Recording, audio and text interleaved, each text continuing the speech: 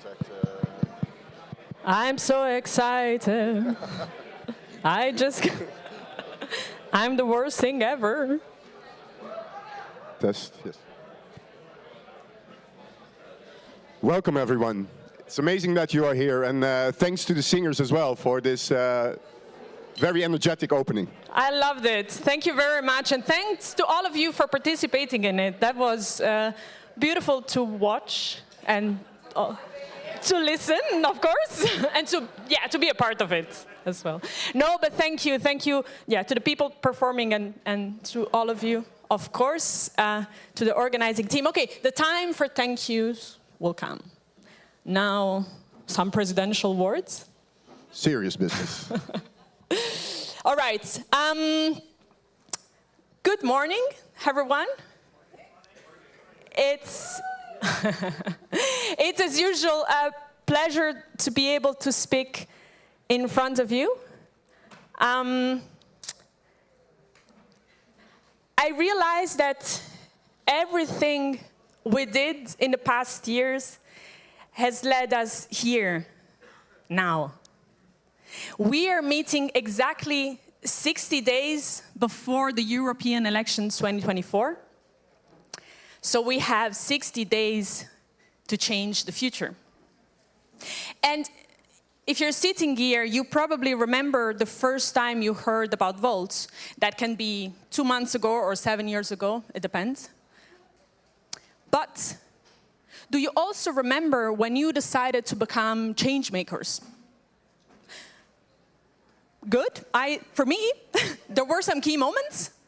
But to be honest, it was also a process of making sense of the society around me, where was I living, but also what role I could have in this society, of me deciding to be either a passive spectator, maybe being a little bit less stressed, yes, but just looking at what was happening and maybe arguing that someone should do something about it, or being an active agent of change. Join forces with others to create an alternative vision to the one that was being proposed to me and that is proposed to you every day.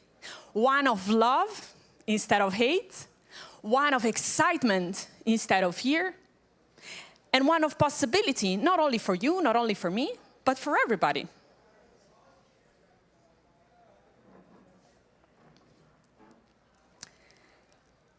To create this change, we created Volt. And you all know how the story goes, right? 3 young Europeans meet and have this genius idea, let's create a pan-European party. This is a beautiful story, but to me, it's very incomplete. It tells very little of how we create Volts every day, of how you create Volts every day. We created it 3 years ago when we met in Budapest with a group of 40 women from Volt, a beautiful city in a beautiful country that is suffering the autocratic ambitions of an undemocratic leader. And yet we decided specifically to meet there, to build each other up. How are we going to make more space for other women? And not only for women that look like us, but for every kind of woman. We created it when we met in Nicosia. I know not all of you were there, but in spirit I'm sure you were. And founded Volt Cyprus. And that is something...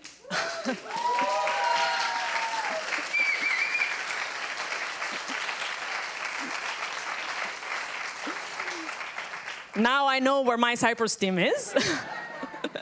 But the reason why I'm mentioning this is because this is one of the examples of historic things that we did, right?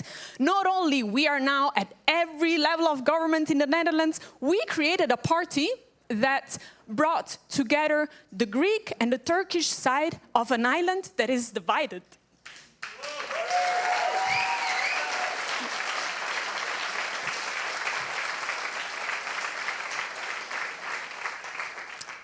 We created Volt when we started the biggest experiment of co-creation of an electoral program ever tried. The program is called moonshot program. That's the level of ambition we have. And we did that here in Brussels, we did that in Prague, we did that in Bucharest, and then in Paris. We really made an effort so that this vision encompasses as much diversity as we see in Europe.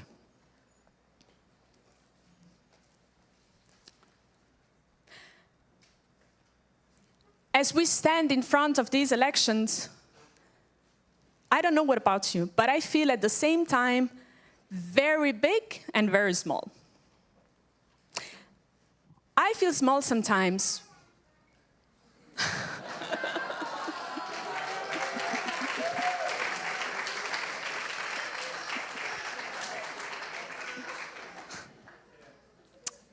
This makes it harder.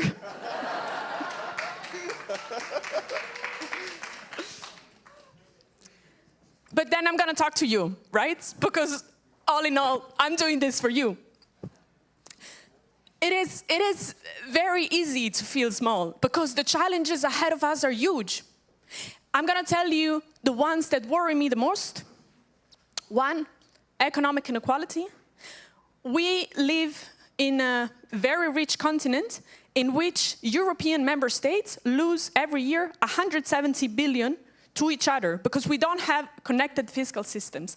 And this means that while corporations get richer and richer and richer and have the means to control the information you receive and therefore the choices you make, our hospitals get defunded, our education is understaffed, and public transportation is an option if you live in a Northwest European urbanized area.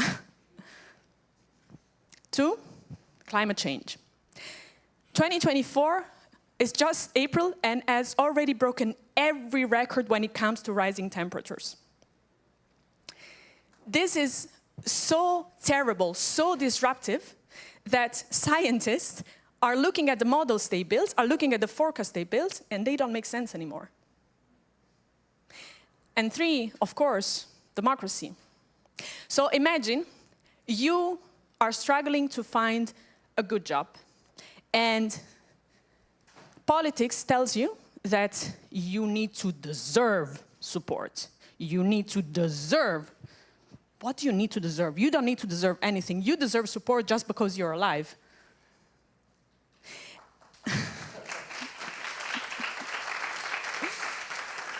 And while you are going to the next shitty job interview, drinking from a cup which is paper-made, from a paper-made straw which is melting while you try to sip, and you're listening to the news that says that, migrants are coming. Well, most of them are dead in the Mediterranean, but those who make it, they want to steal your job.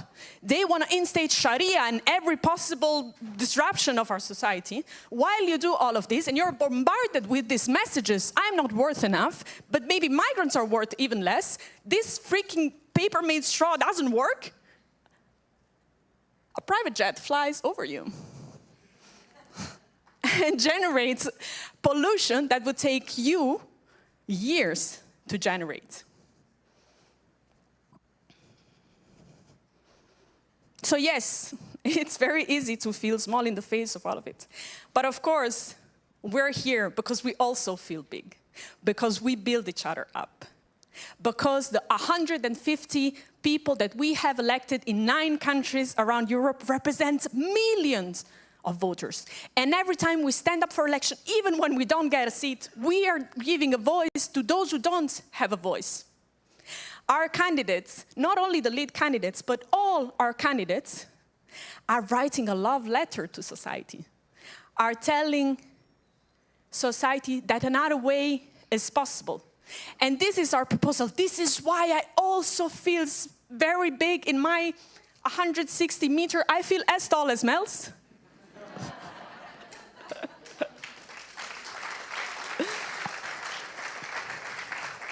Because I know, I've learned together with you that another future is possible. That is not only possible, that we're building it every day. One where there is a new social contract, European one for everybody, one of peace, of prosperity, one in which Your worth does not depend on your wealth. And the easiest way to get rich is not because your parents are rich. One in which we can thrive together and make sense of our differences. One in which we are enabled to thrive.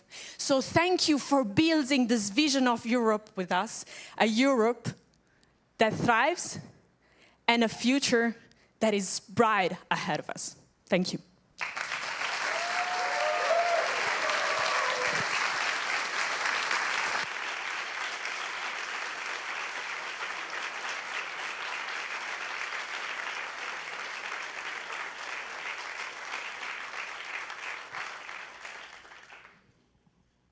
This is our common story. So I wrote this speech about a gloomy forecast of the future, and 20 minutes ago we decided to throw that out. This is something that a lot of coaches told me never to do, but I'm still going to do it, so please hang in there with me. Because I want to tell a personal story. Because I was never, it was never my intention to join politics. I had a very, very different dream of my future. Can I see some hands of people who joined a political party for the first time in their lives? Holy moly. That's really, really important. Because when I was looking at my career options, I wanted to do one or two things. I wanted to become an officer in the military police or the national police. Quite something different. And I was working on that. I studied social work. I worked with criminal youth and who had all these different problems. And then I decided, okay, with that background, I can really make a difference in these organizations because it's a very different outlook on how to approach helping these people. But then we had regional elections in the Netherlands. And this country, where I thought it was a progressive, liberal stronghold where we created politics based on cooperation, vanished. My outcome and outlook on where I lived and how my country was going to be governed changed overnight. And I was worried, because I would swear an oath to that government. And if that would continue, after regional elections, that meant that I had to take orders from the government in the national office that might not be in line with my values and my ideas, but I would be stuck. And that gave me a very, very worrying feeling. And for the first time I felt the urgency to actually start thinking about politics. So in a time where we faced all these common big issues, people were literally building walls where we should be tearing them down. It was unfathomable for me. So what I did, I looked at all the parties in my country. Social Democrats, the Liberals, the Greens, and I liked some more than others, but there was one problem. We had local politics for local issues. We had national politics for national issues. But where, sorry for my language, where the fuck were the European parties? Because we only have groupings, no real European parties. So I was a political orphan. And starting a political movement seemed like a hell of a lot of work, so I thought, well, let's not do that. I was right about that, to be honest. So as a child of my time, I was scrolling through Instagram, because we do that a lot, to be honest, a little bit too much. And I found fault there, this purple thing. I have to say purple is not my favorite color, to be honest, but it's gaining on me. And there I read the Declaration of Amsterdam. And that stated a European approach to our European problems. And I was sold right away. Right away is maybe a lie, because first I wanted to check what kind of people were there. So I went to one event to make sure that they were not all nut jobs or something. But I came there and was heartily welcomed by people from different backgrounds, different cultures, different religions. And there I thought, I'm home. For the first time in a political landscape that was not mine. And I was impacted by the courage of these people to stand up and to start something new, to change the system, because that's a big thing to do. And now, 7 years later, look where we are. That idea that we had of a common future for Europe has now become a political reality. Because 7 years ago, it was only an idea. And now, as Francesca said, we had 150 represented throughout this continent. Who, if you would have told me that when I joined, I would have told you you were nuts. But now we are here. Every time Europeans work together, we manage to tackle our common issues. And what I am most impacted by is that voters refuse to be discouraged by the crises of our times. Europe demonstrated that after 2 world wars, how collective effort can rebuild and shape a common future. And it can bring peace across our continent. So I just want to state, I think, 2 things. I want to use that courage and say, be bold, join Volt, be bold, vote Volt.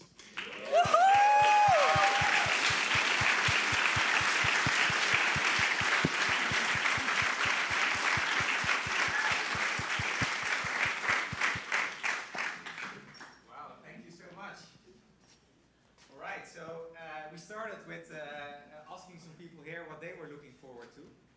But I'm curious about you. Let's start with you, Mels. Did you already make a schedule for today, or? Yeah, the schedule is quite tight because there are many people here from different countries that are running successful campaigns. And so what's happening now is that we have a lot of coalition government, coalition negotiations. We are in the administrative process to actually join these elections. And I'm going to speak to a lot of people here right now that are working day and night to make sure that we will run throughout this continent. So that's my goal of today. Maybe a little bit of networking, to be honest. It sounds a lot like networking. And you, Francesca, are you going to join some of the sessions? Have you picked your sessions already? I have picked my sessions, not all, but every time we get together, what I try to do is to connect with people that I don't normally connect with. So there was one time where George, I can say, George told me every time we have a meeting, people tell me, oh, I was speaking with Francesca. So I wonder how many people do you speak to every time we have a meeting? A lot. But I love that. But I am also really looking forward to follow really the program as a member, which is a fantastic thing to be when you are always in a position of responsibility. So in the sessions, I really want to sit down and just listen to all the smart things that you're going to say. All right. Thank you so much for your great opening, and see you the rest of the day. Thank you, everyone. Thank you.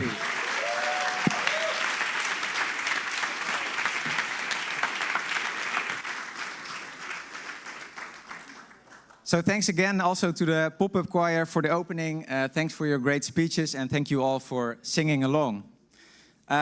First of all, on behalf of the organizing team, we want to thank you for coming to Brussels, because we know that it's for some people really a far trip to Brussels, and I know there are people here from the south of Europe, from the east of Europe. So first of all, really thanks for making the effort to be here.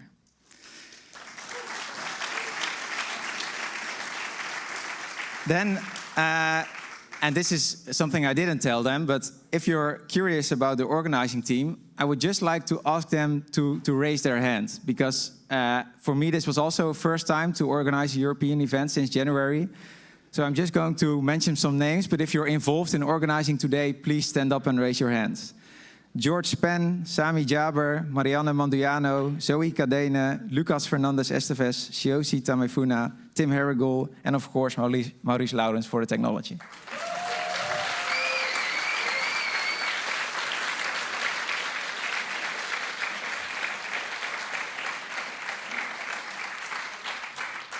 And for those of you who are wondering, who is this guy coming on the stage again? I'm Eric, a local councillor in Enschede in the Netherlands. It's a city at the German border, just 1 hour west of Münster. Maybe that gives you an idea.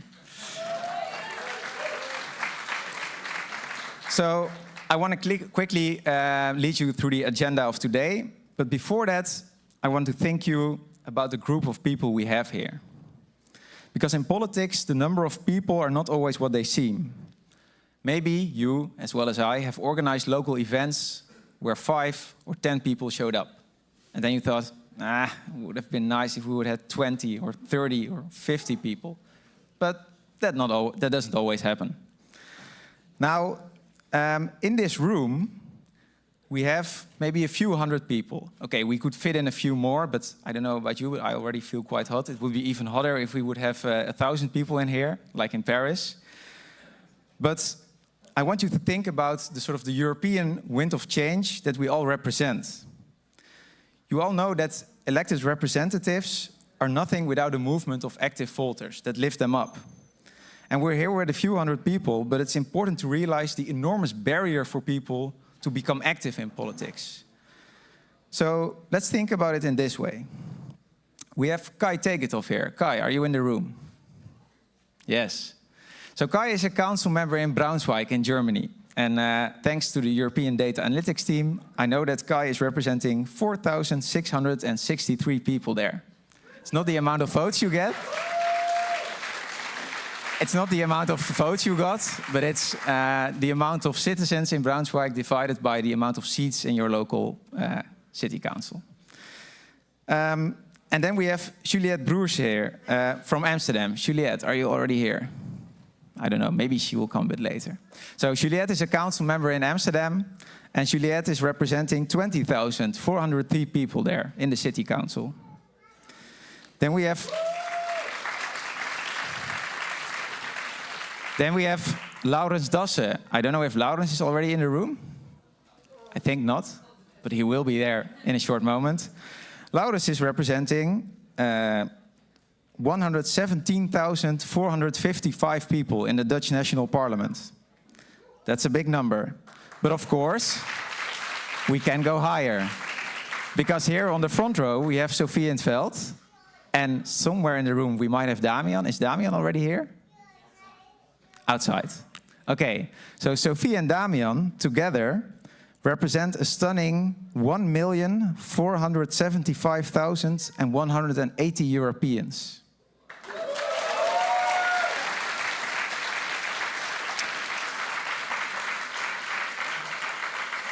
And the number of Europeans we as a movement represent will be a lot higher after the coming European elections. We're all going to work for that, and this is the kickoff for that, to make that happen.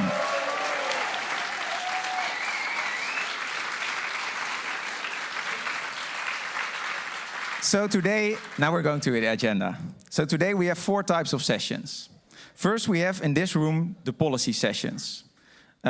We'll try to bring the Moonshot program to the sort of vocabulary that you actually need on the streets. So the 5 Moonshot chapters from our program will be introduced by the policy shapers, and then you will see familiar faces, European candidates, sort of trying to come from that sort of sometimes dry policy to something they can connect to their own story, to the Volt story, to a difference it will make in people's lives. So hopefully you will get some vocabulary that you can actually use during the campaign. That will be here in the Salle des Arts. Then we have the Skill Me Up sessions. These are really practical workshops. So we have a lot of workshops. I'm not going to name them all, but we go from event organizing, forming campaign team, social media, to disinformation and veracity. These are all hands-on workshops. Whoa, did I do that? No. These are all hands-on workshops where you can work on all the relevant skills that should be in a campaigner's toolbox. Then in those sessions, all the workshops will be happening in Salon, which is just down the stairs next to the foyer. Then we have the Smart Me Up sessions, where you can equip yourself with some expert information ahead of the campaign. We start with Damian Beuselager and Joachim Wilke, reflecting on Volt's first term in the European Parliament. What have they done in the past 5 years, and what have they learned?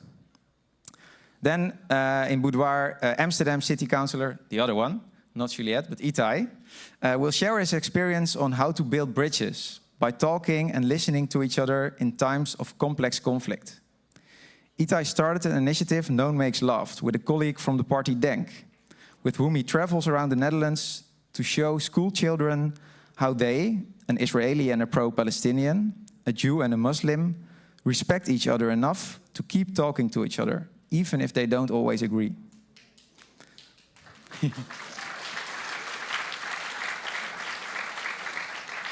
Then after the lunch, Sanne van der Lucht kicks off with a deep dive into geopolitics.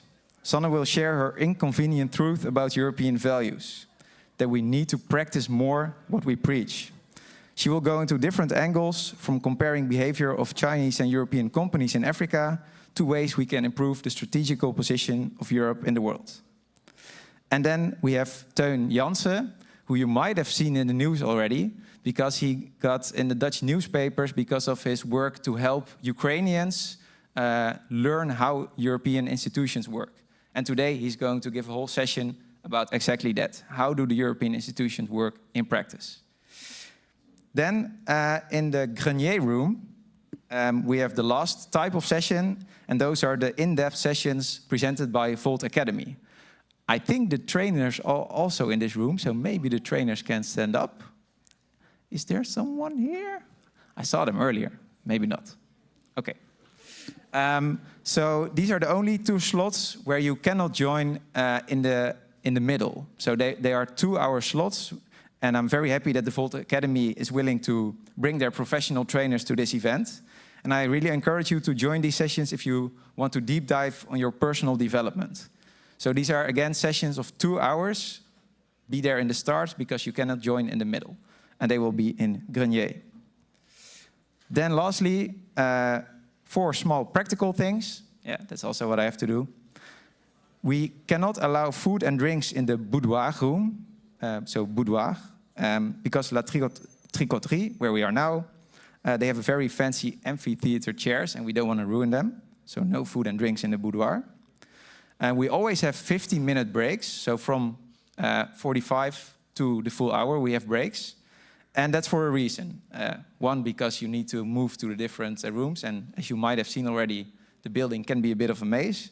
But also because we know that breaks are super important to meet new people and talk to each other.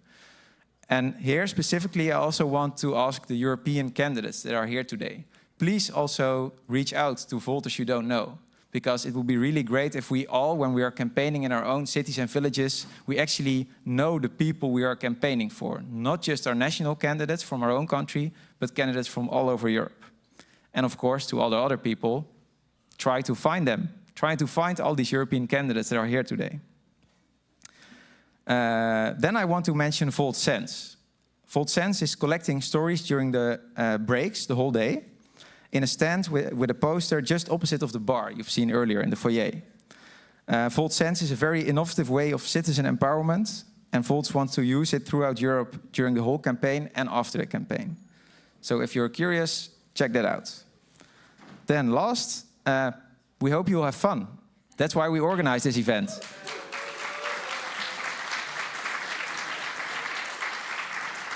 So normally we have general assemblies, and then you have all kind of formal procedures and votes. But for this weekend, which I liked because I was partly responsible for coordinating the agenda, we had an empty plate. So we could organize the whole day whatever we wanted. So we really also tried to make the program fun. We tried to make different sessions for each type of person. A lot of Europeans are here, and it might take some time until you see each other again. The next GA is, I think, the 23rd and 4th of November, if I'm correct. Yes, I hear a yes. Yeah, so after this weekend, we'll be campaigning in our own cities and villages. But this weekend, we're all here together, and let's make use of that. Thank you very much, and enjoy the day.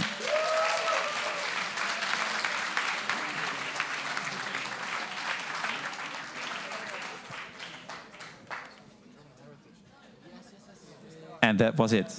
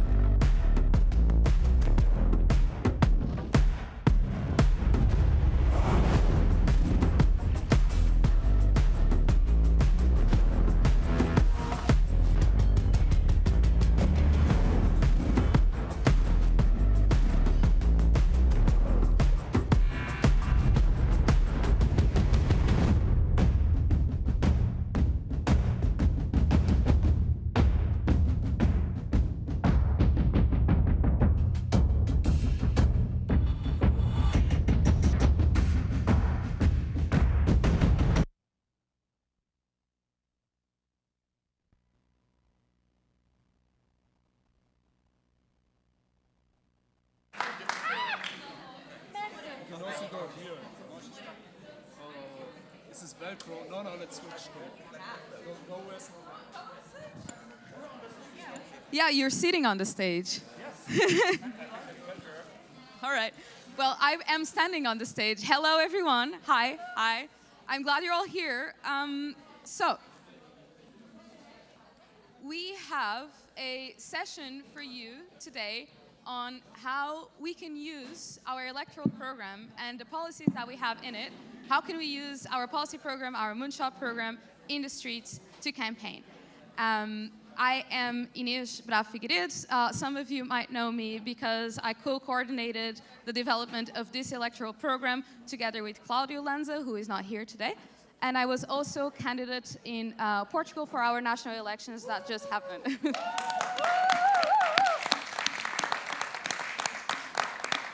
And briefly, what we're going to be doing here today, this is a very open session. There will be a lot of time for Q&A. But essentially, we are each going to give an example of how we can use these ideas in practice, and more so how we can campaign and have impact in our European campaign. And we're all going to give a few examples from our own personal experience. And then, after that, we'll open the floor for questions from you guys. And most of the time will be spent on that, so use it well. I guess we can start with Janko here. Janko, would you like to introduce yourself? Absolutely. My name is Janko Heineken. I'm a member of the European Board. I'm also an economist. I've worked a lot on the economic programs on both of these acts, both the Competitiveness Act and the Social Act. And I'm very happy to talk about economics, especially European economics, with you today. Yes. Hello, everybody. I'm Lucia Koleszczyńcowa. I'm the co-president and lead candidate for Volt Slovakia. And my biggest obsession is governance and modernizing how state works and bureaucracies and a lot of unsexy topics that I'm happy to share more about so that you fall in love with them as well.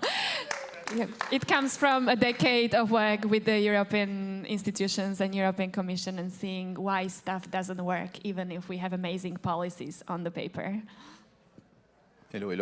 It works. So my name is Sven. I'm the lead candidate from Volt France. I will talk about the Small Business Act. I've been working in small businesses all my life. It's also one of the reasons why I'm running, because I see what works and what doesn't work, and I'll explain to you in a nutshell afterwards what we are doing with that. Good morning. My name is Adam Hanka, and I'm the lead candidate and president of Volt Czechia. In my outside of Volt life, I work in corporate venture building, and I will be talking about innovations, automation, and the impacts on our society, and what we need from the society so that we can keep the innovations running and soaring up.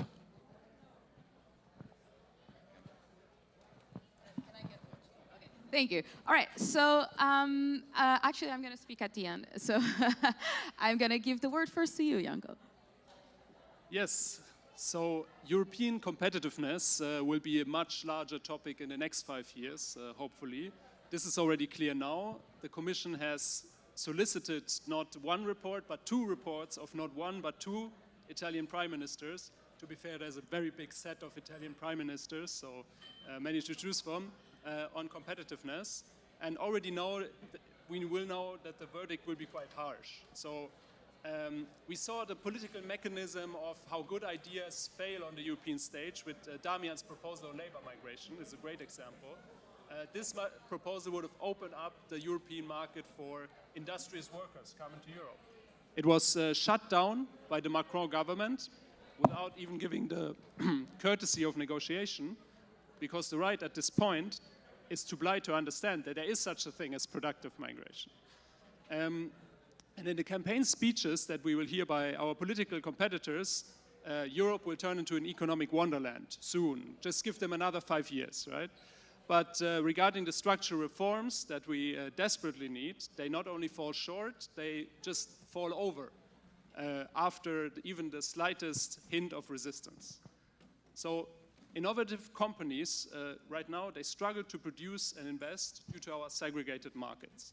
Take European network infrastructure, for example, be it railroads, the energy grid, telecommunication. Our transport is slow. Just coming here this morning, I had to go at a snail-like speed at the border because the rails don't fit together. Our energy is expensive and dirty because it's inefficiently allocated. We have 27 vastly different welfare systems, which means 27 different savings vehicle silos, 27 inefficient armies, and due to that, we struggle to also provide Ukraine with stable financial support to end the horrible war of aggression. So we are desperately lacking European public goods, and without them, the single market becomes window dressing in the end. European public goods have manifolds the economic return of their corresponding national approaches. And we have to invest into them. That's why it's our proposal to triple the European budget. And that should not scare us. It is the job of governments to procure resources for public goods. It is clear that the EU needs its own taxation power to realize this as well. The current proposal that the Brussels bubble would call the EU own resources is basically a plastic tax. And I'm sorry, but we are not gonna able to be financing the structural transformation that Europe needs just with a plastic tax. The debate on European debt has progressed in the last 5 years, but it has stalled because of, among others, France's weak fiscal position. So our proposal is just a much better solution. Independent of member states, discretionary EU taxation and debt powers now, and clear budget rules for the member states. This will give us a stable fiscal architecture. But it's no secret that most of the financing that is necessary for the transition has to be private, right? And for private financing, you need deep and well-regulated capital markets. Today's EU financial markets instead are still a regulatory patchwork approach, just paired with national financial market islands. Just a week ago, the European finance ministers failed to make tangible progress on the capital markets union because Germany and Luxembourg want to keep their banking privileges. And a safe asset that would be useful for banks to create liquidity also doesn't exist, like an equivalent to the US Treasury bill, because again, the EU cannot issue debt, so that's a side effect of that problem. What our program does, it advertises a sea change in how we approach the European economy. The piecemeal approach has outlived its usefulness. We need a big change. So we have to fight for an integrated European economy, and I hope all the candidates and all of you in the campaign, you can point out clearly where national blockades are jeopardizing our economic future. This is not some low-stakes topic. If we put our program into practice, everybody in Europe will be richer and have more opportunity in life. That's what the stakes are. And please, when politicians tell you in debates about a wonderful economic future, be critical, be aware how their parties kept us away from this future, and we should demand this future as the young generation, because it is a possibility to do it much better. But it takes our programmatic measures and not the do nothing and hope for the best approach that we're seeing right now. So, thank you so much.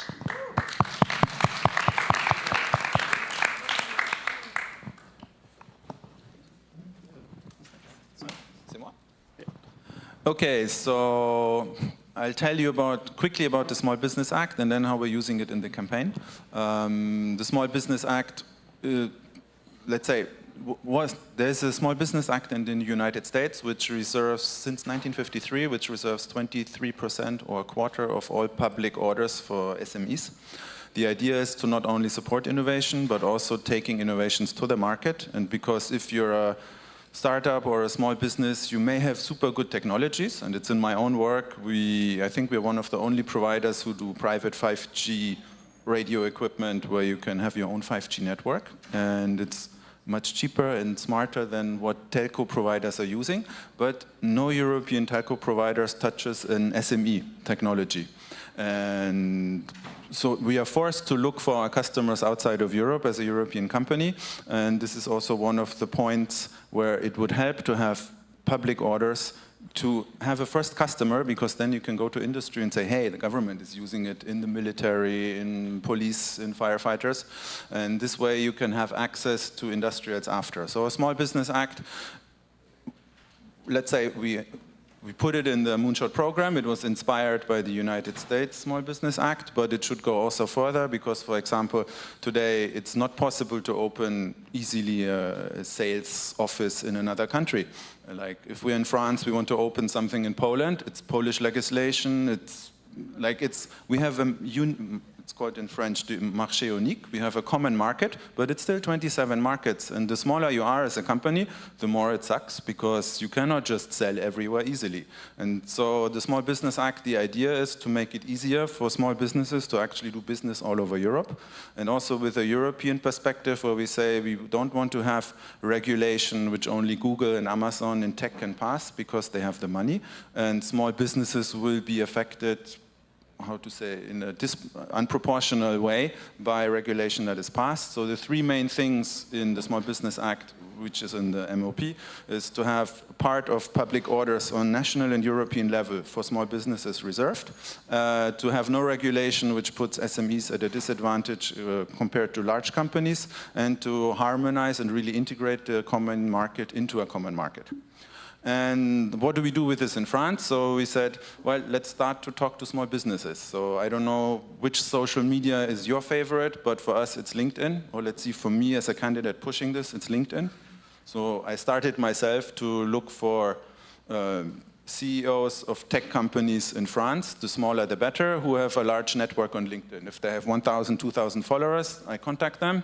And a nice member did the work and gave me a list of like 800. I'm like, yeah. So I added all of the 800, let's say 500 confirmed, and then I send a pitch to them and say, hey, I'm the lead candidate in France for Volt. If you don't know Volt, we are da-da-da-da-da. And one of the proposals I'm pushing is the Small Business Act. Are you interested to talk?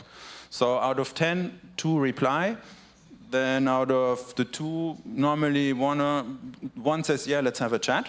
And it actually works quite well. We recruited quite a lot of supporters, members, people who say, okay, we share your content if it's not too purple in our network. Some donated right away. I said, so what do you need? What do you need? I said, well, we need a lot of money. It's like, oh, I donate you 1,000 euro. How do I do that? So it's actually a good proposal to use it on LinkedIn. And so after I did this for myself for a few weeks, 2 members said, hey, give us your account. We tried to go to 3,000 contacts until the election, so I think I'm on 1,800. And so every day they add 50 contacts, which is the limit. Then LinkedIn says, you're a robot, stop. And they answer to all the people who reply, and they send the pictures, and then if we need to have a call, they say, okay, you need to make a call with this guy and this guy. And we had yesterday on the fundraising dinner 2 of the people who I recruited like this. So actually, I hope they will be big donors also to our campaign. They're both members now, and I think it's a very useful tool to get reach with a concrete proposal. More reach not, but let's say if we already have reach, like I dream of having 3,000 CEOs of small companies who in the last weeks of the campaign share our message that we need a Small Business Act in Europe, and the only party pushing for it is Volt. Vote for them. So that's the goal where we are working to now. So we have a pitch where we explain it. It's not all purple. So Volt is on the bottom with a QR code to donate. And I will try with the 2 who are already Volt members if they want to share it in their network. And then if yes, I will start to tell my 2 LinkedIn account managers to like, okay, let's send it to everyone and see who shares it in their network, that we get the idea out, and that Volt is the only party running in France who really pushes for small business, where we can also distinguish ourselves to Macron, who until 2019 was startup nation, but then they saw, okay, it doesn't work, so now they support big industrials, and all the small businesses are actually complaining. So what about us? There's not only France Telecom, there's also smaller companies. And so it's an open field where I hope we will have a good feedback based on what we've already been doing. And I think it's a hands-on example of where you can pick the Moonshot program. You will never sell all of it, but pick the proposal you as a candidate want to endorse, and then look for your audience, because good things happen if you find good matches where you can then actually recruit supporters, and I hope also a lot of votes in the future. Voilà. Thank you very much. Thank you.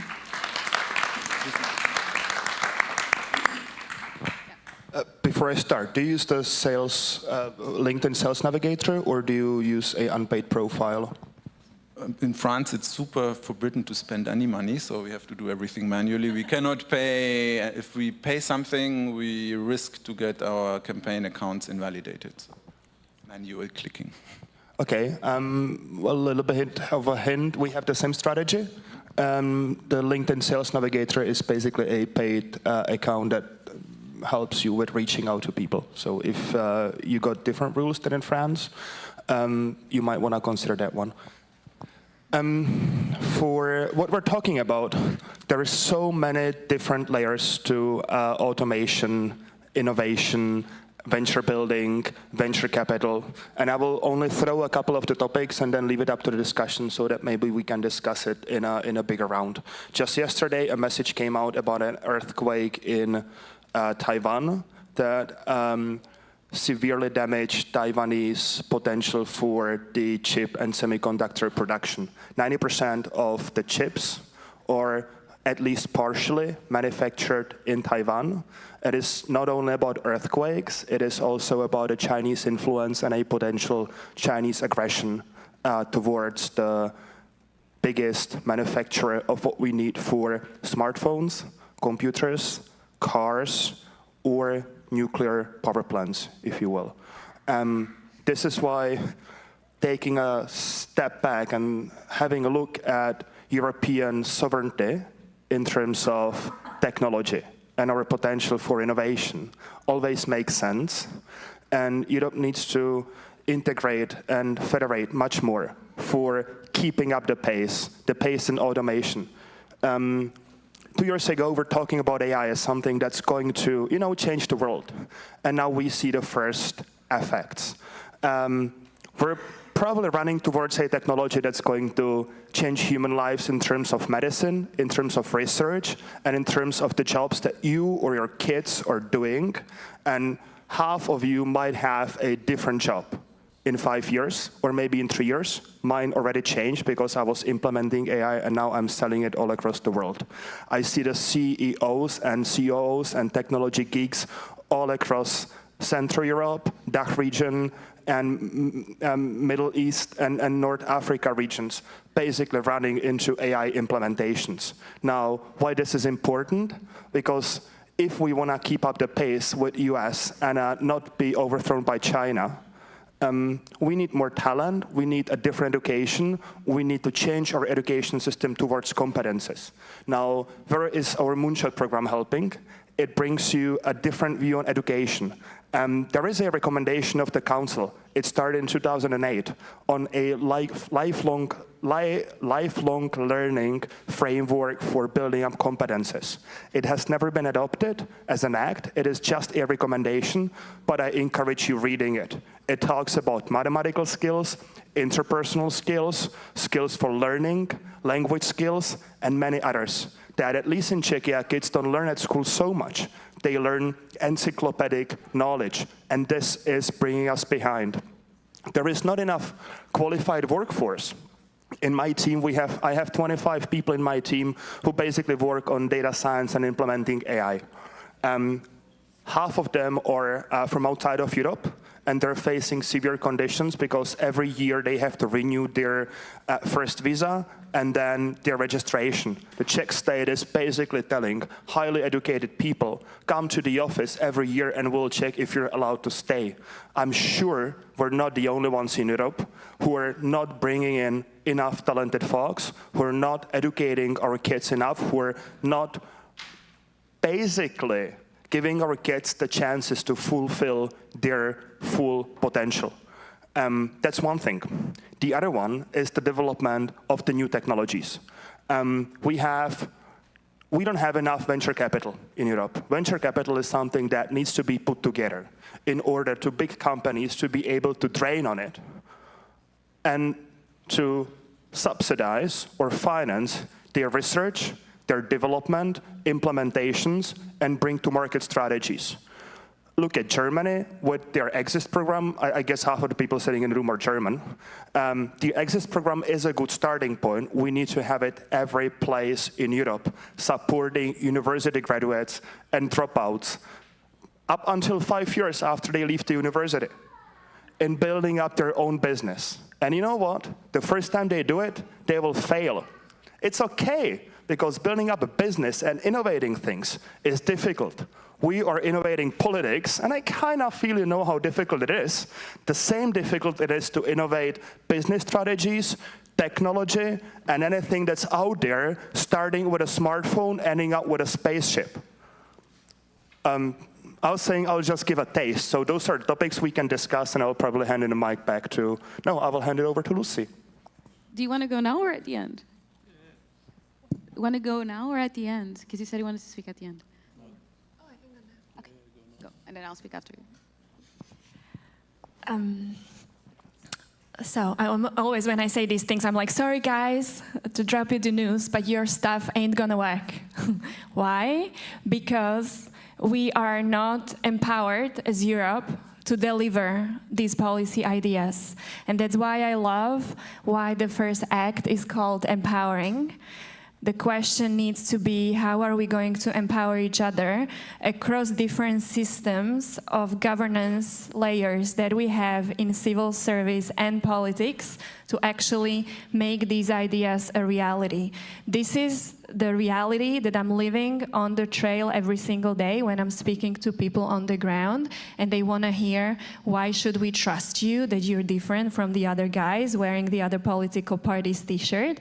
And the pan-European narrative is beautiful, but they also want to hear that we have the manpower and obviously the intelligence and the strategies and the data to make it happen.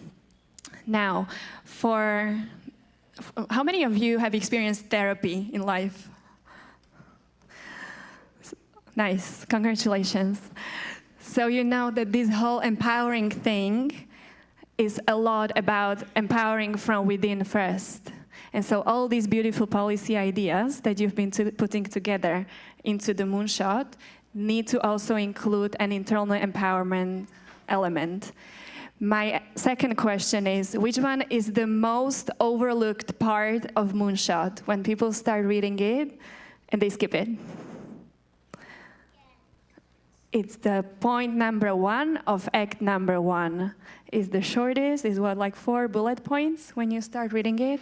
And it's all about creating the conditions for the new economic paradigm to actually start seeing the light of the day. It's all about the least sexy topics that sell the least in political marketing. That's why nobody's going into them.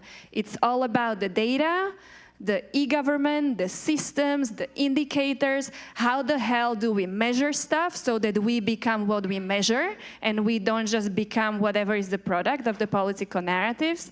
Where do we invest in the administrations, in the different layers of making politics a reality so that all these policy ideas can actually see the light of the day? And so that's why I keep on saying how I'm so obsessed about the how we deliver these ideas, because this is so important for the people who we meet on the trail, who understand a little bit more. They always keep on going to, okay, it's all very beautiful that you want to do this green and digital and global and human rights and all these things, but how are you going to make it happen?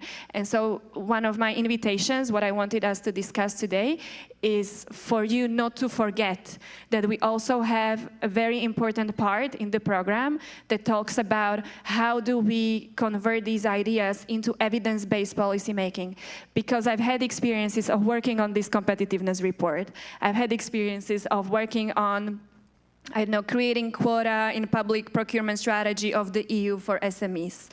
I've had experiences around, I don't know, I'm thinking was my AI-related policy experience, but all of it keeps on going back to, we don't know what the hell is the reality. When you look at the competitiveness report today, how many of your economy ministry people actually know what is the reality of disabled SME owner, of other colored SME owner, of different gender identifying SME owner? We don't know. And that's why whenever we have these policy proposals, we need to also say, but for these policy proposals to be able to be manifested and realized, we need to be investing into administrations and equipment and software and AI and staff and bureaucrats who need to be trained to use the software. Think data first, think AI first, be trained on software, be trained on bias and stereotypes so that we don't repeat the mistakes of the past. And the last thing that I wanted to add to it is when I'm sort of like talking to the Brussels bubble, there's a lot of anxiety, obviously, around how the elections are going to end up with the far right taking over. So there's a lot of fear about what are going to be the new policies that the new administration, the parliament and the commission will be able to push through the system. And also, there's a lot of fear around where is the capability within the system to implement the policies that were already created by the outgoing administration, because the fear is that because of the disbalance in the power, we will probably not be able to be as ambitious as we want to be in this mandate. And so a big focus needs to be on the implementation. And so for the AI Act or for Digital Single Market Act, right, like there's so many beautiful policies that will have to be implemented, but I don't know how much convinced you are that your national administrations are empowered to implement them. Ours is not.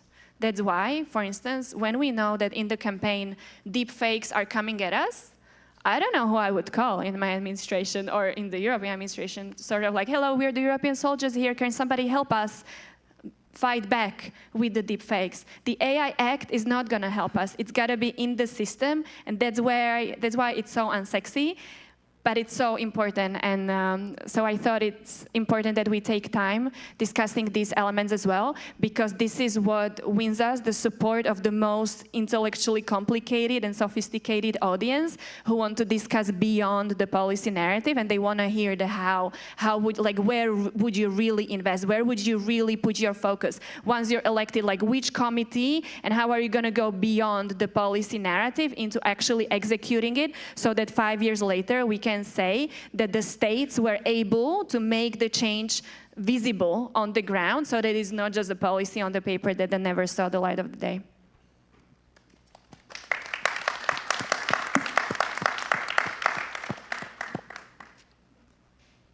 All right. I wanted to give you a bit of a different example.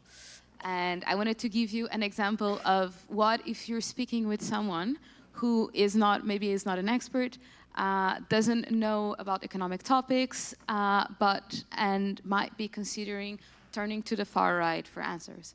How can we land the moonshot? How can we use the moonshot to help these conversations, and also the conversations with the quote-unquote common citizen? I hate this word, but you know what I mean, that you find on the streets. I wanted to use an example from our campaign in Portugal, because for those that don't know, we just had national elections in Portugal. I was the lead candidate there. And we know for a fact that the reason why people are voting far right is not because they shared all of those very bad ideas about the world only. It's also because they're voting in protest against the current leaders of the country. They want to see change, and they are so desperate, they're willing to vote for a party they know will break the things that we have worked so hard to build. They are willing to vote for this party because they know the current leaders aren't giving them answers to their concerns. And they are correct. We have a cost of living crisis. People are, in fact, they have less money than they used to have. They can buy less things. And they feel this.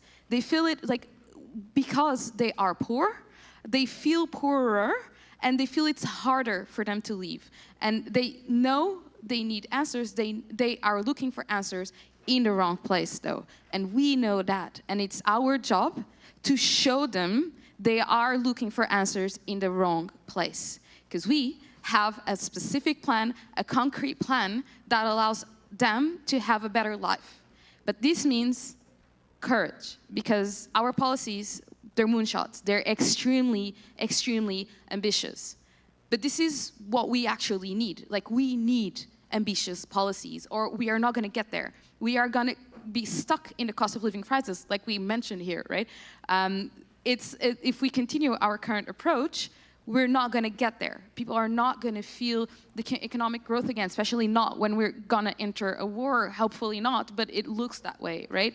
And so we need specific and concrete ideas on how to actually get there. If people ask you on the streets, they say, okay, Volt, amazing, you guys are fantastic, but like I have a hard time living, what can you do for me? Go to these acts. This is where you have the answers, right? And so this is what we're talking here.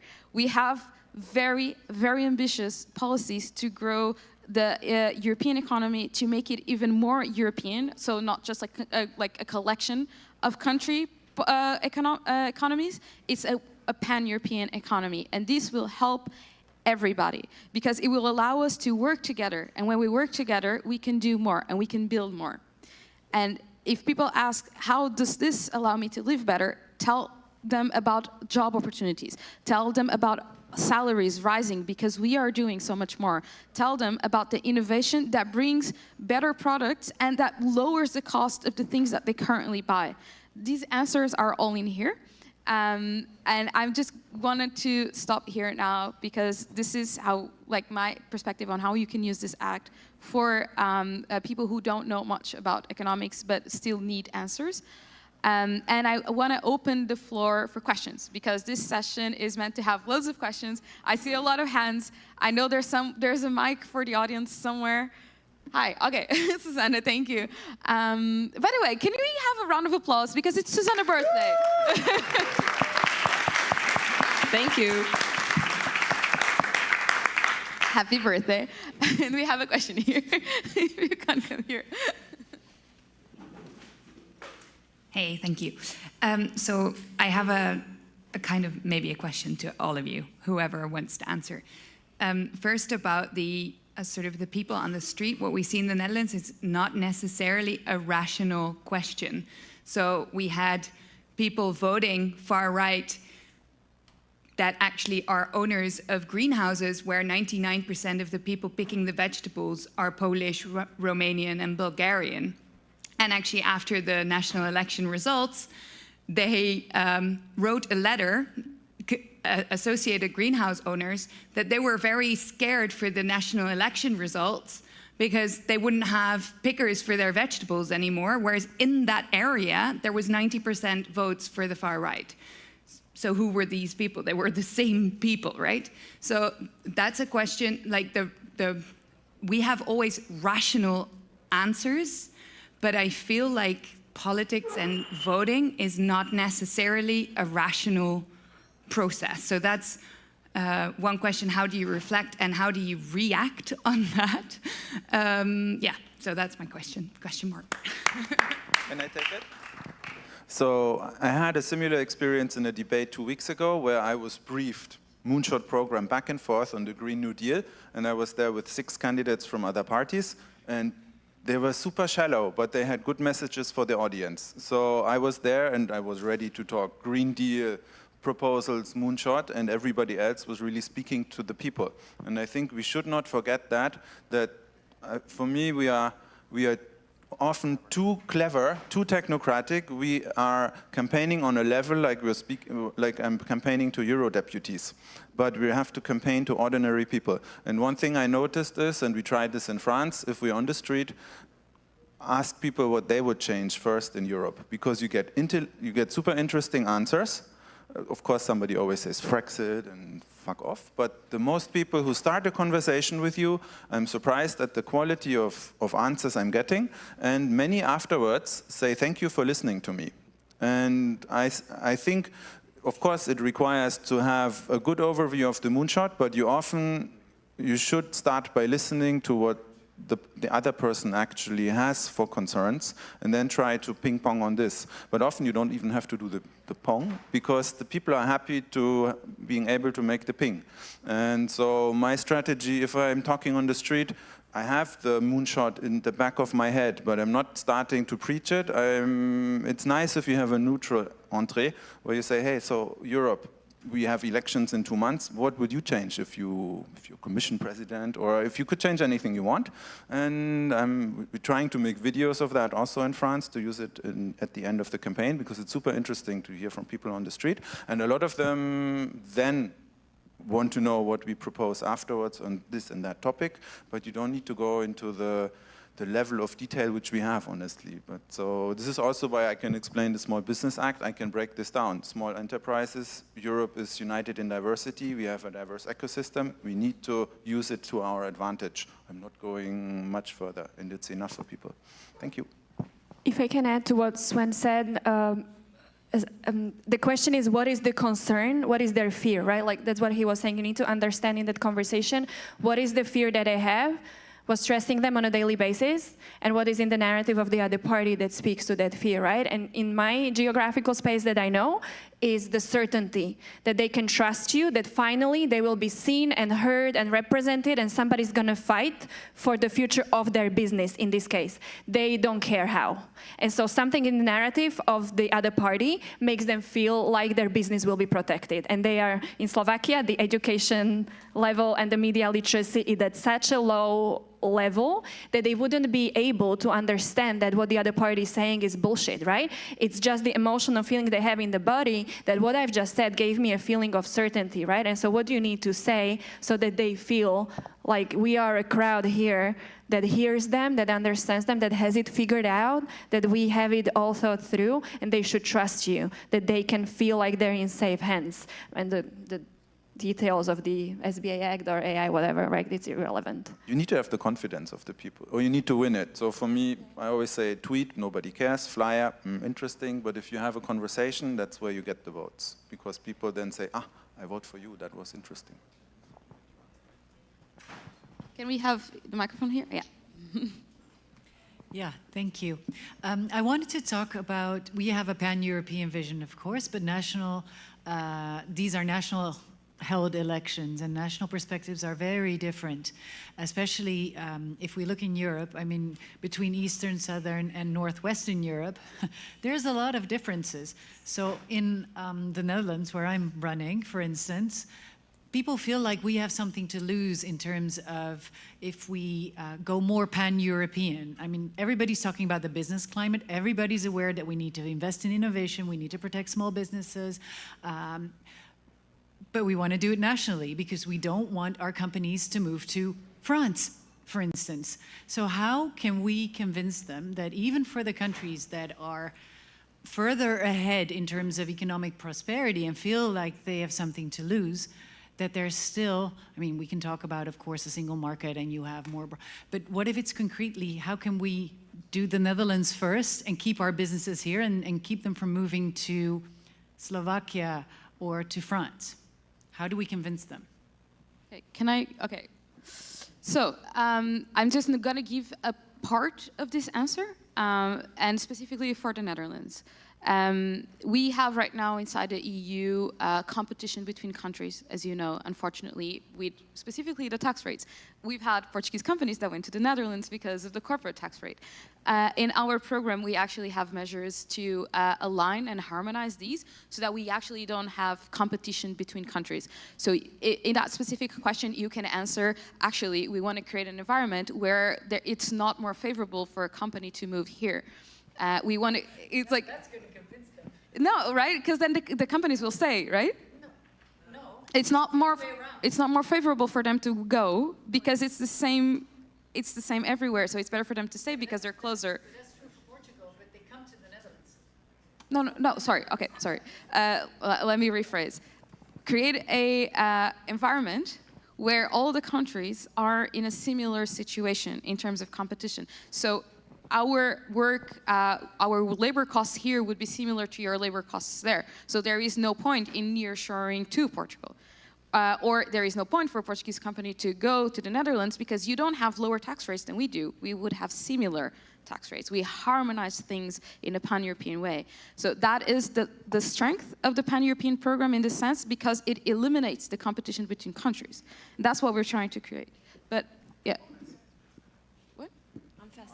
I might want to comment on this as well a little bit, because I come from the country that's the not so cheap labor, but still cheap labor in comparison with Western European countries. So it is our companies that are living into tax havens while still doing the job in Czechia or moving the work to Croatia or partially hiring cheap migrated labor that's coming to Czechia, now Russia, Ukraine, but also Slovakia. We have a big Slovakian minority living in Czechia. A third of my office speaks Slovak. So these policies that we're suggesting, and it might be about education, it might be about workforce mobility, they will benefit. And they will benefit by the Netherlands maybe reaching out to more qualified labor in the areas of branches of industry where you want to work. Czechia is also going to benefit because we're not going to lose our companies to tax havens. Also, based on the transformation that we went through in the 90s, the biggest companies, banks, Skoda Auto, you know, car manufacturers, etc., they're daughter companies of Austrian, Dutch, and German mother companies. So while we're facing one issue, we're facing the other side of the coin issue. They are interconnected. But still, there is a competition, right? There are dividends moving throughout Europe, not being taxed enough. We have a 15% tax on dividends, which obviously, I mean, could be higher. And if they move towards Austria, then 85% of what is being manufactured in Czechia is actually being paid out in dividends in Austria. So making Europe more integrated in this term is eventually going to prevent those spillovers of maybe labor, maybe dividends, maybe venture capital, and it's going to remove so many transactions and make it all more equal that Europe really is going to thrive. So if you want to talk in the Netherlands, of which I have very little knowledge, to be honest, about why this works for all European countries, it works because it removes our problems and it removes your problems and it equalizes them. This is why this pan-European approach totally makes sense. Just 30 seconds, sorry. You can also argue one level higher up, and you can say, look, the United States Inflation Reduction Act, it's a program where you can deduct all investments in green technologies from your tax invoice. So if you have to pay 1 million tax, you invested 1 million in green tech, you pay no tax. In Europe, we have the Net Zero Industry Act, which means it's like Horizon. You have to fill out months-long dossiers, try to get financing. There's no long-term stability, and we actually don't have the issue of companies moving within Europe. They won't move to the US. So if somebody is asking in the Netherlands, what should we do about this on national or European level, you need to say, as the Netherlands alone, we cannot stand up like the American Act. It's bigger than the Green New Deal after the Second World War. So the United States are so big, they put so much money into that as the Netherlands alone, you will not get far. You need to work on European level, together with the other member states, to put something against it which at least has a chance to compete and prevent that our European and Dutch industries move to the US. So that would be my argument. We have time for one more question. May I just add a little bit of the emotional piece to your story? If I was you, I would play on the card of the Dutch can be proud of being a very confident, rich business nation. And so what do you need to do as a country to start winning the competitiveness game again? And what do we have in the program that evens out the competition rules so that you can play your strengths again and be confident that you can win this international? It's not like we're going to kill the competition and you're going to lose something. What is it that we have in the program that evens out the rules, the doing business conditions, that empowers countries who are now playing unfair game so that you can start being strong again where you're used to being strong? That's also probably an opportunity for you to again win against the far right who are playing the we're going to be strong again, right?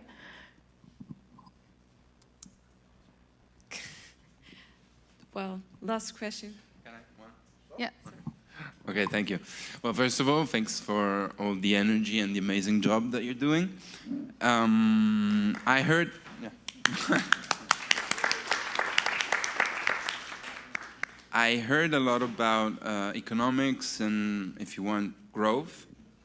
And I read behind you prosperity and shared prosperity. And then Lucia before talked about therapy, so I look inwards, which, according to me, talks about well-being, people's rights, and so on, which is actually something that I'm missing a bit from your words, meaning that usually the far right is also associated with the loss of civil rights, people's rights, and so on, with closing up.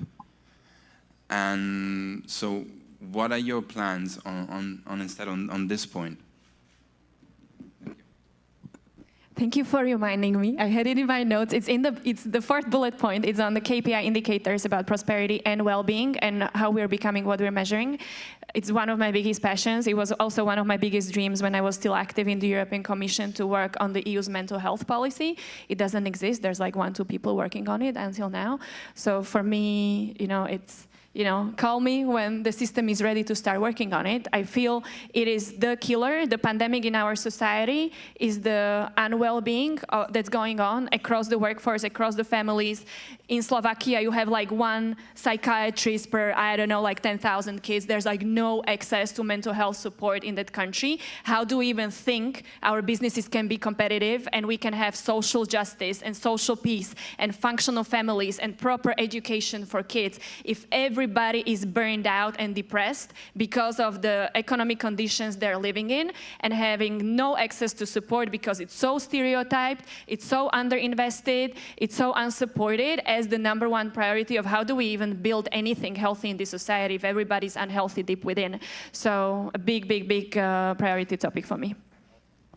And if I can give you a short answer to this, we have a separate act on this. It's called Thriving Together and has all the policies that you are looking for. And I really recommend that you look at it because it is honestly really cool. It has education, it has healthcare, it has disability, and it has civil rights together. So we did something really innovative that no other party really does, is talk about public services and civil rights in the same place because we understand they're both necessary for people to thrive.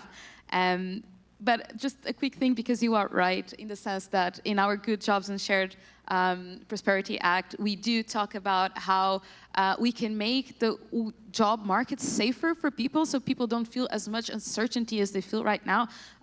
Like we make it so that there's not as much competition between countries, and we have a shared social security system that will give people this security so that they can have better mental health as well. So short answer, but yeah. No, let's say that the mental health point is just one of the points. Yeah. If we think, I don't know, about the Agenda 2030, thank you again, sorry. There you can find many other points which add up to people's well-being and moreover on people's rights, which I think that we're losing more and more, and at the same time, since there's a growing consciousness and awareness of people are looking more into that. You mentioned education. According to me, that's the key of everything. I mean, you could solve all problems in those first 6 years of age. So I'm asking myself if it wouldn't be more efficient and more to talk more about these topics and not less about jobs, growth, and so on, but give more space to these topics. I might want to react to this. So this discussion was supposed to be about Act 1 and 4.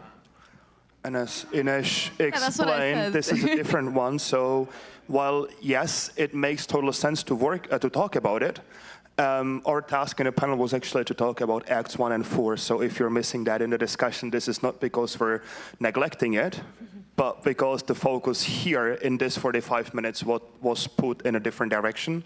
There are, if I'm not mistaken, 5 different discussions, and some of them will definitely include these policies as well.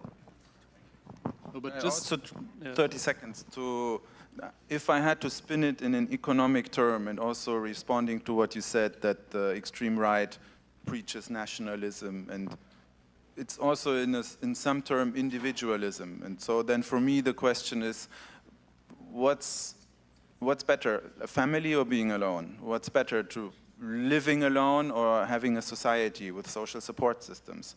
What's better, to working as the Netherlands alone or working in a European network of companies? And so I think you can spin the argument against nationalism by saying that humans are solidary. We live in families. We are looking for social contacts in theory, in real life, in practice, unfortunately only online. But the whole idea of being a society and solidary will also translate in economic level of working together, of having one economic union.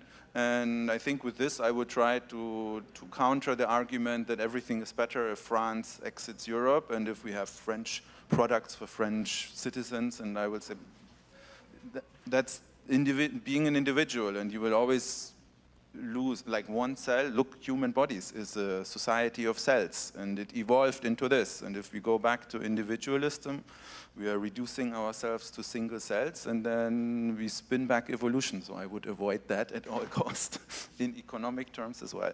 Thank you all for your insights. We unfortunately have to end, but it was really awesome to have you here, and I hope all of you enjoyed it. Now we will go outside, right? I think so, yeah. Thank you, everybody. Thank you very much.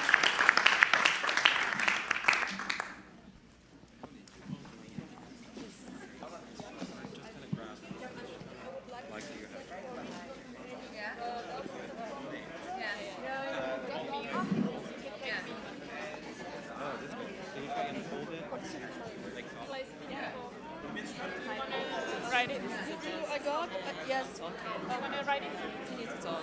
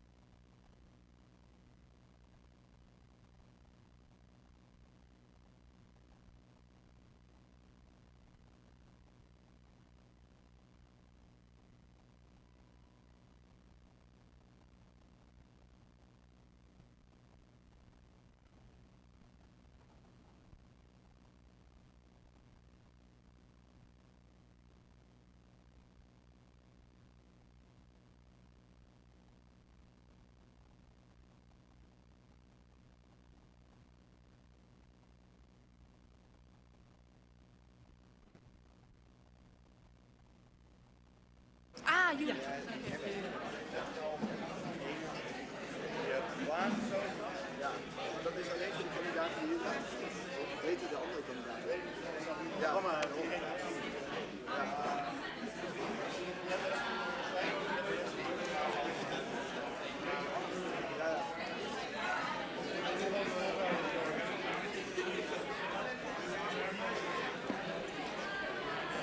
Hello.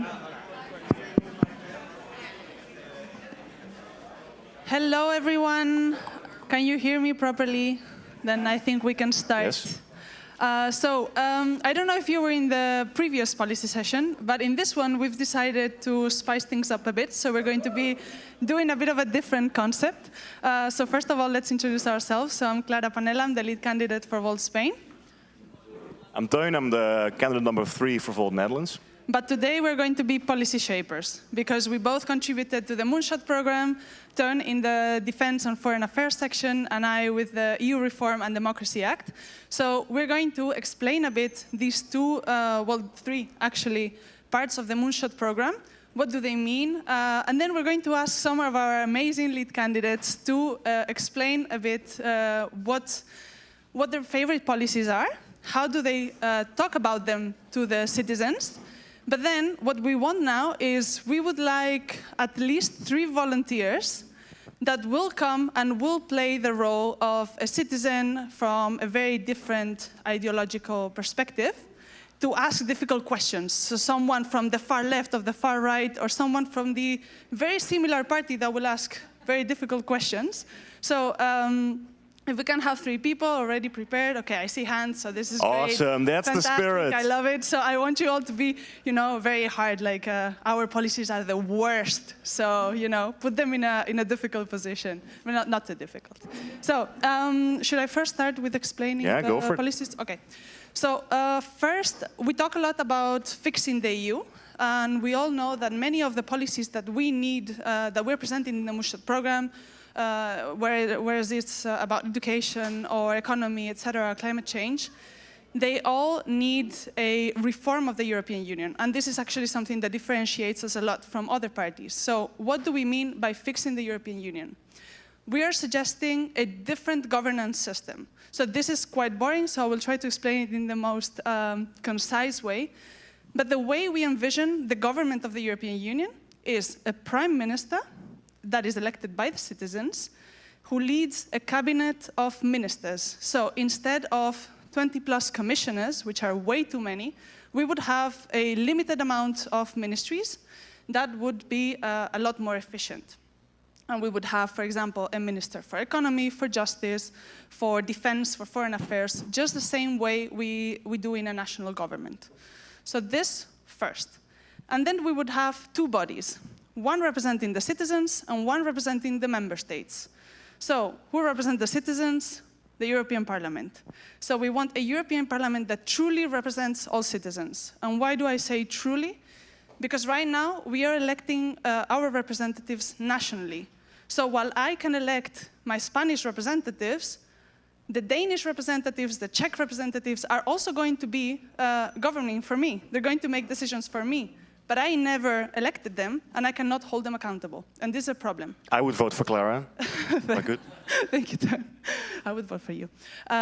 So this is something that we want to change. So for example, that's why we also introduced the concept of transnational lists, to be sure that we have a real European debate when we talk about the elections, and to be sure that we have representatives that represent all of us, and that we can all hold accountable.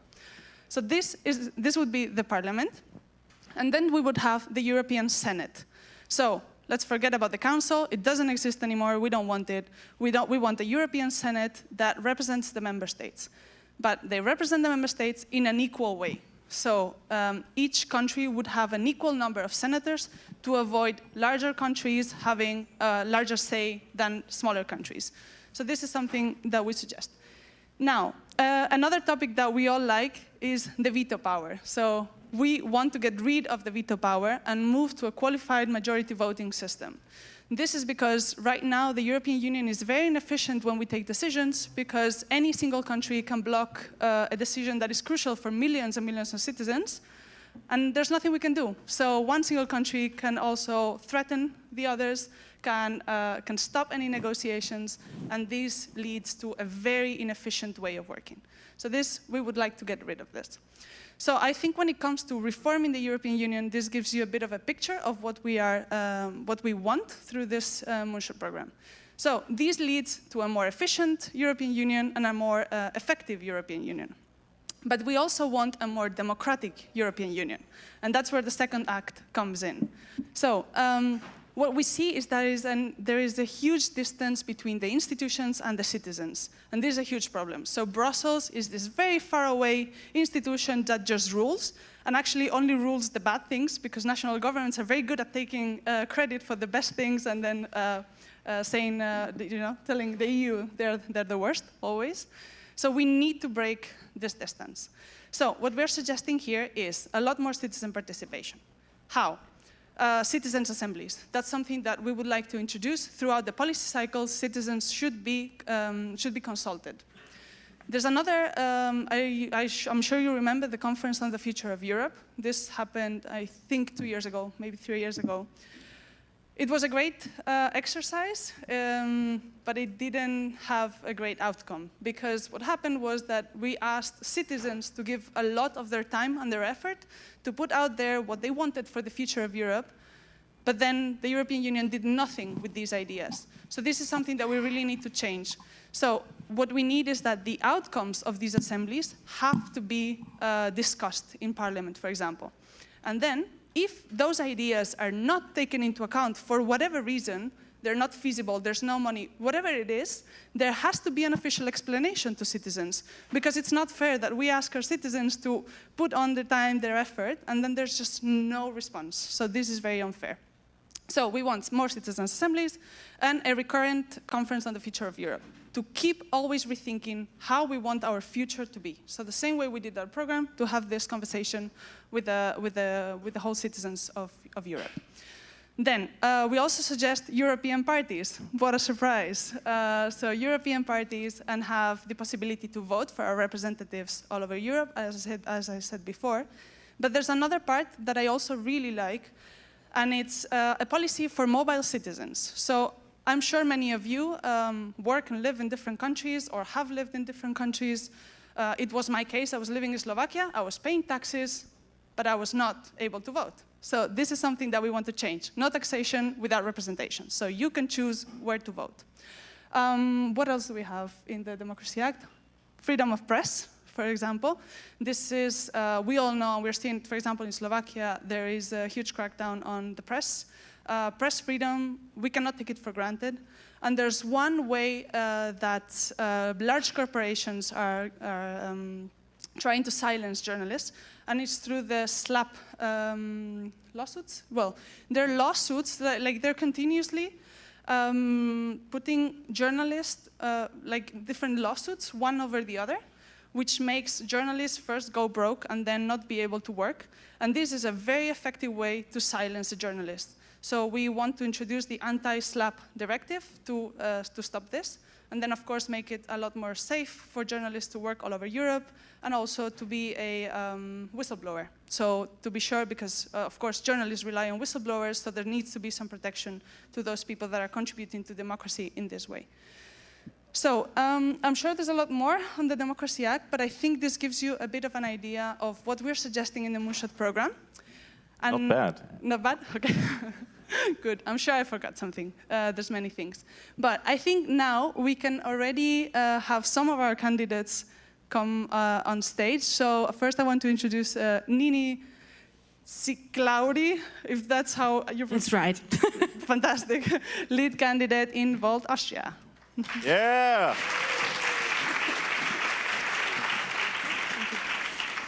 Thanks.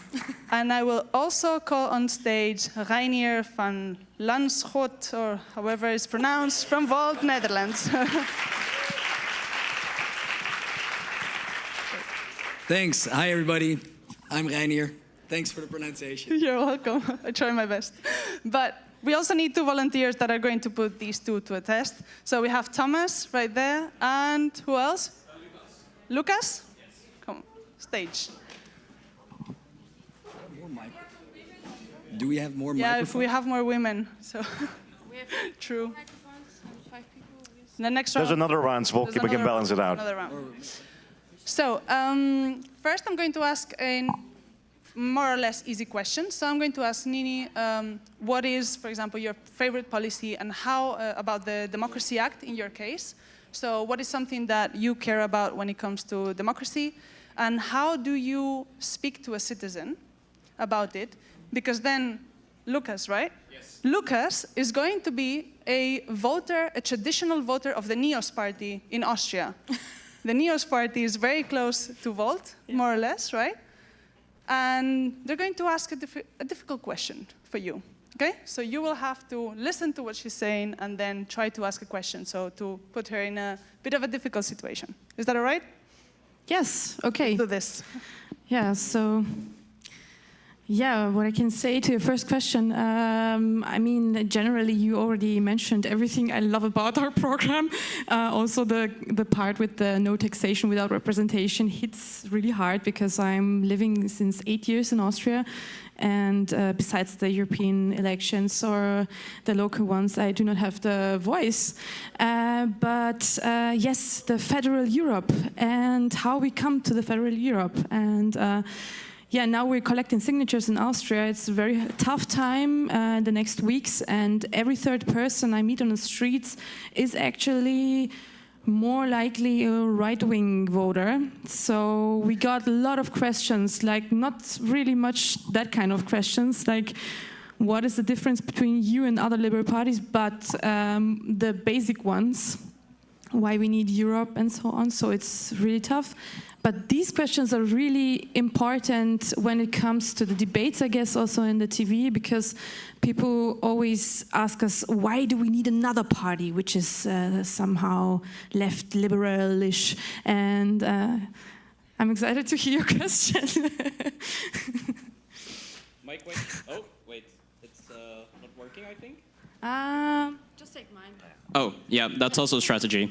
So my question was actually in relationship to the European Senate, because you said you wanted to give every single country an equal amount of senators. Now, the thing is, this is a common problem in the US already, where you can technically win the US presidential elections with, from the top of my head, 21% of all voters. Now, what I feel like is you could get an unequal amount of power in the parliament by campaigning in the smaller countries. So how would you make sure that actually all the people are equally represented in a system where every single country gets an equal amount of senators?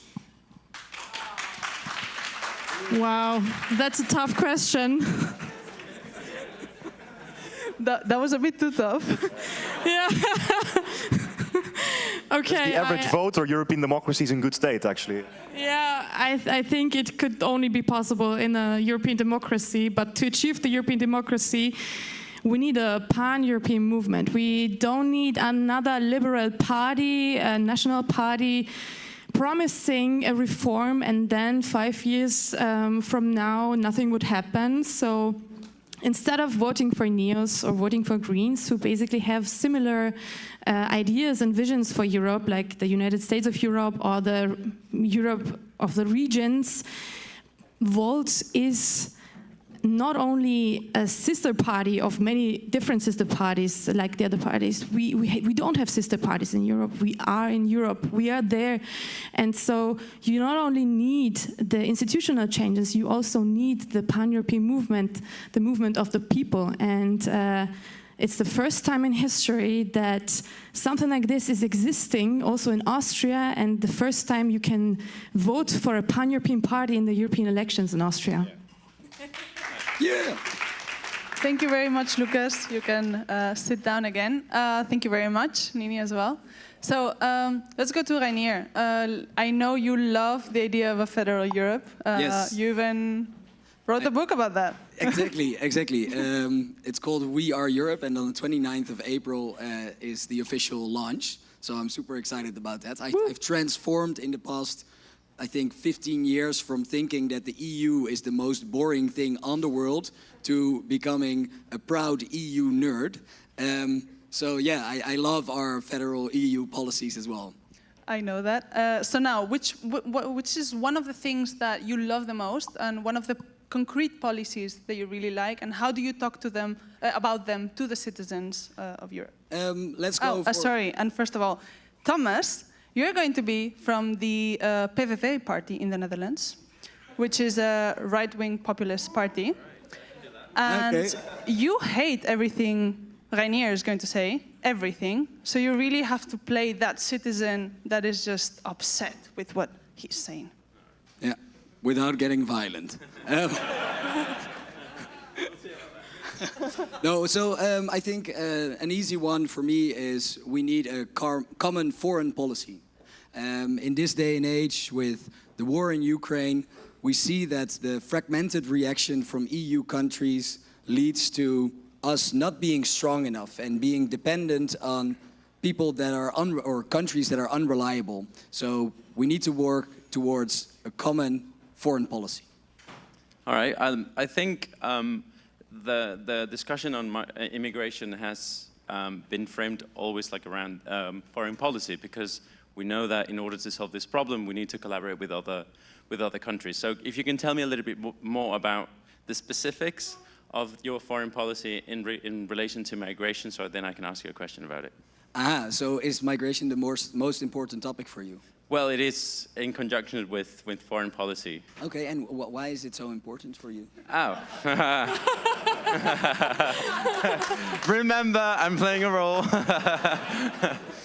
I think the main argument, so I'm Spanish, right? So I see a lot of Spaniards, like Spain and Italy, for example, just recently, they appeared, like, they happen to be the least amount of children, right? Part of the reason why like Spaniards and Italians are not having children is because they cannot literally afford houses, they don't have jobs, etc. So the argument here to be made, like we see a lot of money being spent to alleviate like refugee crisis, etc. And there's a lot of funds being directed in that direction. And yet Italians and Spaniards and the Portuguese, they're not able to afford houses to then have their families that they want to have.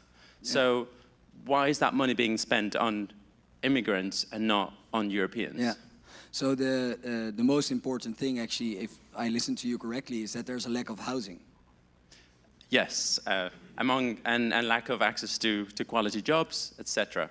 Yeah, and I think that the key to solving those issues does not lie in trying to take away the opportunity for others to come to our continent, but in solving that we actually have enough houses. And Volt has policies for that. We want to enable, for example, a direct contribution from the EU in housing investments, so that the thing that will solve your problem is having more houses instead of trying to get less migrants to come here. Just playing a role here. Immigration cheapens labor, right? So we see that something that, you know, I could be earning whatever amount of money for doing some job, and then somebody swoops in and then earns half the amount of price, and that just pushes everything down. Then the house that I want to buy becomes more expensive because the salaries that I'm getting are lower. So immigration has put a lot of pressure in the quality jobs that I can get and the fellow Europeans can get.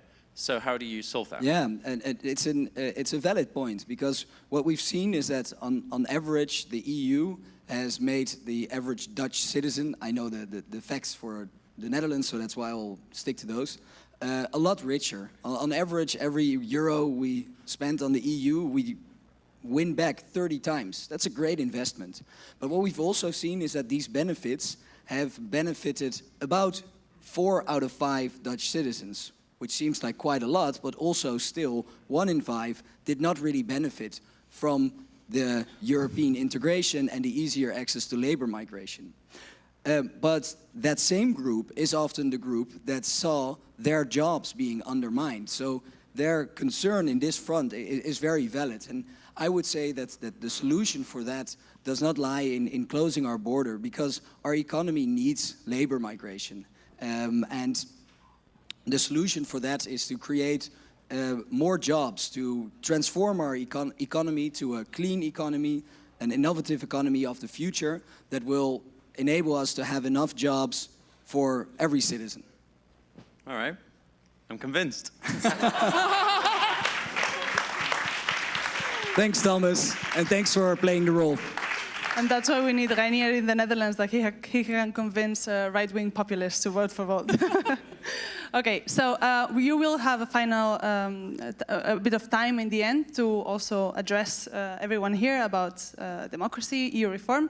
But now we're going to move on to defense and foreign affairs. So I think we're going to be going to do a bit of the same. Teun will explain the program. I think so. Thank you, Reinier. Get out of here. Yes. Nini, you'll be back. You'll be back. We'll ask more of you later. So.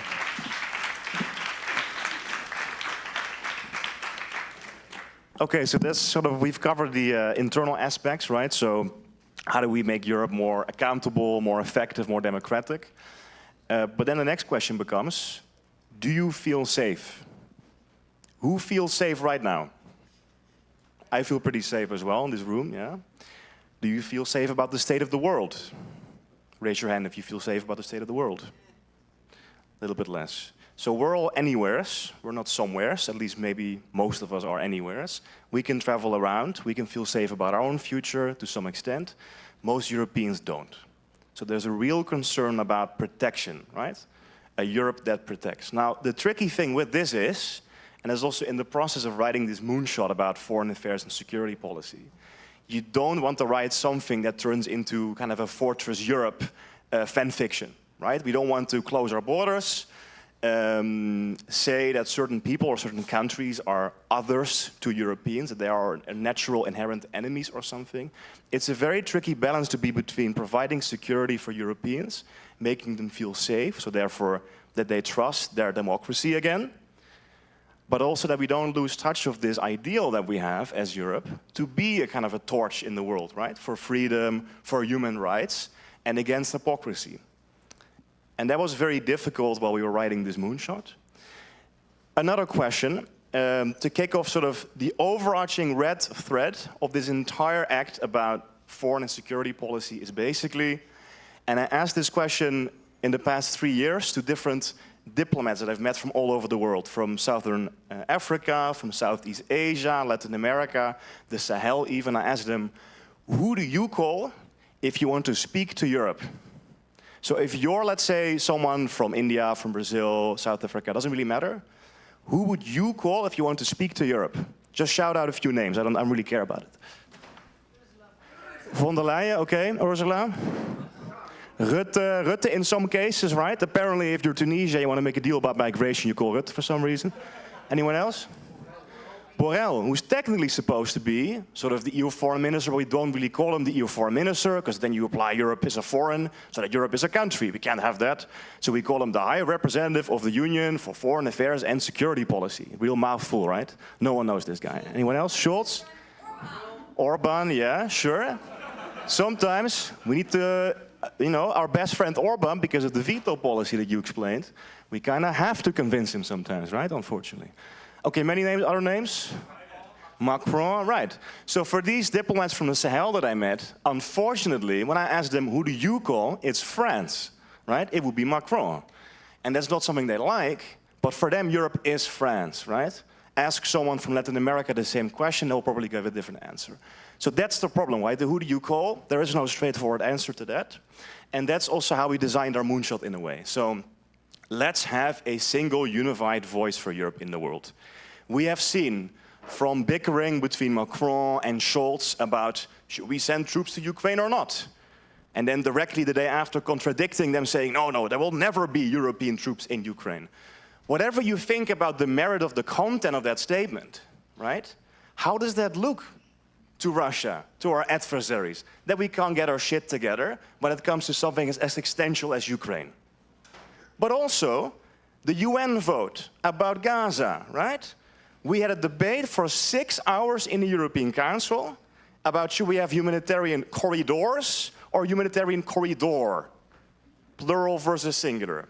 6-hour-long discussion. We had a vote in the UN. Every single European country voted differently. So there is no single voice in the world. And to get to the substance of our moonshot finally, that's what we're proposing, right? That you have that actual foreign minister, and no longer Borrell, nobody knows what he's doing, what he's not doing. You have a culture around it, where you train diplomats in a common European diplomatic culture, so that actually also, you can change the rules, but you also have to grow the culture, right? The way of doing things. These kind of things. And in the end, the formalities, you got to abolish the veto on foreign policy. Now, another example of this, about this who do you call, right? Does anyone remember what happened when Charles Michel and Ursula von der Leyen went to Istanbul together? Yeah? What was it about? What did they go there for? There was something to do with chairs. There's plenty of chairs here. That's nice. Although so far a bit too many men on the stage, I'll make sure that gets a bit balanced out later. But it was because of a convention about protection against gender-based violence at home, right? Okay, so they go there, nice, they walk in, right? Charles Michel von der Leyen. There's only one chair. What does Charles Michel immediately do? He sits down immediately, right? Okay, so in an optimal situation, we also want to integrate in Europe a single voice of foreign policy, but also a feminist foreign policy across the European Union Civil Foreign Service, so that we take into account also this gender dimension in the way we organize the culture of our foreign affairs services, right? That's very important for us as Volt. Diversity is strength. It's not nice to have, right? It's the essence of an effective foreign policy culture. Okay, so who do you call? Institutional changes, one foreign minister, changing the culture of the Foreign Affairs Service and changing the rules of the decision-making. But then you have a host of other things, right?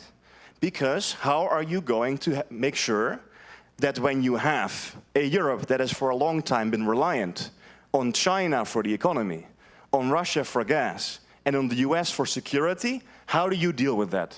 How do you mitigate that risk? So the whole moonshot is basically about answering that problem.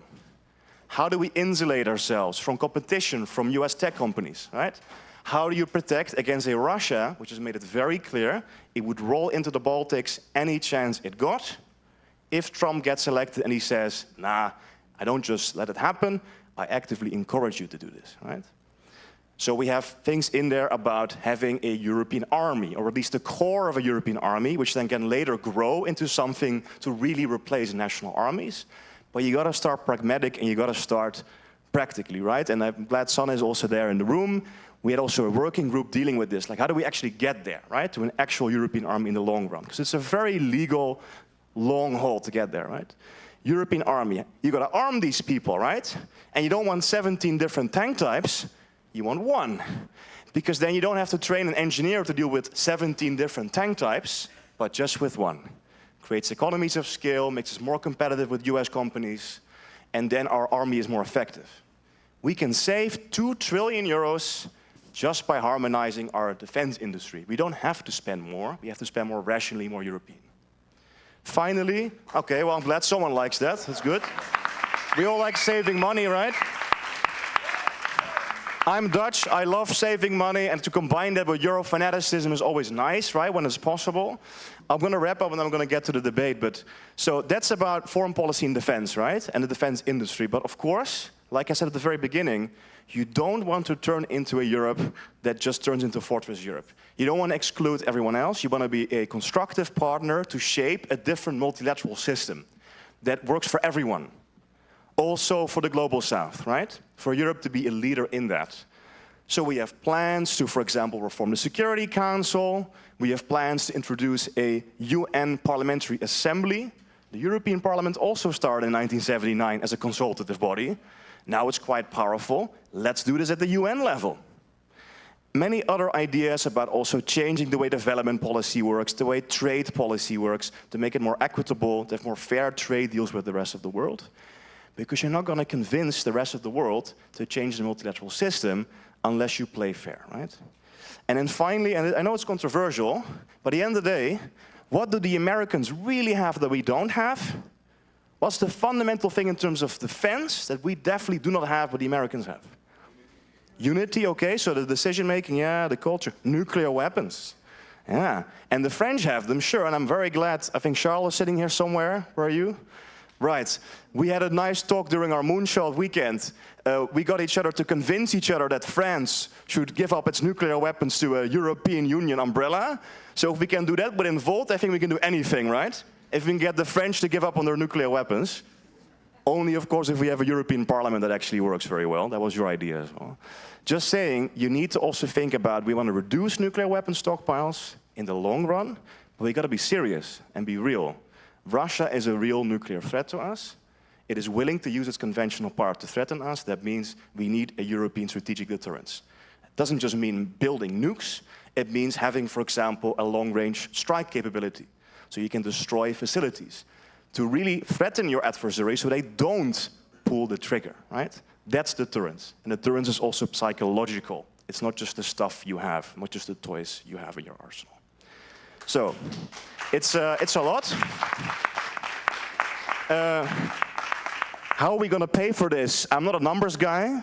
I am from the Netherlands, but I know nothing about numbers. So we had a genius in the moonshot policy, I think it's one guy, right, who calculated every single policy and how much it cost. My act is the most expensive by far. So there you can tell I'm not a numbers guy, but I think it's very important, very relevant. So let's get our candidates up front. Nini, I would like you to come back again because you're also very much engaged with foreign security policy.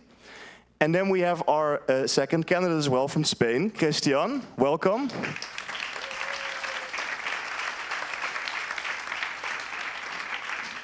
I need 2 volunteers again to play devil's advocate. And I know Anna would really like to do it. I would love you to be here as well. We need one more basically volunteer to ask tough questions to our participants. Yeah, over there I think we have one. Yeah, good. Okay, so think already a little bit about your questions, okay? What you want to ask, I think you know. But first to the candidates, and maybe Nini, you first. In this act, what for you is the most essential thing we got to really prioritize now if we get into office? Which part of that act really for you are the most important? Well, also connected to the first part, actually the reforms, and we cannot do anything without this essential reforming of the institutions and also dividing some institutions, like the reforming of the European External Action Service and the foreign minister, the EU foreign minister, the EU defense minister, and so on. So it's really much connected with each other.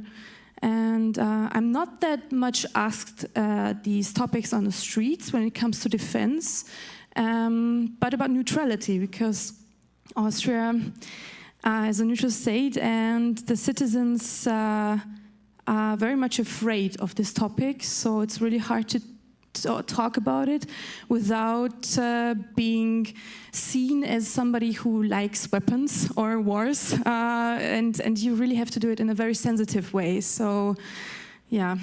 This is great because I think when you say the word peace, since especially 24th of February 2022, yes, peace means something very different, right, in reality. And we got to tell that message to people that peace means sometimes you got to prepare for conflict. Yes, and I really try also to tell my story, my background story about Georgia and the war with Russia, and that actually all these actions that are taking place, they're quite old, and there are many parallels between other countries who are in the borders of Russia and right now what is happening with Ukraine, and that neutrality is never a guarantee for peace, and that's a tough thing to explain sometimes, yeah. Thank you, Nini. And before I move next, I actually forgot about enlargement, which is my whole topic. Oh, yeah. So this is great that you mentioned Georgia. The only way to real sustainable peace is by bringing in those countries that feel, that breathe European into the EU, right? That's something to really stress all the time, I think, including Ukraine. Yeah. So, to the 2 volunteers, based on what Nini also says and what she really likes, do you have a question maybe that touches upon this? Or you just want to play devil's advocate, either of you? Like being the devil's advocate or be a difficult voter, ask a difficult question. Yes. No, okay, I'll play the devil's advocate. It's not me. So, a European army, you say, what language are they going to speak? And also, who's going to decide? Because I have no clue who's in my national parliament or actually on my local level, let alone some minister on some European level with some sort of decision-making. How is that democratic? How can I make sure that my interests are represented? Because if it's 27 or, as you say, maybe 35 member states, how the are my interests being represented? Because I'm from the Netherlands and the Ukraine is a far, far away country. So this is not me. This is not me. We need a European democracy for that. Again, because if you vote for your politician who will be sitting in the European Parliament, he will be the one who's deciding about the European army. If we have a European army, it will always be controlled from the European Parliament. That's the idea behind it. And so you, as a citizen, will gain much more power by the reforms we want to do all around Europe. So. And the second thing you always have to have in mind, it's about defense. And we're not that safe globally. Like, if you see what's happening around the world, you have to think about, is your country really safe? Is it not much better to defend ourselves if we connect our armies and our abilities in Europe than to have several like armies in Europe? And you would save a lot of money also with that, and having a much more and stronger European army to defend the free world. But isn't it a lot easier to just close the borders of the Netherlands and actually defend that little country other than that super large EU 35 continent? Netherlands is not that big as you think, so no, it's super small, so it's really easy to defend. Do not wish that something like this and we've would got a happen. big ocean, so that's a natural defense line. It's easy. Well, I really don't wish that this scenario would ever happen, that you would have to like build the walls around the Netherlands, because then it would be already too late. You already did. They're called dikes. Well, sorry. At least I'm glad that you asked a question about multilingual armies to someone campaigning in Austria, which has a big experience with this, historically speaking, as well, how to deal with this. Maybe a final reflection from you on this issue? I mean, we think about so many specific topics, but in the end, it's about the common ground and the bigger idea behind it, that we really, since 2021, we really need to think about how we can strengthen Europe and its defense, and also the European democracy. So, don't forget to think about the broader topic behind it and the people behind it. Thanks, Nini. Awesome. Very well done. I think people are convinced in this room at least, so that's a nice start.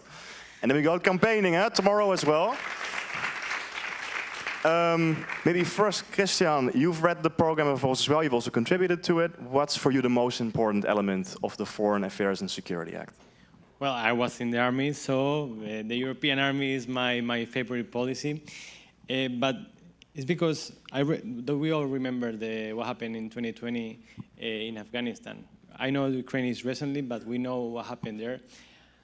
And we know what a disaster was. How many people was desperate to grab from an airplane and from outside an airplane and go and fly and have to jump and die. And it was a disaster because all the countries act individually in the retreat of Afghanistan. So I think not only because it's cheaper for us, but it's because we need to organize ourselves better for that kind of disaster doesn't happen again. So I really think that we need a big European army to help also other countries, not also in our borders, but also helping other countries around the world. It's not only ourselves, it's not only Europe. The focus, the main goal from the European army. It's not also the money. Super clear. Julian, go for it. Yeah, so when you talk about that, you're talking about R2P, responsibility to protect. About the responsibility to protect, R2P. So we have like the case now of Germany and the United States providing heavy weapons to Israel to commit their war crimes. How, in an ethical perspective, you can say it beautiful, oh, we have to defend ourselves, everything beautiful, but from an ethical perspective, how can we guarantee that the European army in the future will not commit atrocities around the globe? Well, we need, well, first of all, we need to change the treaties. Obviously, we need a big democracy in Europe to avoid, like, we have only to have one voice in Europe. I know that it's not only Israel, it's also other countries like Spain. We sell not guns, but we sell also defense to Arabia Saudi, that we know that it's not a democratic country and that it's doing good things in Yemen. So, but that's the transparency and the democracy that we have to build from the bottom to the top in the European democracy and the European Parliament. We need to vote. We need to we have to be really aware of what our government is doing to avoid these kind of things. And I think that the best way is transparency and with a good democracy in the European Union, basically. So how would you change? For example, the United States is also a federation and also has its army. What would you make different from the United States? Well, the United States at the end, well, all the countries, all the states have own interests. And they act by their own interest in, well, especially the United States, globally, you know? We know that they were not in Iraq or in Afghanistan because they want to help the people there. They are focused on other things. So I think we cannot change, well, at least not. I am a little bit idealist. I want to change. Actually, I want to change the world. I think we all here involved. We want to change the world. But I think I'm not going to see it in a really. Maybe the next generation is going to see the change that the grounds, the base that we are putting here in Bold, maybe is for the next generations to this reality become a real thing. So I think United States is going to be different. We need to change that in the future, but we have to concentrate in the European Union, and maybe later we change the world, the next generation change right. the world. And for that you got to vote. Vote for these amazing candidates. We will not even talk about ourselves here, I guess, but mainly these amazing candidates. A nice way to bring it together as well. For a real effective defense, it has to be held accountable by a united European democracy, right? And that's also, I think, how these two themes fit together very well. So before we have to close off in a bit, and thanks for the volunteers also very much, by the way. Thank you. Maybe, and I'll ask Reinier, sorry, you got to keep running all the time up and down the stage, yeah? But if you can come back, maybe you're invited again. Really close, like, I would really keep it very short, like 30 seconds. Closing point from all of you. What are your key takeaways about both of these acts? Bringing it together, what for you really is the essence of this discussion of today for all of you, very shortly. Maybe we can start with Nini, if you want. Yeah, so basically we wanted to give you some insights and also to prepare you when you speak with citizens on the streets about these topics. So I can give you the advice every time we mention the topics in the Moonshot program. I do not try to speak too specifically about things, but really to try to make it a little bit more personal and also frame it. I don't know, in your countries you know it best. In Austria it's mostly about how does it affect Austria? Will it be also a strong Austria if we have a European democracy? Will we have not any rights anymore?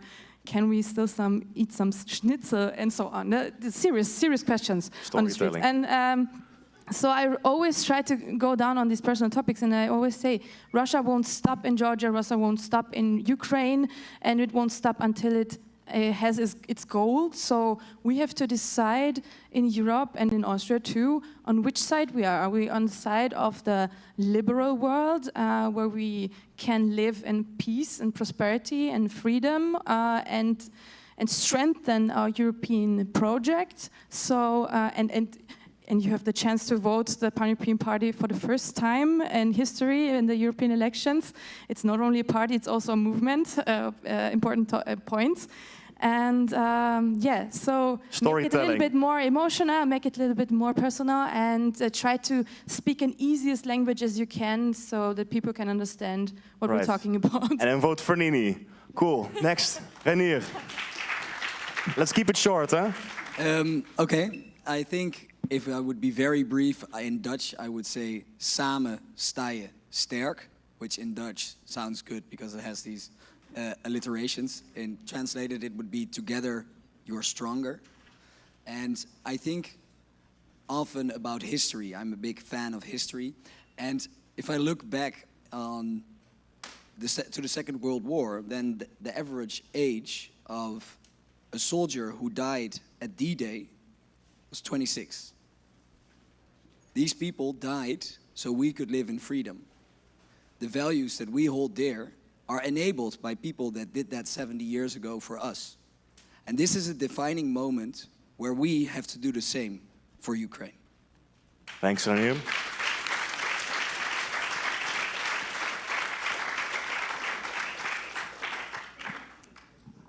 I was in the army 10 years, and I joined the army because I want to help people.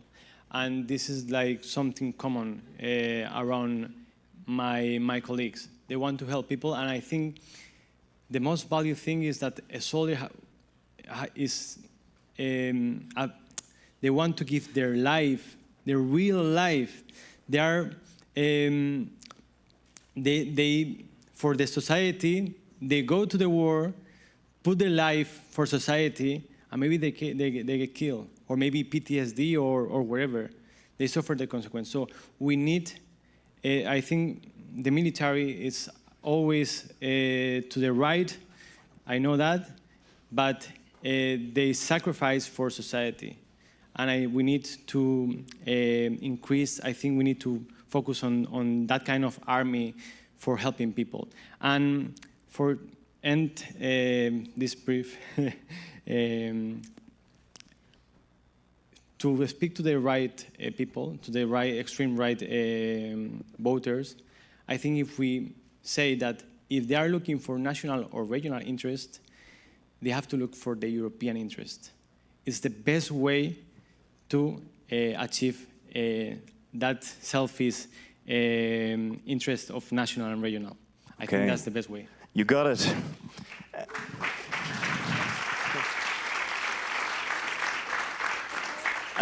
For me, very briefly, 2 quotes by my favorite US President, FDR. You do not tame a tiger into a kitten by stroking it, right? And you don't win a war by hiding under the sheets and closing the curtains. So real peace in this war doesn't just mean winning the war, it means winning the peace, and winning the peace means a sustainable inclusion of Georgia, Ukraine, and the Balkans into the European Union, so that we go back to that reality that we had before this war, and to get back to the sort of a nostalgic moment people feel these days about a continent at peace. That's it for me.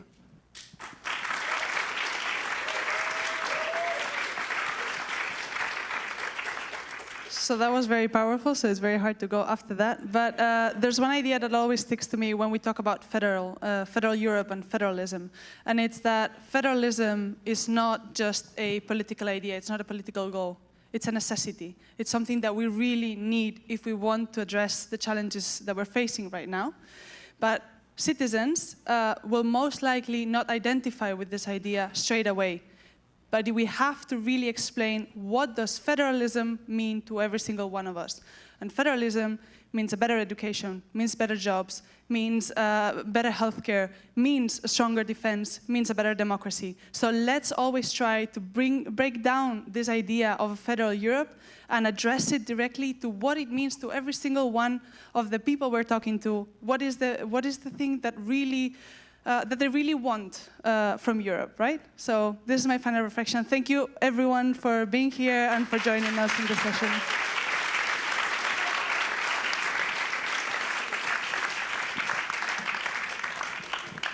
If you have any questions at all throughout the rest of the day about these topics, you can approach me and Clara, I think, as well, as shapers for the technical details, huh? Any point.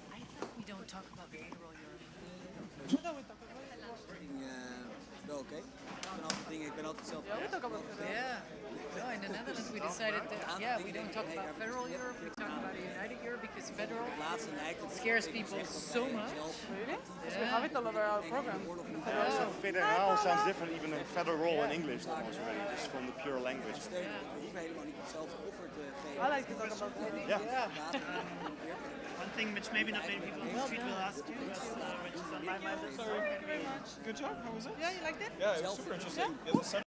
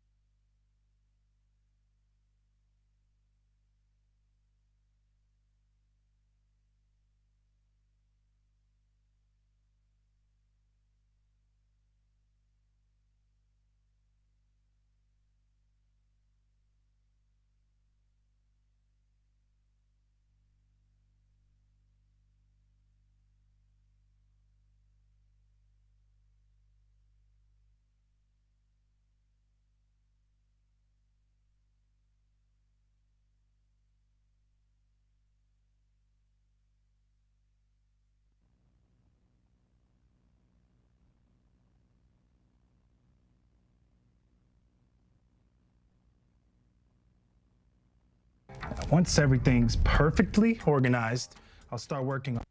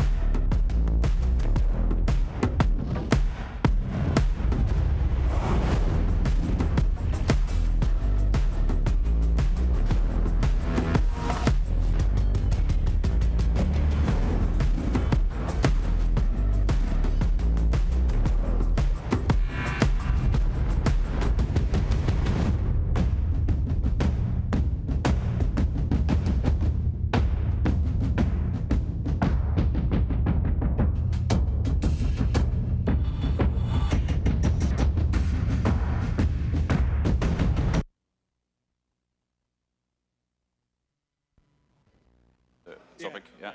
But I can do the. Yeah.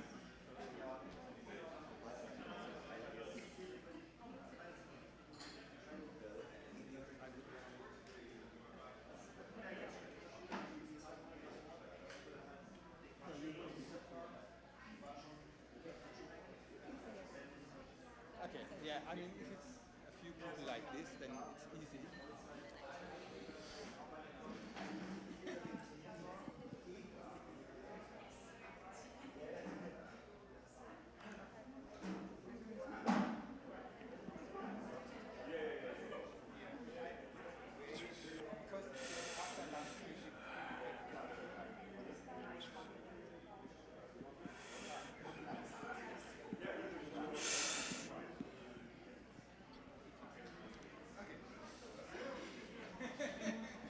So it's only we, like we four. We. Hopefully we'll get a camera. Sorry. It's only the four of us then, or? You know, Sandro, where is he? Organization of those sessions was a bit chaotic, let's say. I'm looking for her. Please start. We need to finish on time. I mean, it was until now not clear whether it's understood or not. Now we miss all the announced candidates. Sandro Mac.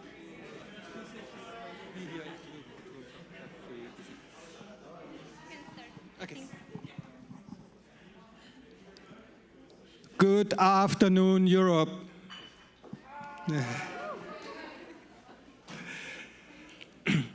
So, welcome to the session on Act 3, Thriving Together. And my name is Manuel Chakravarti. I am a policy shaper from the Netherlands with background in digitalization. And I've got a few more people with me, not exactly what was announced in the program. There's Charlotte Barsky, who is comms lead for Volt Spain and policy shaper for inclusion, and Kate Fistrich, who is co-lead for Policy Europe. And then we have a person who has two roles, Bram van den Ende. He is policy shaper on transport and trains, and he's also a candidate on the list in the Netherlands. In Belgium. Oh, sorry. Okay, got the country wrong here. And second lead candidate is Andromaki Sophocleos. Sorry for butchering your name. And she's a lead candidate for Volt Cyprus. And later on, Damian, I've heard, will also join us, but he's giving an interview right now. So we'll just pick on his knowledge once he arrives. So before telling you how we are going to run this today, I like to invite Kate to give you an idea of how this act came together. Kate, please. Hello. Yeah, I just wanted to take a couple of minutes just at the beginning to talk a little bit about the kind of origin story of this act. I think it was sort of conceived on the basis of quite a philosophical, profound, but very human question, which is, what does a European need to live a good life? What do they need so that they can be their best self? And I think it's important to know that, because I think sometimes when you look at this act, it can seem like a bit of a collection of weird stuff that didn't fit anywhere else. So, for example, why are digital rights in with contraception? Well, because these are things that a European needs to control the direction of their life. And I think that makes this act really special, in that some of the other acts can be quite abstract. They can be very technical, which is great. But this one is very, very human, and that makes it very good for storytelling. You can literally ask a potential voter, well, what do you think someone needs to live a good life? And I think even beyond that, this kind of encapsulates what we need to be doing in this campaign as a whole, which is to get people to imagine a Europe that is better. I think the despair, the gloom that the far right is very good at exploiting is what we need to counter and get people to imagine in their minds a better Europe for themselves, for their friends, for their kids. Yeah, so that's the basis of thriving together, and politics is about improving people's lives, which is exactly what this act, I think, aims to do. Thank you very much. So as Kate explained, this act is very relatable, and because it really affects everybody, and it affects us as humans and the voters as humans. But nevertheless, feedback which we often get on policy at Volt is that it's quite abstract. And it's written in an abstract language, and even for us voters, it's sometimes a little bit difficult to see how does that translate to the needs of voters, of human beings as a whole. So what we are trying to do today is we are trying to build this bridge. And the way we are going to do this is in two parts. So in part one, the policy shapers will pick one of the topics out of the Act and give you the theoretical underpinnings, if you like, so basically what's written in the Moonshot program. And then we will ask the candidates to make this more relatable, to give us an idea of how can I talk about this in the campaign, on the street? What kind of questions do we expect to get? How can we address these questions? And that's the first part. And then the second part, I need all of you to help us to give us a bit more of an European perspective, maybe, because maybe I hope here are people from other countries than the countries we are representing or we are coming from. And so we want to hear your stories. How does that affect your communities, your country? What questions do you think people will ask you when you go campaigning and you try to explain this act to people? So that's the plan for today. So let's get started with the first part, where we get the policy shapers to give a short explanation, and then we ask the candidate, one of the candidates, about that. So Charlotte, if you would please start with inclusion. Yes. Okay. So yes, I'm Charlotte. I'm from Volt, Spain, and I did the part on inclusion. So basically, we had different themes in it. So it was about non-discrimination, which is for me equal opportunities, because I'd like to frame it in a positive way. So we had this part. Equal opportunities in every sector. It could be in workplace, so for it, it's a bit connected to also good jobs. And I want to say that this policy and this act is connected to maybe all the other acts, actually. I don't know if you followed the first sessions on good job and prosperity and on defense and European democracy, but you can see that this act on social equality, equal opportunities and all is an act that can go in every act, actually, to strengthen this part. A very important policy that we had and we wanted to maybe strengthen a bit is about hygiene products, and maybe it won't speak to everyone in this room, but I wanted to raise a bit this topic because I think it's quite important. So what we said about it, we want to have it free. Free hygiene products for every people who menstruate. This is the case in some countries, and I will talk about France about it because so I'm French, but in Spain, but living in Brussels, so maybe a bit complicated. But in France, the government just passed a bill to have the French hygiene products free for people under 25 years old. So this is really something that is great, and I would like to add that it's for reusable hygiene products, so it's also something that is important to strengthen. Another part that, yeah, I can mention also that I've been writing about. It's not in the inclusivity, it's a part that we will maybe talk about later, but it's about safe places in public transportation. And there is also something that is quite important, and there are some stuff that are implemented in some cities in Europe, and I will take the case of France again, because I'm French at the end. They are trying to have more safe places in public transportation for people who maybe don't feel safe, and who can go to people that are trained to get help. And so it can be in public transportation. You have some also stuff in bars. In Brussels also, maybe you saw the sign, maybe in the toilet here. You have just a sign that you can say some name or order something, and you can just have help. So these are some examples of this act, and I will not continue further because we have other people also who need to talk, but I'm free after for questions, and of course we'll have a more interactive session also. Yeah, now we are missing some candidates.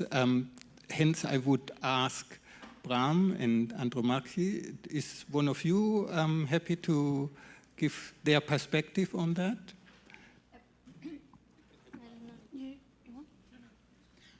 No, on this issue, what I would like to say is I have this funny story of a couple who has friends of mine who have just come to Cyprus to live, basically. So one is a Cypriot, the other is Spanish, but they used to live in Australia. And now they have a 6-month-old child. And so they returned back to Cyprus, and they are discovering Cyprus, and rediscovering it, rather. And through their journey, I get to understand every single day how the Thriving Together Act is so important for Cyprus. And it is so important for Cyprus because the majority of things that are being mentioned in the Act are things that are so normal and basic in some countries, but yet in Cyprus we are still to start discussing them. So everything that has to do for inclusion, for affordable cities, for livable cities, for, like, I see how they are struggling with the stroller to go out of their house because there is absolutely nowhere to walk on. I see how there are cars absolutely everywhere and there is no space for their kid to start running very soon or for their kid to be raised, etc. And so the Thriving Together Act is very important because it kind of tries to bring into the civic discourse things that should be considered basic. And we had this funny discussion with a friend of mine that day when we were discussing their journey, and he was telling me everything that they used to think, well, is happening in Cyprus, or that they used to think is the normal, or it should be the normal. And I was like, it's not the normal, but this is what Volt is supporting. It's not the normal, but this is what Volt wants. So we know we don't have pavements, but we want to work for livable cities. We know that we don't have menstrual health and hygiene products free for all, but this is what we are supporting. So it's constantly this thing, and I think that this is the reason why Thriving Together Act is so important for a country, especially like Cyprus. Great, thank you very much. This was exactly what I was hoping for, to get a perspective from places where I personally haven't been to Cyprus, so it's very hard for me to imagine which topics are important for you. So now let's make a jump and go to trains. So Bram, if you would explain to us the transportation aspect of the Act, please. Yes, indeed. So within the Thriving Together Act, I focus mainly on public transport, urban planning, and also a bit affordable housing. But I will now focus on 3 topics related to trains and railways. I will highlight 3 proposals that are in the Thriving Together Act.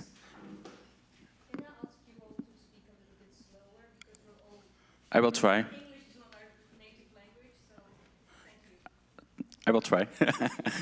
So the first proposal is to establish a European transport agency that is responsible for a high-speed rail network in Europe and also for cross-border public rail transport. That means that this European transport agency also gets not only the decision authority, but also the financial means to take decisions regarding the high-speed rail network in Europe, and also on cross-border public transport. This has some advantages because, of course, when trains cross the border, often there are conflicts, disputes between countries. They say, we only want this train if you pay for it, and vice versa.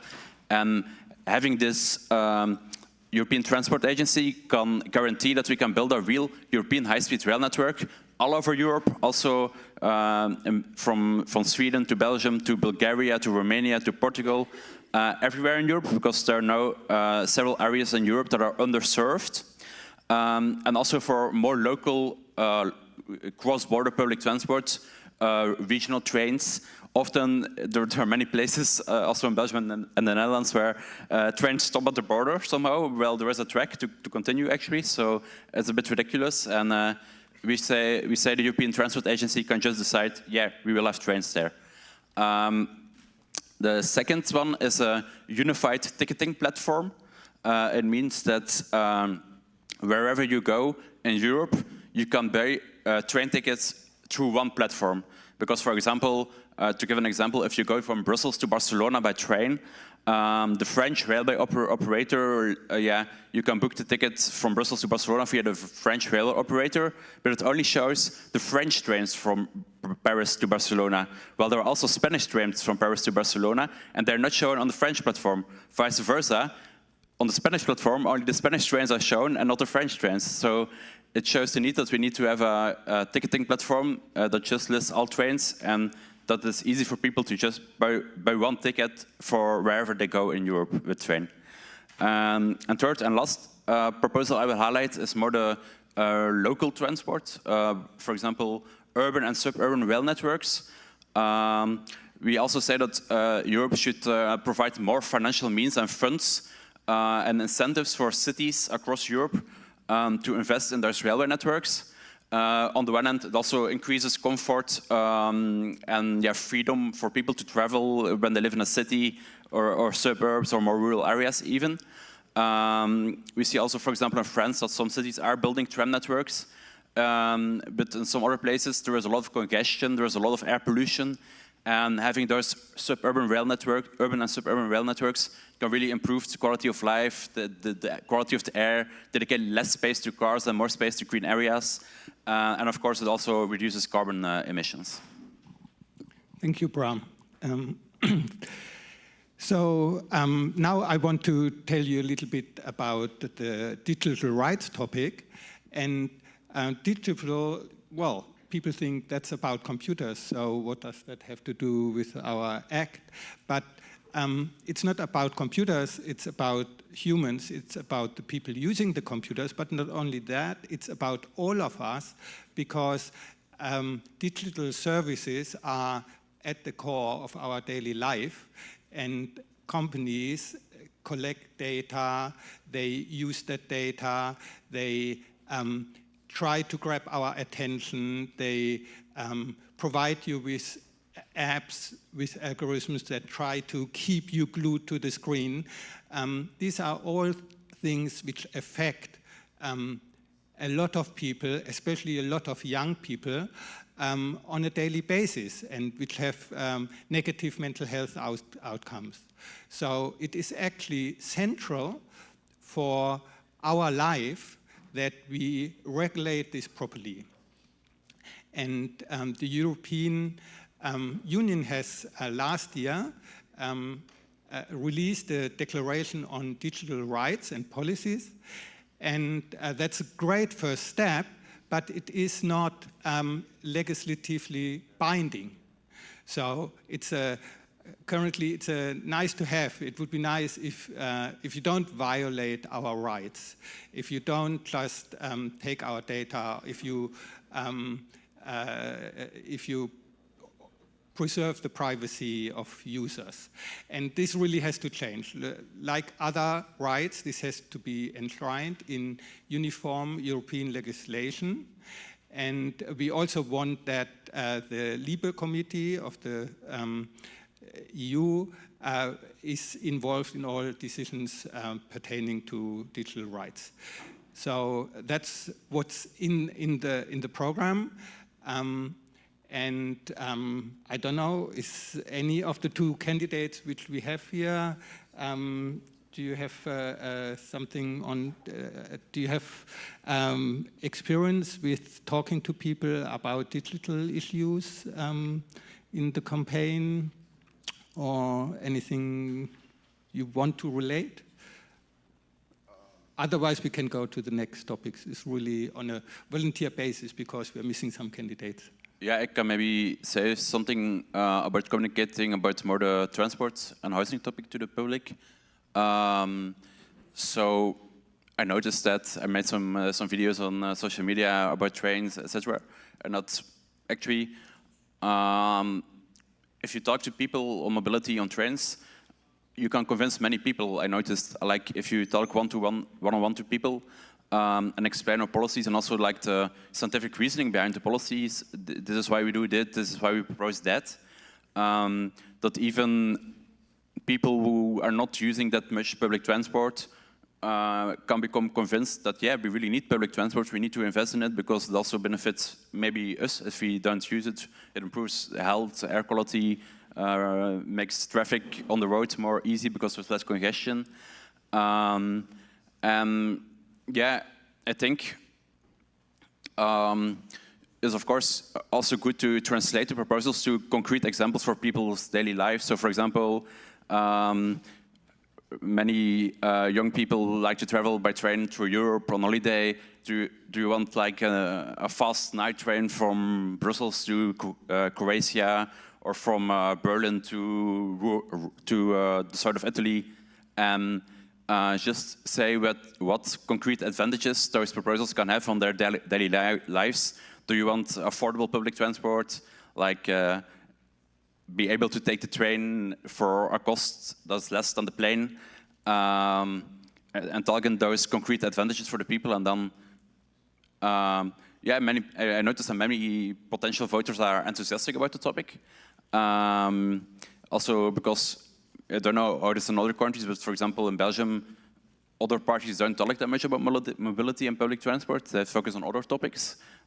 So for Volt, yeah, as Volt we talk a lot on it, and we are one of the few parties to do that.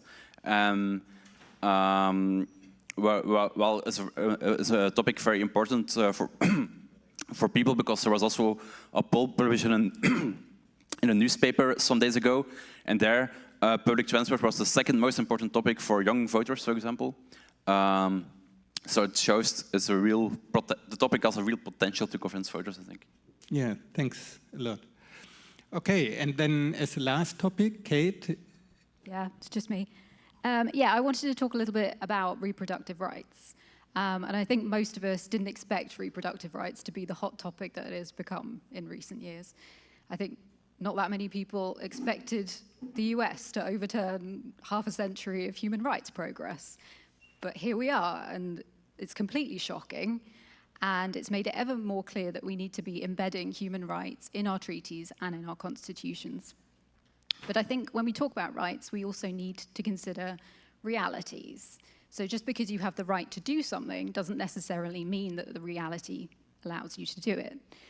To take France as another example, you may have heard recently that France enshrined the right to abortion in its constitution. And that's great, and we celebrate that because that's important. But you have to consider also that in France, the gestational limit for abortion is 14 weeks. Most women, I mean, at the earliest, know that they're pregnant at 6 weeks. Most much later, especially young women whose bodies are changing. So to some extent, it's a race against time for these things. And even if you do know, getting that care can be incredibly difficult. And that's made all the more difficult if you're young, if you're poor, if you're a migrant, if you're in an abusive relationship. So I think time is one of the barriers to reproductive health care, but there are plenty of others that still exist commonly in the EU. So you have mandatory counselling, cooling off periods. You have conscientious objection still is a big one, particularly in Italy. You have a lack of resources. You have an emphasis on surgical interventions when medical interventions would be just as safe, even more so. So we have all of these barriers. And so when we consider reproductive rights, yes, we need to be making sure that these rights are cemented in law, but we also need to be looking at the realities of that. And just because you have the right to do something doesn't mean that you actually have access to it. Yeah. Thank you very much. Andromachi, would you maybe, what's the situation in Cyprus, and how is that important for your campaign? The issue of reproductive rights is a very important issue for Volt in Cyprus. And we live at a time in which fundamental rights are being challenged. The interesting case with Cyprus is that some of these rights were never truly granted, or some of these rights never became truly obvious. And this is the case with reproductive rights. And we are very happy in Volt Cyprus because one of our candidates, Lysia Dimitriou, for the European elections, she's a researcher in reproductive and women's health. And that for us is very important because in this way, we are bringing the issue in the forefront and we are starting a discussion about it. And we are doing it in a way in which we are trying to raise awareness on a number of issues that are not in any way obvious. And I must say, I myself am learning a lot from this interaction with experts and real experts in the field, because there are things that we consider normal or obvious, but they are not.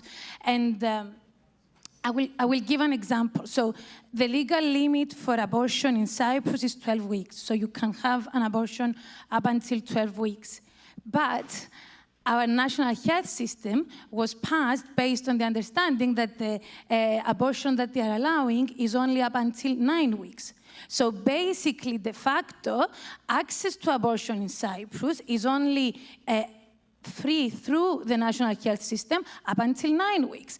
And then we go to the other issue, which is the issue of doctors. It is very difficult to find a doctor who will acquiesce to be doing, to proceed to an abortion to a woman, regardless of her conditions. And there is always this judgment behind it. Judgment because the mentality when it comes to these fundamental reproductive rights is not there, is not embedded in our community. And in Volt Cyprus, I would like to say that we are really trying to raise a discussion on the issue. We have done a women's health event on Women's Day in order to start discussing these issues. We are incorporating reproductive rights in our street events, which means that, for instance, next week we are doing a street event with music and everything, and we are gonna be having kiosks there trying to raise awareness on the issue of reproductive and women's rights. So this is us trying to combine policy making, but with profound and fundamental change on the ground. Because unless we change the stigma, unless we work on discussing these issues and discussing them in a way that doesn't put women in the corner, accusing them about their choices or the things that they might end up having to do, we start discussing the issue holistically, and this has to do with sexual education from a very young age, which is severely contested in Cyprus, especially recently. It has to do with access to contraception, but actual access to contraception, like in Cyprus, things like the mini pill is not even included, which is progesterone, which is the most successful means of contraception, is not even included in the national health system. It's not even accessible. Things like the day after pill is very expensive to have access to. You need to ask it directly from the counter, with all the stigma that this entails, especially in a very close-minded and small community like Cyprus. So all these issues are issues that people involved Cyprus are prioritizing, and we are very happy that through this campaign, we have chosen to put the issue in the forefront, both with our actions, but also evidently with the choice that we made in our candidates, because this is really a #1 priority for us. Yeah, that's very interesting.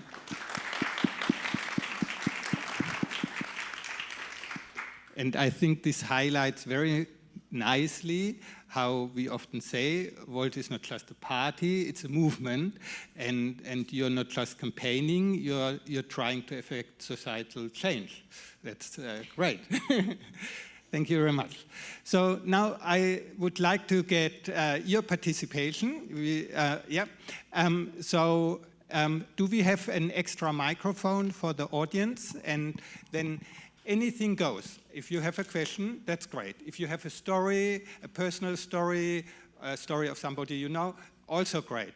If you want to tell us something about a specific country for one of the topics, also awesome. So please feel free to interact. And we have one volunteer already. Is that right?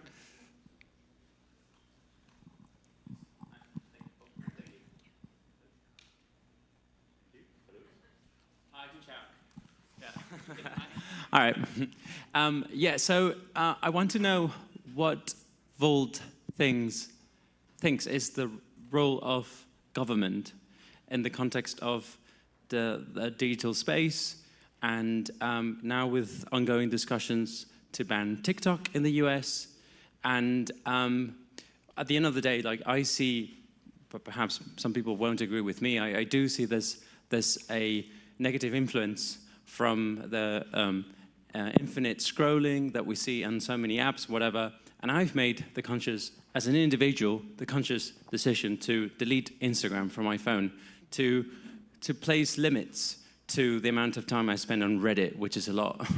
And I do that as an individual. So I want to understand what Volt thinks is the role of government in limiting access to consumers to this type of products. So, is any of the candidates who wants to respond? Otherwise, I'll take I can try, maybe. Okay. Yeah, I think as the role of the government should be very careful when putting bans on using certain platforms. I mean, if there are severe indications for a breach of security or that our security is under threat, okay, then it's maybe feasible and useful to take actions, but I think not that the government should or consider take actions on platforms like Instagram just because the government would not like people to use it, because there would be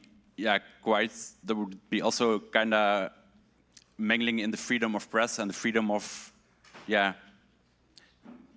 what people want to use as apps, let's say.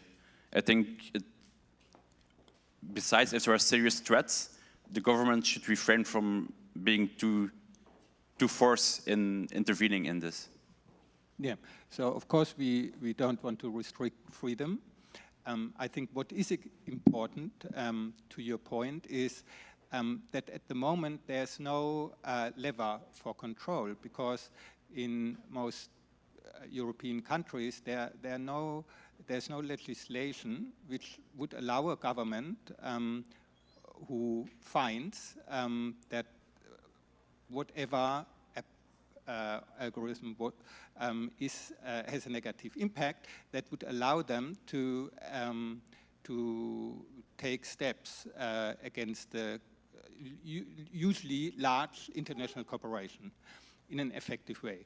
So step number one is to really, and step number one is taken. So this declaration which I mentioned, which was released last year, I think it has the right content. It basically, it doesn't talk about specific apps or anything like that, but it states which freedoms and which rights should all human beings in the EU have pertaining to the digital technology. And for example, you could argue that certain algorithms lead to addiction, just like gambling leads to addiction. And we have regulations for gambling because there's scientific research which demonstrates the negative health outcomes. And I think we need the same thing here, but in order for this to be able to enforce that, we need the right legislation. So I think next step, or that's what's in the program, the next step is we have this declaration which has basically the right content, but it's a voluntary thing at the moment, and we have to have the legislative basis for it. Thank you. Yeah. Thank you. I have a completely different question. Perfectly fine. I was wondering how you feel about education in all of the topics that you addressed. Because, you know, knowledge is power. And if you have knowledge about something, then you can change things or you can make your own decisions. But education is very hard to handle, I think, on a European level. But I think it is one of the starting points that we should start thinking about how we can engage education in actually educating people in all of these issues. So how do you feel about that?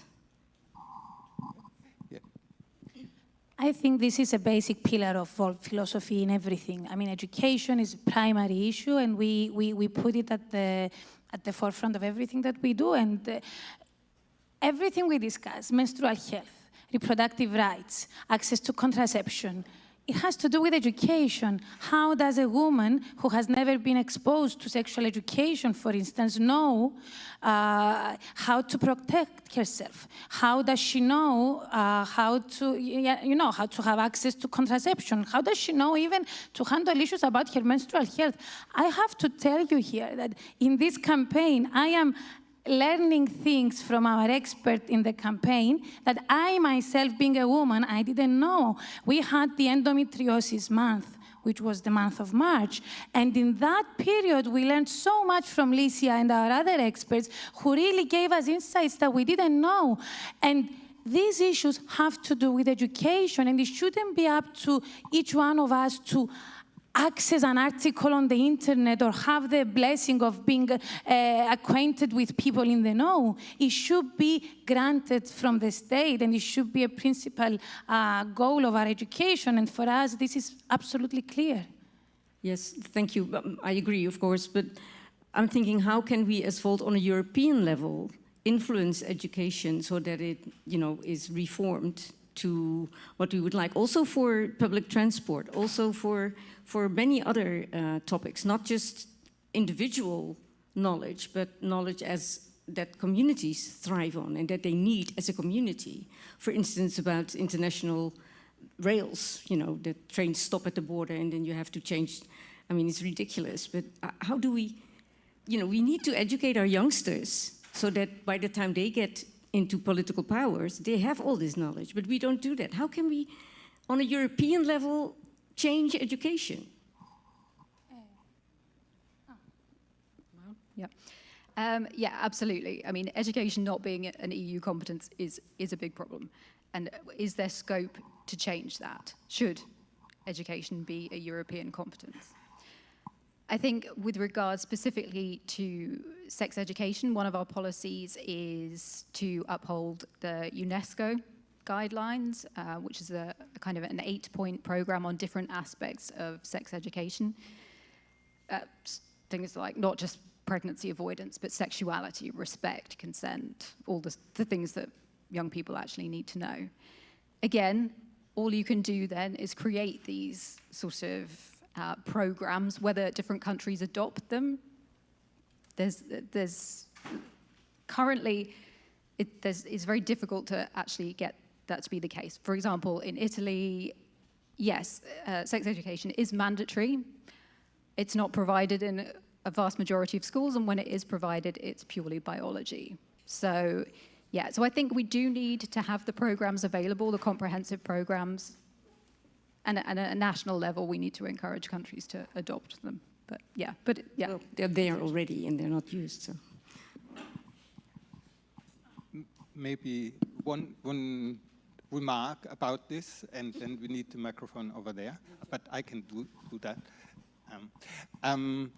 I think this is one reason why it's so important for Volt not to be only a pan-European party and a party in the European Parliament, but that we have all the levels, national governments, regional governments, city governments, because education is very, in the countries, European countries I know, something which is more handled at a regional level.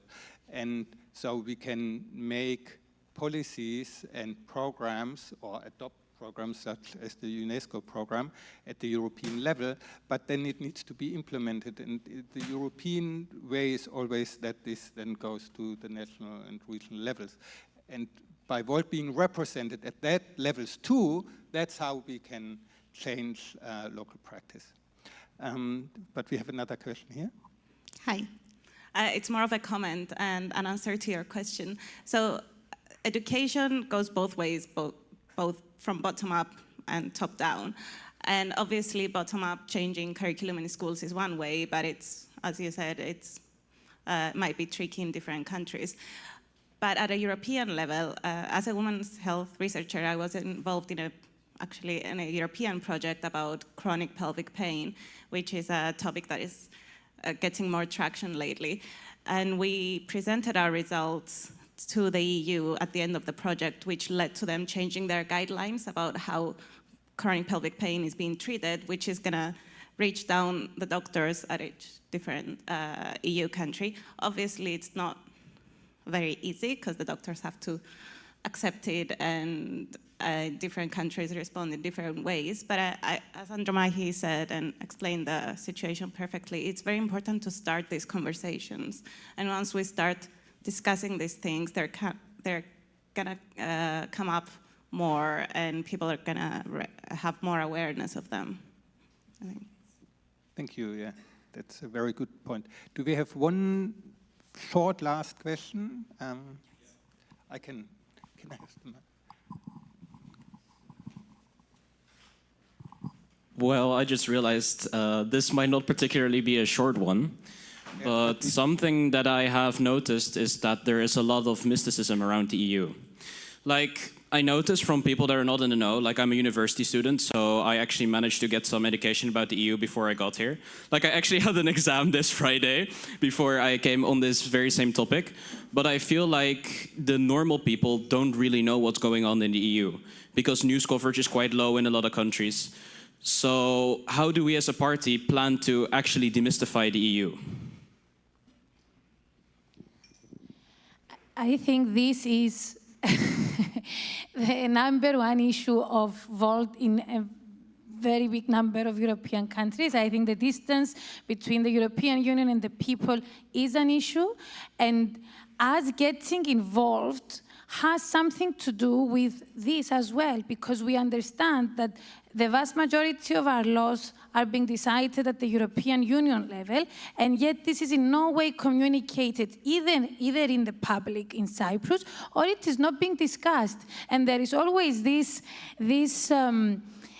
tactic by many politicians and political parties in which whatever good they do thanks to the European Union, it is them that did it, and whatever negative occurs, it is the EU that did it. And I think that Volt, by its very existence, is changing this. It is changing this because it's a pan-European movement. It is a movement that is unashamedly European. We are European. We belong in a European Union. We won.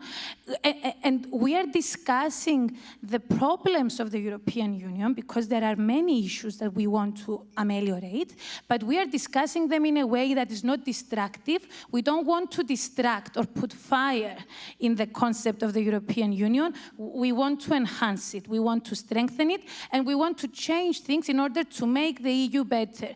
But we are being very vocal in the fact that the solutions will only come from the European Union itself and not from the random thoughts about being strong aside from the European Union. So I actually think that the very existence of Volt is an answer to your question. And many of us in Volt Cyprus, we got engaged in this process, and we got engaged in Volt Cyprus in itself because we understand this gap in the way that some issues are being discussed in the country. And we want, and when one cares about the future of the country and the European Union, we need to come forward. And this is, I think, what all of us who are here are doing. And I think that's the answer at the end of the day. Okay, thank you. Very nice answer, very nice answer. Okay, we have to wrap up now. And I like to give the two candidates a chance to kind of, for last, wrap up a statement. But please keep it brief so that we stay within the time limits. Bram, do you like to start, please? Yes, I think regarding to thriving together, the main focus is that all the proposals in many aspects of life improve people qualities of life. And I think it's very good for us as candidates to translate the sometimes abstract proposals to very concrete examples how those elements can impact people's life, and also, for example, say, imagine a Europe in 2030 where you can take the high-speed train from Berlin to Lisbon. Imagine 2030 that we have affordable housing and that actually housing becomes affordable again for young people thanks to some initiatives we took at the European level. Imagine 2035 where we have a European broadcasting platform showcasing what the European Union does, what happens in Europe, and so on. Thank you. I think what I would like to say is that Moonshot is a program that is very ambitious, and one of the issues that we keep hearing is about how ambitious it is. But we need to be in a position to stand up to that, and we need to be in a position to support the ambitious nature of our program. And we need to be in a position to know that we are starting and taking things step by step, but we have a clear goal as to where we want to go. Because if the situation had been fine, none of us would have had to actually come to fight for it. So my last message is to keep believing in the Moonshot program and not to allow arguments of the type that it's too ambitious, it's never going to happen, etc., to put us down. We need to be in a position to imagine a different Europe, a better Europe, and I think that's what it matters at this time. Thank you. Thank you. Very well said. Thank you very much. I like to thank you, the audience, and I like to thank the candidates and the policy shapers for the discussion. And I hope you got something out of it. And let's go to the next session. Thank you.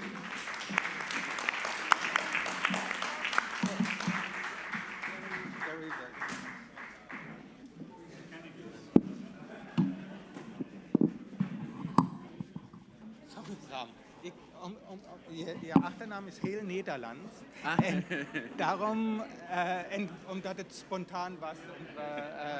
Ja, geen probleem. Wist ik niet dat je op de deze staat. Sorry. Geen probleem. Ja, maar dat had ik niet gezien. Nee, geen probleem. Ja, maar normaal gesproken zou je dat niet doen. Normaal gesproken heb ik een lijst. Ja, het was allemaal chaotisch. Maar omdat het... ja, op het laatste moment was. What was it? Did it go okay? Yeah. Thank you. Yeah? Did you enjoy it? Yeah, I got them. As you fingers, I also got them. No, I just didn't want to drop one of them. Yeah, I think it was fine. I didn't get to listen to everything, but whatever. Yeah, no, I think, and the audience also, I mean, we could have gone longer. I had to stop. And that's, I think, also a good sign. Yeah.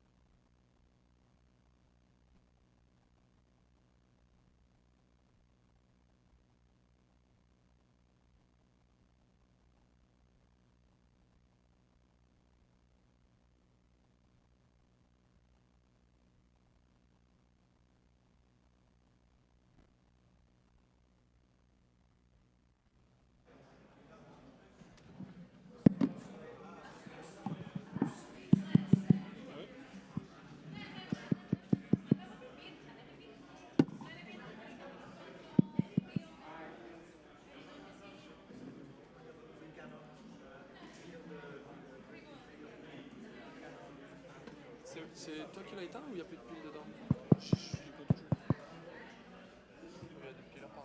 Ok, ça va aller pour la prochaine heure, je pense. Nickel. Il fait chaud ici, non? Ouais, il fait chaud, c'est pour ça qu'on a ouvert pendant la pause. Ouais, je sais bien.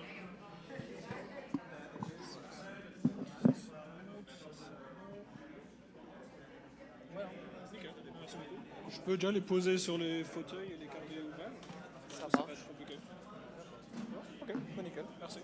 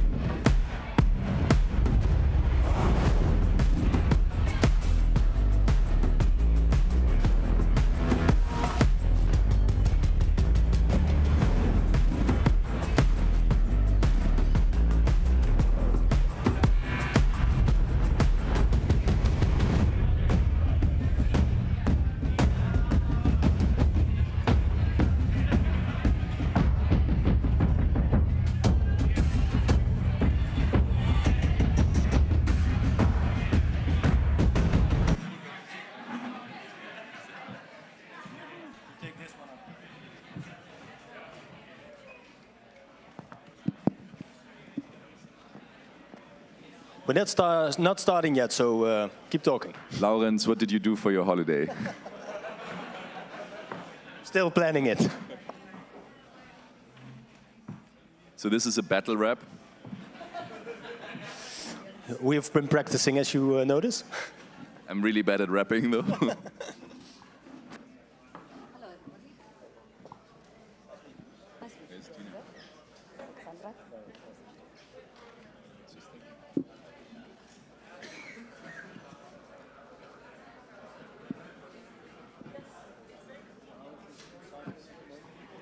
Not well.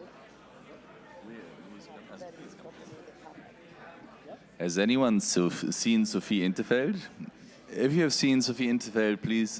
We see 2 minutes. 2 minutes for Sophie. Yeah. You can also scream at the same time. 1, 2, 3, Sophie.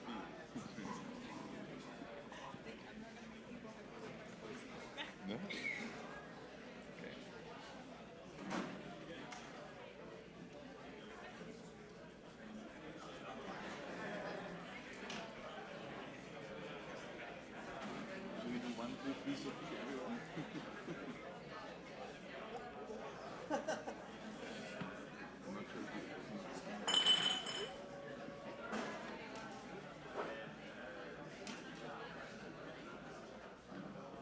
How was the day so far? Was it fun? Did you have fun? Did you go out yesterday? Yes. Volt is great. Yay. Energy. You want to tell a little bit about what you had for dinner yesterday or while we're waiting? I think it was Portuguese. Are there any Portuguese in the room? Woohoo! It tasted French, though. Are there any French in the room?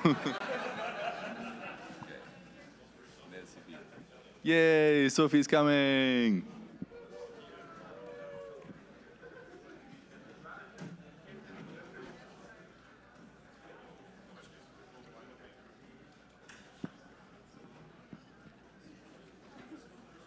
Give her a big applause, Sophie Interveld.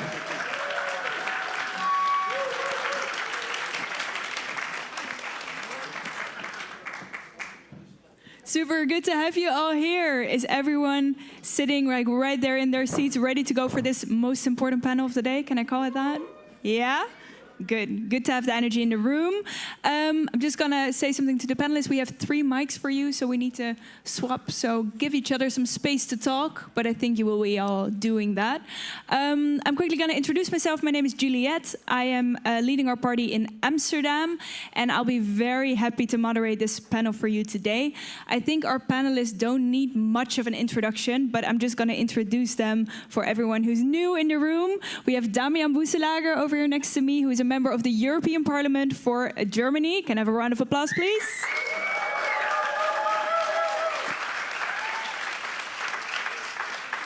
And then we have Sophie Interveld from Volt Belgium, also a member of the European Parliament.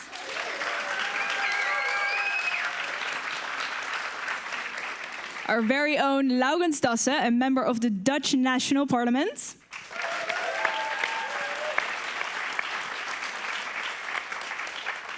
And then Alexandra Atelidis, a member of the Cyprus Parliament.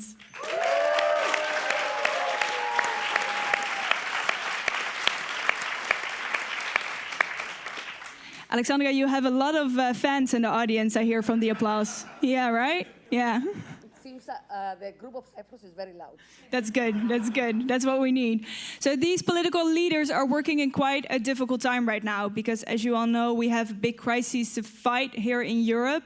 And while we need to do that, we have a lot of national parliaments that are most focused on their own interests instead of fighting together for what we need to fight on in Europe.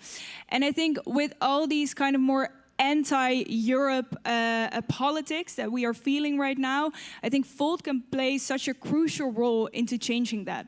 Volt is a super unique party, the first party that has the transnational lists, which we hear more announcements later today. Round of applause, thank you, thank you.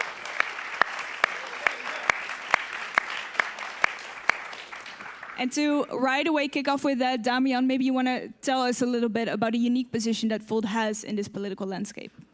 Yeah, I mean, there are many parties that call themselves European political parties, but there's only one that actually is a European political party, and that is Volt. So, woo!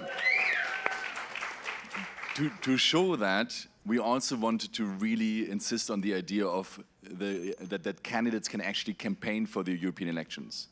The candidates that want to become Commission presidents. Because as you know, 2019, Frau von der Leyen basically appeared out of the middle of nowhere after the elections. So citizens had no chance to get to know her, no chance to ask her questions, no chance to look at her at a panel like this one now and say, okay, I really like her, I want to vote for the European Conservatives. They didn't have that chance. And so it's super important, I think, that we now, before the elections, show what our European leadership for the European Commission would look like. So you can think about it like a prime minister candidate, like a chancellor's candidate, and this is what we are voting on today, and that is, I think, super historic. But what's even more historic, and you said it, is that we also put forward a transnational list. Basically, the idea that we fought for also in the European Parliament, you have a new electoral law that would allow everyone to vote for European parties and all the European candidates on this party. And that's why, you know, European lead candidates is really cool, Spitzenkandidaten as we call them, but they're only leading something if they're leading a list. And that's where we are completely unique, and we can do that because we are an actual European party.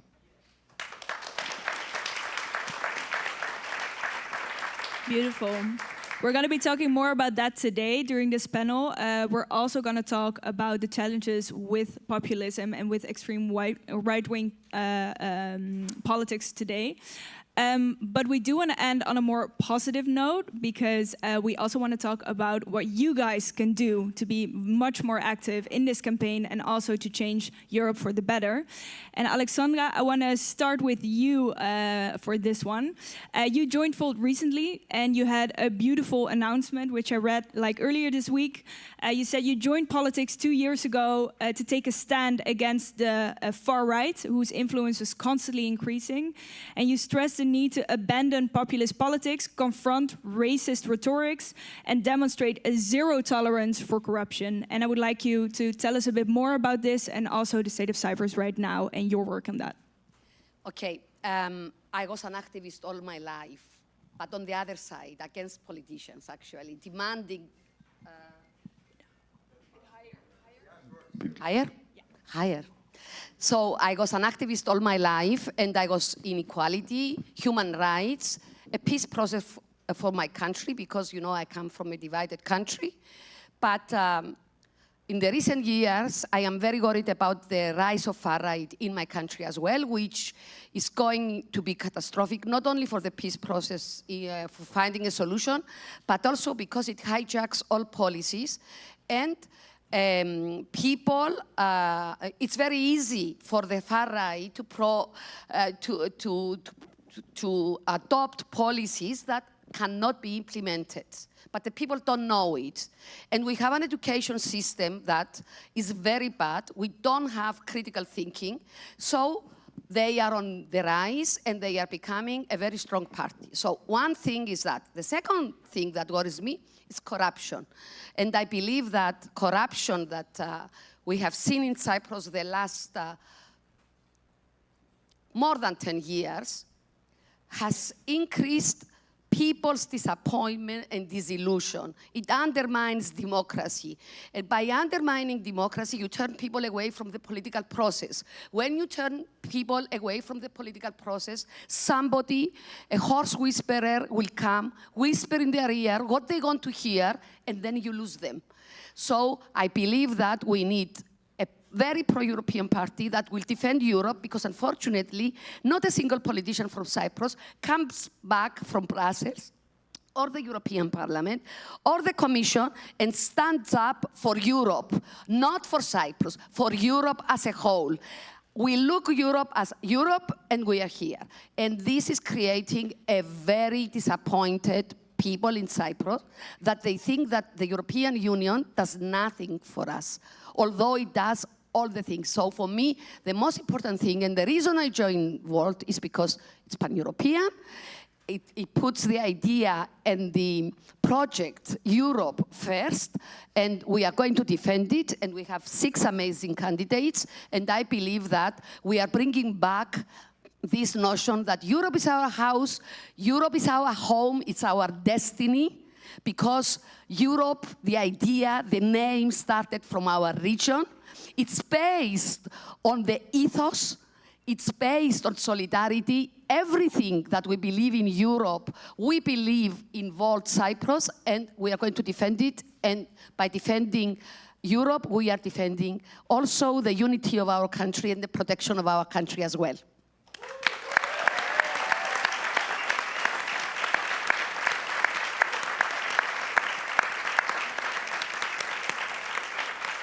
Thank you, Alexandra. Thank you so much. Sophie, I want to go to you. You've been a member of the European Parliament for over 20 years. 20 years by now, wow. And does Alexandra's story sound familiar for you in a way? How do you see, or how do you reflect on Europe in the last 20 years? And how did you see this wave of kind of right-wing populism evolve in Europe? Well, let's take a closer look at this wave of populism, because everybody is talking about it. But you know, maybe it's a bit like the monsters we're afraid of when we're small. If you switch on the light in your bedroom, turns out it's actually, you know, it's not tiny, but I don't think it's as big as we make it to be. We're talking the whole time about the far right. Why don't we talk about our proposition to the voters? Because there is plenty of potential out there, the electorate waiting for our kind of proposition. And all we talk about is this expected wave of far right. We have 2 months to go. We have plenty of time to gather support for our proposition, for our proposal, and I'm sure that there is a massive potential out there craving our message of hope, of confidence, of a prospect for the future, of opportunity, of trust in ourselves and trust in our fellow Europeans. So let's not talk them up, let's talk ourselves up and let's talk them down.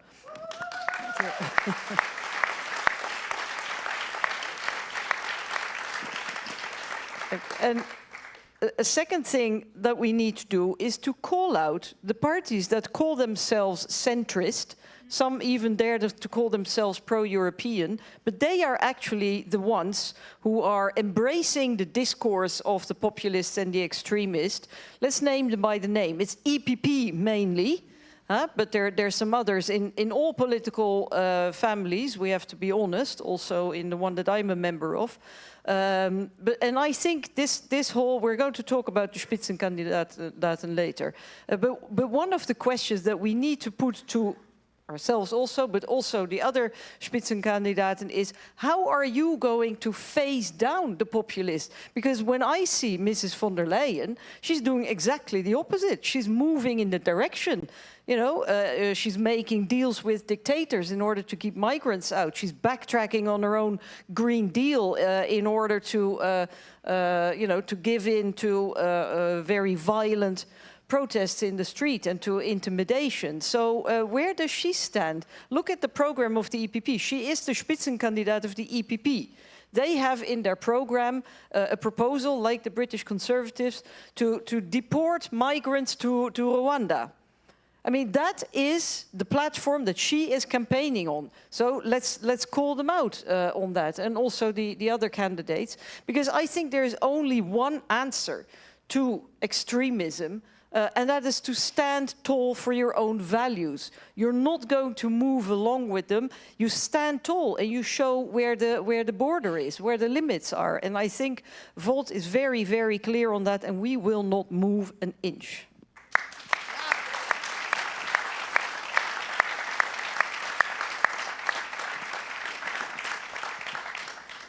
Laurens, do you want to respond to this, and maybe respond to this in kind of the views of what's happening in the Netherlands right now? Because in the Netherlands, populism is gaining a lot of popularity as well. We have a party in the Netherlands that became the biggest party that is thriving on excluding big groups of people. How do you hear Sophie's story, and how do you respond to that? Well, I think what Sophie said is what we are seeing in the Netherlands in practice. We have the PVV, who is a radical right party, with one party member, Geert Wilders, so they are not even democratically organized. They have one good punchline, and that is that everyone from outside the Netherlands is the problem for all the issues that we are facing currently in the Netherlands. And what you see is that parties like the VVD, but also the BBB, the party of Pieter Omtzigt, which is a new party, NSC, are all moving along with this narrative. And you cannot outperform the original. So Geert Wilders is blaming the migrants on everything, and the VVD is joining them, and therefore the PVV is growing and growing and growing. And this is a very big issue, because I strongly believe that, like Sophie also mentioned, if you stand by your own story, and you tell what your perspective is, what your vision is, what you want to achieve, then people are able to see, okay, this is the line that I want to follow. This is the Netherlands or Europe where I want to be part of. But they are not doing that. They are afraid of the right wing. And because they are afraid, they are trying to copy it. And when copying it, you're not the original. People vote the original. So let's remain with your own story. Let's, as Volt, ensure that we encounter all these centrist parties as hard as we can, and we are doing that also in the Netherlands, because you see, and that's maybe a good thing to address here as well, a lot of people in the Netherlands also ask me, okay, but we are the Netherlands, the rule of law, democracy, it's very stable, nothing will happen. And I mean, we spoke also to judges in Poland, and the one thing they said to me, remember, we didn't expect it to go this fast. And also, you already see it now within the Netherlands with the media. They wrote together a piece where they said we all will adhere to ensuring free media. Well, Geert Wilders, he doesn't care. He tweets. He doesn't care about anything. He said yesterday that the villages and cities are occupied by migrants. It's absolutely crazy. And then you have Pieter Omtzigt sitting in a talk show, and the only thing he says, yeah, I wouldn't retweet this. What? You need to stand up. And that is something that is not being done enough. And that's also what we should do in the coming months towards the European election, but also afterwards. Because you also see it with von der Leyen. She's moving for the voters. 5 years ago, the Green Deal was our man on the moon. Well, I think we didn't make it to the moon then. So please all go out on the streets. Tell the story of Volt, because that is a story of hope, of optimism, of a new Europe that we can all build together. And then I'm sure that we can really change the way politics is done, but also that we can make sure that the populist number of voters go down. And hopefully Damian can tell a little bit about this. I was hopeful with all the protests that happened in Germany because of the AfD, because people need to stand up when they see things are going to the wrong side. Thanks.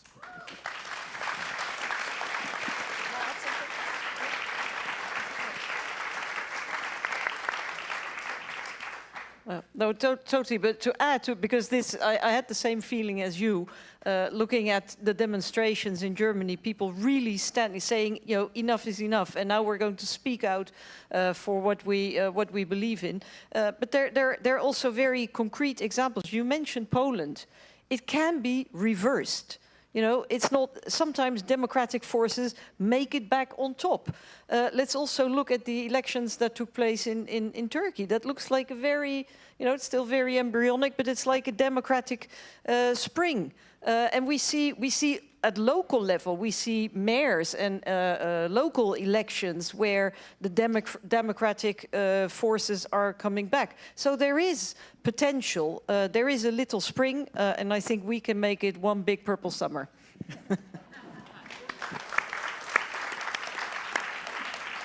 Damian, do you quickly want to respond to this as well? Yes, I think, you know, if you look at history, it always looks like it all made sense that it would happen the way it does. And I think the one thing I understand now is that's bullshit. Yeah? Because in the end, it's up to individuals taking decisions that will lead to what then becomes history. And Poland has shown that. I think, you know, in other places you see the trend go into a worse direction, as we see currently in the Netherlands. And the question is a bit, can we can we be strong enough, and that's the whole purpose of us existing, can we be strong enough to change history in the right direction? And that is what Volt is all about, trying to push the history in this better direction. I'm super happy about the protests in Germany because I think there is some waking up that is happening, but it's also not enough. I mean, if you know what Germany did, what Germans did, which is really not long ago, and if you see how similar the narratives of the past are that are now coming back, you just mentioned it. It's this whole thing about the foreigners are the fault of everything.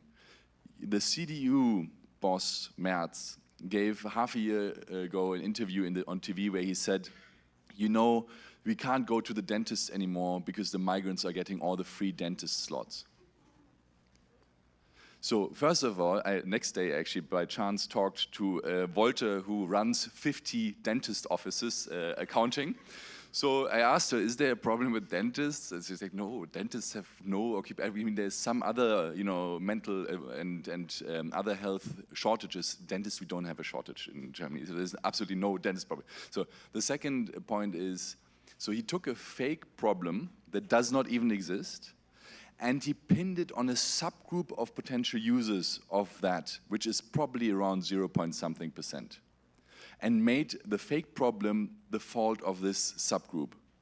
This is the worst kind of populist blaming for societal issues that don't even exist that you can imagine.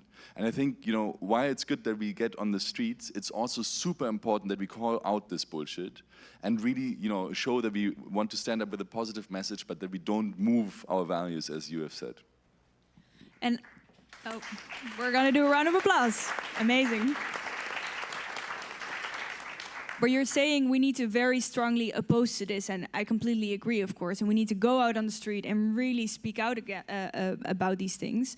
But what I find very almost scary is that if I look at, for example, friends of mine that are very politically active, they're saying, I don't dare to go out on the street anymore. With this kind of political wave that's going on and people that are so aggressively speaking out about things that I completely don't agree with, and then I want to speak out about things like, for example, telling the story of Volt, I'm too scared by now. So I'm kind of afraid that what I'm seeing right now, that people are kind of resistant or like scared, or they're uninterested to go out and actively speak out about this and become politically active. How do you look at that? So if we are already at that stage, I think then it becomes even more important that we in Volt create a safe space where you can be active and not alone. I think that's super important. I feel most of the people that I talk to, they look at it and they say, look, I still don't really care about politics too much. And that's more in my environment. I feel that they're not scared, but they don't like it. The PVV, this weird guy, and yeah, in Germany, AfD is really annoying, but I'm still not gonna engage because first, I don't have any power anyways, and second, parties are really unsexy and uncool. I really don't like it. I wanna go maybe to a movement. These protests for democracy on the street, that's great, but party politics? It's dodgy, it's somehow, I don't want to be associated with it, all the decisions so I think what we need to also do is create a safe space for those who already care enough, and if you're scared, you already at least care enough about what's going on, but also for all those in the middle that think that things can't be going bad so fast as they do in Poland, as you have explained, Lauren. So I think, a lot is about empowering and showing that we can already, look how many people are sitting here across Europe just because there was someone before you that also decided they want to get active. Yeah, we all in a chain reaction of each other, and we can be a much bigger chain reaction, and we have to be a much bigger chain reaction. And I think that's the very empowering message that we can give. Beautiful. And Alexandra, do you maybe want to respond to that? Because I saw you nodding during Damian's story. Do you have a mic? Yeah. I think that we have to engage citizens more. On long term, I agree with the lady who said something about education. I believe the education system is bankrupt in many countries because we are not preparing citizens for the challenges that we have ahead of us. And the challenges are fact-checking. It's the artificial intelligence, of course, that is creating a lot of false facts. And of course, there are countries that they don't want Europe. There are fascists, there are autocrats that they don't want Europe to success. Because a successful Europe, it means a very strong opponent to what they want to do. So they are undermining democracy in Europe for the last 20 years. They have thousands and thousands of websites undermining everything we do.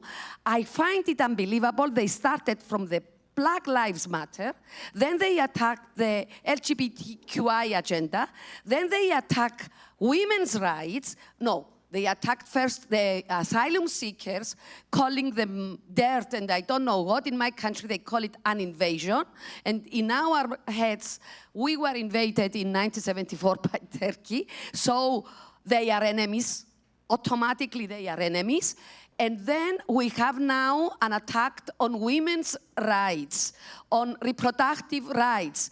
So the poem, first they came for the communists and I didn't react. Then they came for the unionists, I didn't react. Then they came for gay people, I didn't react. Then they came for Jews. Now this word is very, I didn't react. And then they came for me and there goes nobody to defend me. And this is what is happening with these people. So I believe education should be completely changed. We need to create people with critical thinking that they can cooperate between them, that they can communicate what they want. And lastly, that we have creative thinking. We have to think out of the box. The challenges ahead of us are so big that we really have to reinvent policy and policy making. This, it was used to be done behind doors in the European Parliament. We vote, it goes to the plenary, it goes to the council, it comes back, and the circle goes. And then, if we don't agree, it's behind the doors. We have the conciliation process, 25 days. People there decide. No, it has to be open, transparent, and people should be accountable. Because in my country, they don't know that so-and-so MEP voted against my reproductive rights, for example. So we need to make policy making more transparent, so that politicians, when they raise their hand and they say no to my rights, they will know that I will know. And this is the way to stop what is going on, by informing people. So I said it a lot of times, communication of the European Union is not good, especially in countries. The European Commission should work harder to bring things to the people. It should encourage people to participate. Us as politicians and we as Volt, this is what we want to do. We want people to come, sit with us, tell us how they see things, and we will involve them. We want them to be involved in every policy decision we are making. And this is what we are doing right now, because we have elections, European elections, but also we have local elections. So we are asking every chapter in every city that we have to come, examine the candidates, talk and vote. This is the way to bring people back to politics.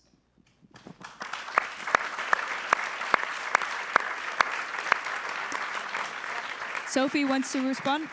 Lawrence, you want to respond to this? Well, not directly to this, but maybe to your question, because there is also a positive note. I mean, I've seen also after the elections in the Netherlands, also a quite big influx of members within the Dutch membership.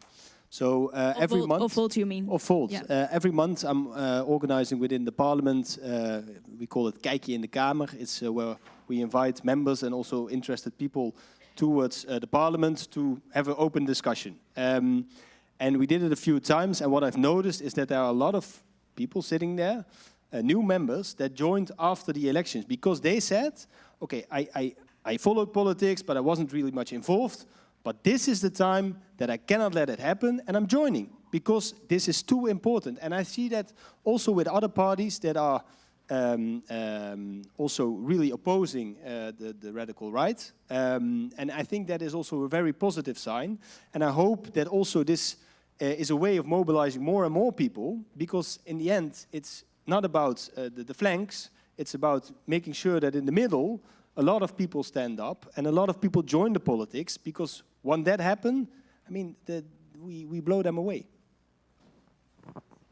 Yeah, no, I entirely agree with that. No, there were two things that came to mind when you said, you know, people don't find the courage to speak out, and I just, okay, it's a completely different context and it doesn't compare. But I had to think of the people who went to pay tribute to Navalny, who went to his funeral, who laid flowers, and they kept coming back, and in a climate where you know, you're almost certain to get arrested, tortured, disappear, etc. So there are always people who will find the courage, but they also find the courage because they know they're not alone. And this is why, well, taking to the streets, I think, is also important to show, I mean, physically show people, look, you're not alone. There are many other people who think like you.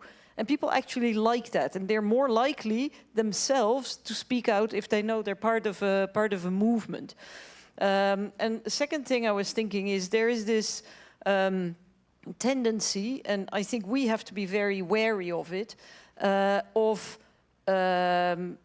discrediting, talking down our democratic institutions. You know, we always say, oh, they're so remote from the people. We say that about the European institutions the whole time. Oh, Europe is so remote from the people. Can we please stop saying that? It's simply not true. You know, all sorts of politics are being done, decisions are being taken, laws are being made which affect people's lives directly, and they also have a say. Let's cherish the democratic institutions that we have. And let's not do like some populists who have been in parliament for 25 years and still pretend that there's some sort of extra parliamentary force. We have a parliament. I'm a member of parliament. We're all members of parliament. I'm very proud to be a member of a parliament. I think these democratic institutions deserve our support. Of course, we're critical. We're always very critical. But let's cherish the institutions that we have, because if we don't do it, then others are going to demolish them for us.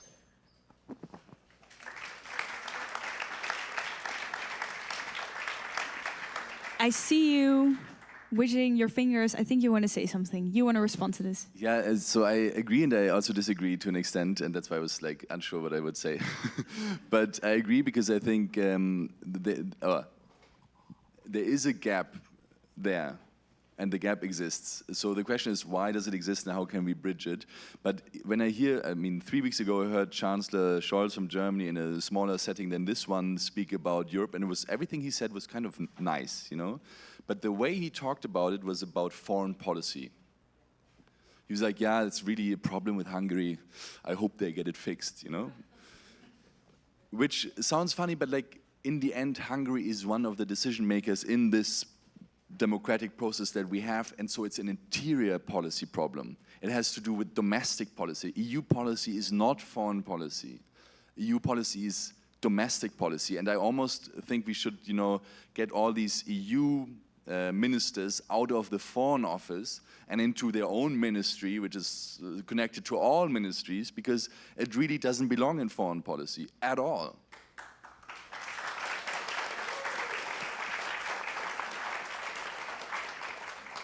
And then on the other side, obviously, I fully agree that I think we should, especially since not only the populists, but also the other parties don't really value what we already have in democratic institutions.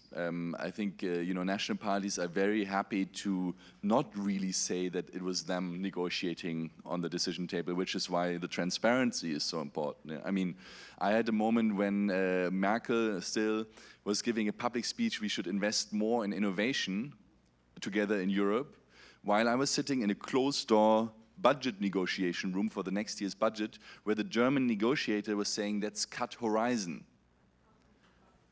which is the innovation and research program of the EU. And you almost like, am I schizophrenic or are they schizophrenic? I don't know anymore. But anyway, so I think like there's a lot to bridge still. And I think we can, by being a European party, by being in all EU member states, by being locally elected, really be the best bridge of all of that.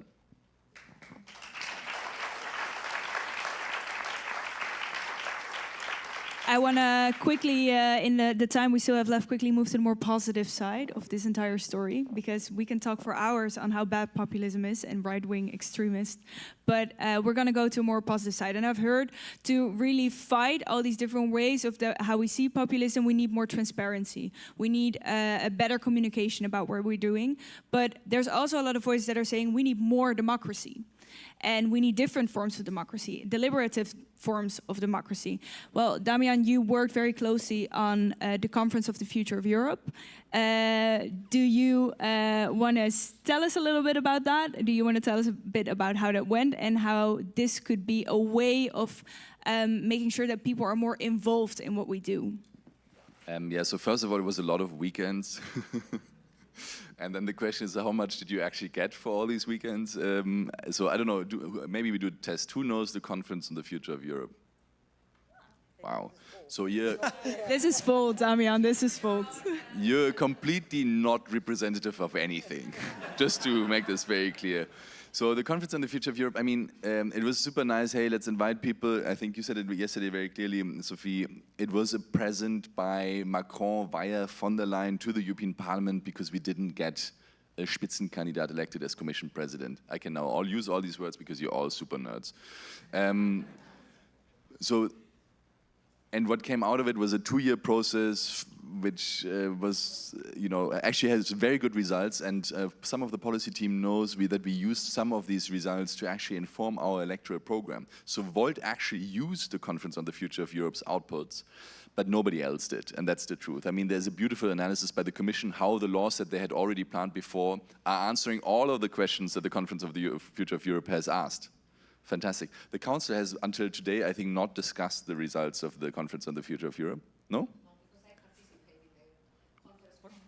I participated in the Conference for the Future of Europe, and they promised that they were going to invite all of us after the final report with 200 and something measures and 56 policy areas, but they didn't. And because of Ukraine, I think this took a back seat. In my country, last Thursday, we passed a resolution, my resolution, asking the government to promote the measures. We had some very, my resolution was opposed by the left, actually, because they are not so pro-European. But what I am saying is that a few countries, I think Portugal, adopted a resolution asking its government to see, because they said 95% of what we proposed in the Conference for the Future of Europe, it can be implemented without changing the treaties. The treaties. So why don't they do it? This is the question. Maybe, I think, 2 learnings from this, and then I think you probably have also an opinion on this. The first one is, if you do citizen participation, and that is, I think, the underlying question a bit, is you have to do it meaningfully. Meaningfully means you tell people all the information they need to know to be able to decide, which the Conference on the Future of Europe did kind of well. And then second, you have to explain from the beginning of the process how the results are going to influence and change reality, impact the legislative process. And this is not, I think, really done. And the second learning for this is also, for me, always citizen participation is meaningful in new alternative ways. But the core way of citizen participation is what? Elections. So let's make sure we also fix that citizen participation tool, which actually distributes power in the European Parliament, which should also distribute power then in the European government. This we also have to understand. Citizen participation is elections and everything in between.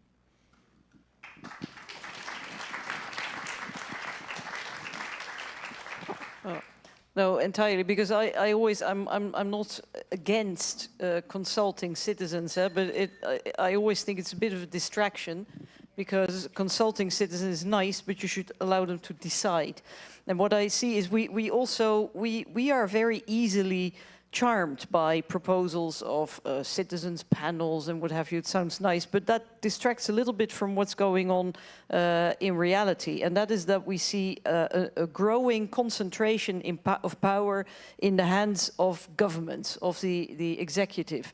If you're talking about the European Council of Government Leaders, which is it's interesting. I don't know who of you. This is Volt. You've all read the treaties, right? All 350 pages. Oh, but no, by heart. Okay. Exactly. No. So then, in that case, you know the job description of the European Council of Government Leaders, which until the Treaty of Lisbon was an informal gathering. And the job description basically says, well, for two things. It says it's not a legislator explicitly, and secondly, it's in charge of coming up with a vision for the future development of the European Union, which to me sounds like a think tank, which is fine. But what they do in reality is they behave like a government. They behave as if they have executive powers. The problem is they're not responsible to anybody anymore. They're not accountable. They have not been, they've been elected to be prime minister or whatever of their country. But nobody gave them a mandate to be in a kind of quasi-government in the European Union. And, you know, elections are an essential part of a democracy, but it's not all. They have elections in Russia, it's not a democracy. Wherever there is power, there should be checks on power. That is the essence. And this we see eroded, not just at European level, but also national parliaments becoming weaker and weaker vis-à-vis their governments. And we see more and more power in the hands of governments, and they meet behind closed doors, because the European Council is like a black box. And we really need to talk about the European Council when we're talking about reforms of the European Union, not just the Parliament, the Council. I think that is, and this is where the European Parliament, and I entirely agree with Alexandra, we already have a lot of powers, which in particular over the last 5 years we failed to use. We have, as I say, elective powers, scrutiny powers, and budget powers. And the European Parliament has not used them, not fully anyway. We have the power, for example, to hold the European Commission to account. And it's not happened once over the last 5 years, not once. We have the powers to scrutinize, to get access to information. And we've never used those powers. You know, so I think it's also in our own hands to restore the balance between the Parliament, the Commission, and, well, the European Council. I would prefer to abolish it altogether, but that's not going to happen, I think. Community method, exactly, supranational. But I think the role of the European Parliament is something, you know, in this whole parliamentary democracy, that is something that we need to focus on. Not just elections or consultations or panels, but also powers and countervailing powers. Thank you. Applause.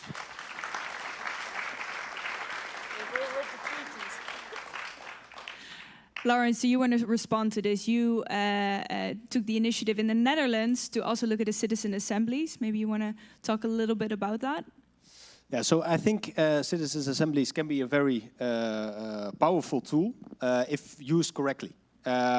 So if you want to do a citizen assembly about a certain topic, it should not be invented by the politics. So what I've noticed in the Netherlands in the debate around this is that all parties said, okay, let's do a citizen initiative about the climate, or about health, or about transportation. But that's exactly the wrong way, because then it's already influxed by a certain idea that we as politics don't want to make a decision, and that we need the citizens to legitimize what we actually want to do. That's the wrong way. So what we proposed in the Netherlands is that we want to have a permanent citizen council that can really deliberate and then come up with certain proposals for a citizen assembly.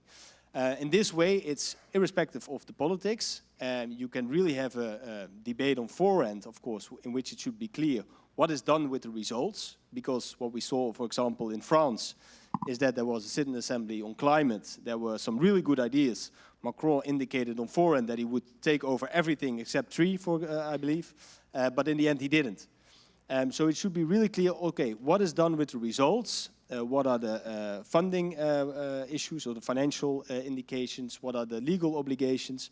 And then it can be a really interesting tool to ensure that, well, certain problems where politics is not able to get an answer to, the creativity of the people comes into play. And I think We don't use it very much. We have now a pilot with a climate assembly, but because of the government was fallen, it's moved aside for now. But I think it's a very strong tool, but it should be used very wisely. So the initiative with the citizens and a clear mandate, that's the two most important things. All right, I just want to move to my last question already because I got a very strict face over there that said 5 more minutes. Because I want to leave this room for everyone to have tools on how are we going to go forward to the 6th of June. I want people to leave here with your opinion on how do we convince the voters to vote pro-European, potentially volt, but especially pro-European, and not fall for these very extreme right-wing populism. I just want to have your take on this, and maybe we can respond on each other a little bit and leave this room full of ideas and on a very positive note. Who wants to start? Okay, I can go ahead. I have 2 points for that. The first one is don't underestimate your own individual decision in this election campaign. So in Germany, we won this one MEP seat to 2019 with roughly, I think, 4,000 votes enough over the threshold, which meant that every person which fired in the morning was necessary, not only helpful, necessary to be able to get that victory. So your individual choices, the individual conversations you have with your friends, even though they say, no, I don't care, and then might start thinking about it after your conversation, I think they really matter. And I really want to underline this. Individual choice changes whatever will be the outcome of these elections, also your individual choices. And then in terms of arguments, I tried to say that yesterday we had a dinner. If you want to win sovereignty back, you have to do it on the European level. If you look at defense, Germany is not able to defend itself, which means it has no sovereignty when it comes to defending itself. So if you want to win sovereignty back, and this you can tell to everyone on the street, we need to cooperate. Sovereignty over how the climate changes. Sovereignty over whether we will be competitive across Europe, whether we will be secure, whether we will have our fundamental rights safeguarded, whether we will have a humane asylum system. To be able to actually solve these issues, the other solutions of going back to the national level are fake solutions. They're not actually going to bring any sovereignty or any control back. And I hope that this is a very simple but very clear message.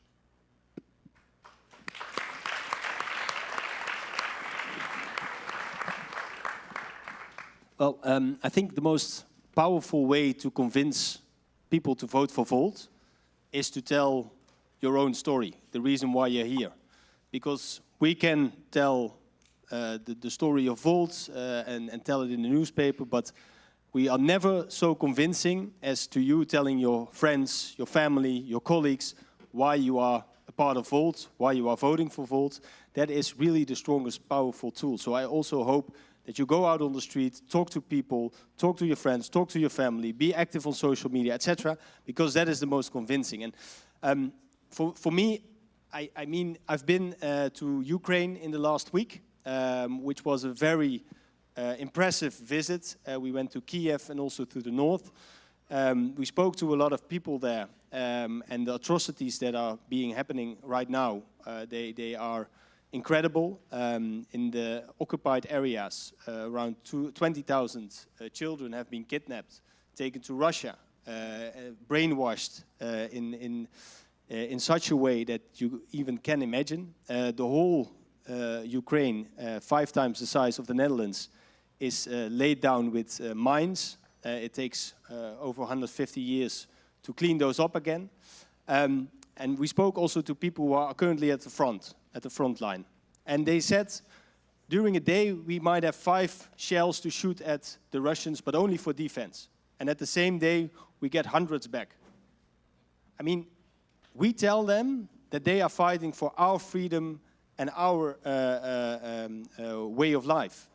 But I think that we as Europe then also needs to take responsibility. Responsibility that we are ensuring that Ukraine is being helped in a proper way, that we are able to deliver on the military side and on the financial side. But to do that, we also need to make sure that we really have a strong, united Europe, and that we are not only dependent on the United States with Trump coming up.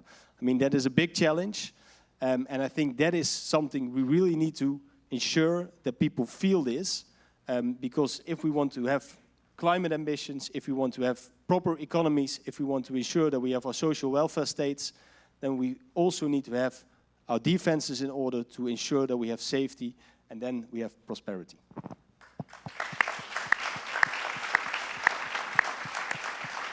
Thank you, Lawrence. And while you were telling this very powerful story, the future generation over there was climbing on the stage.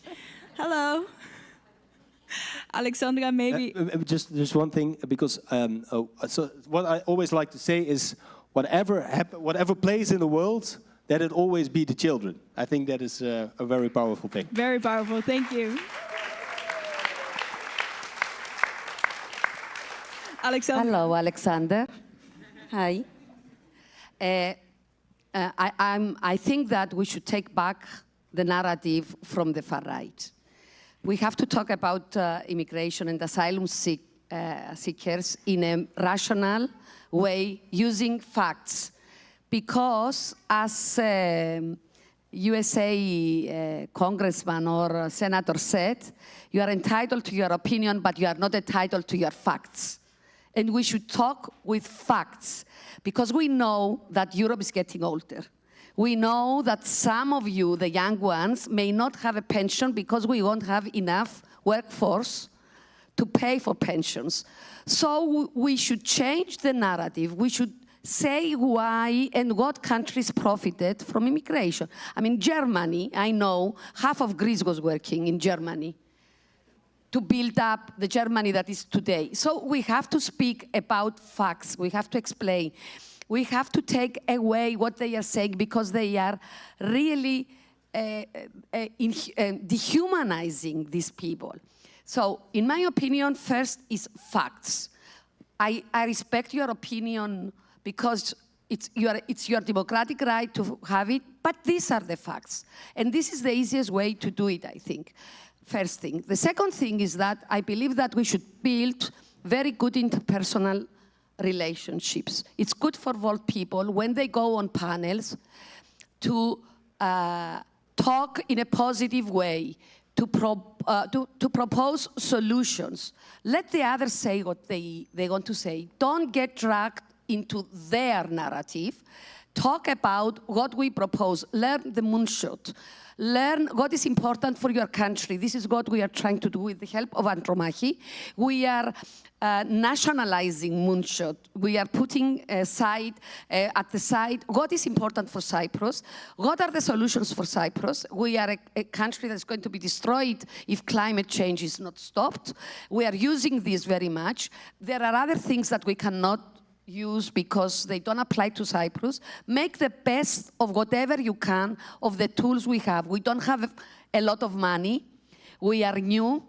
People, especially the southern people in my country, they need something to be established before they go out and they associate with it, because they are afraid, because they are not risk takers, because they are afraid what the other parties will do to them. And the government, because we have strong governments, as you said, with a lot of power. So what I mean is empower the people, first empower the members, and then motivate the members to go out and work for the party. This is the only thing we can do for the time being for these elections. And maybe lessons learned, we will share them, because we need to respect each other in every country, and we need to share practices. But we need to do it in a constructive way. I find, and I'm sorry to tell you, that there is a lot of bureaucracy involved. There is a lot of talking.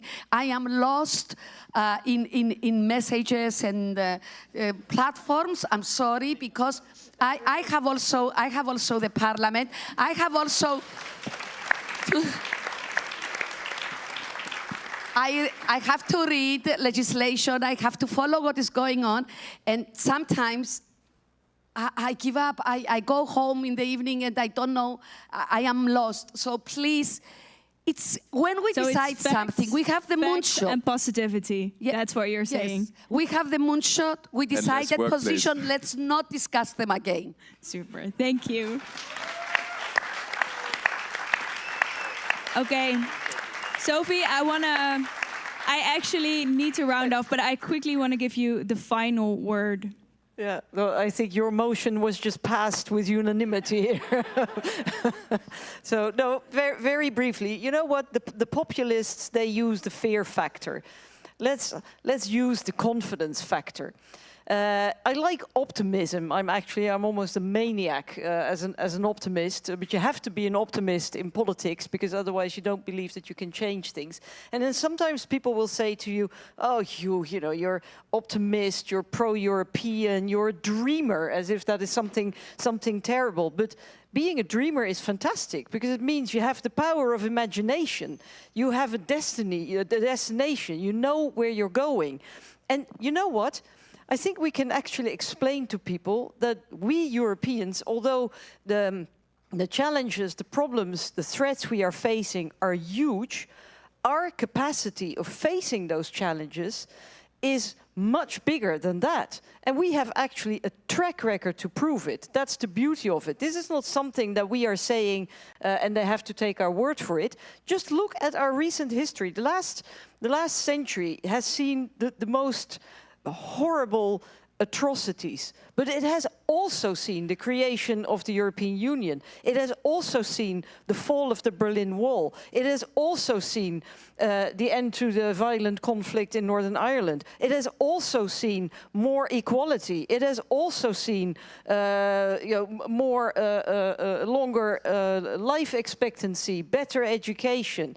Yes, we have problems. Yes, we have challenges. The world around us is really very, very frightening, but we have this incredible capacity as Europeans to make things better, to face the challenges, and to build a stronger Europe. And that is how we can give people this feeling of confidence, of safety, and of optimism. And I'm absolutely sure that there are plenty of people who are sensitive to this message. Thank you.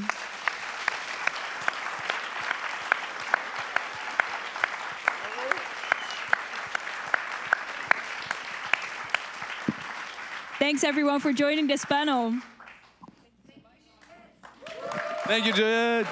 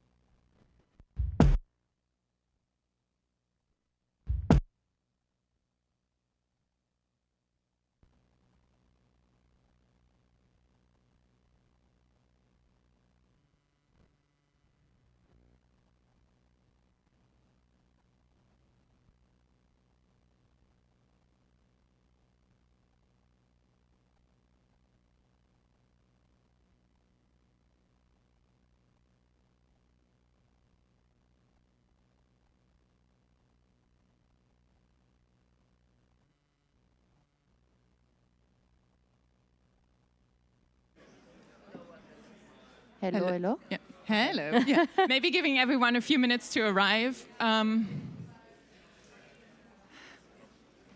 start? Yeah, perfect.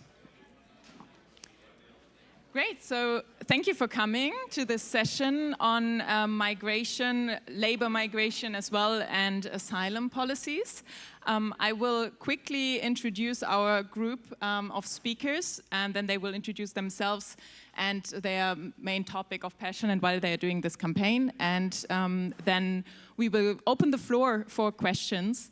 My name is Bettina Wolf. I will be moderating this session and also talk about labor migration, but more about this later. So we will start with Diana Andrei. She is the Volt Europe Legislative Advisor for the Moonshot Program and also the Volt Europe Diversity Lead. She will introduce herself in a minute. Then we have Hulusi Kilim, who is the Secretary General for Volt Cyprus and also a candidate for Cyprus. Then Silvia Panini, she is the lead candidate for Volt Italia.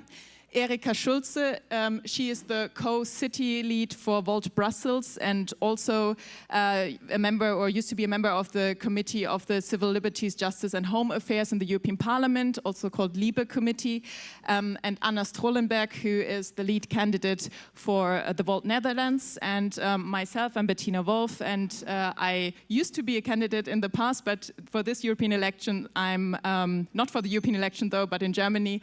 And now I'm in the Moonshot program in the policy team for migration and labor migration in particular, and I will be moderating this session.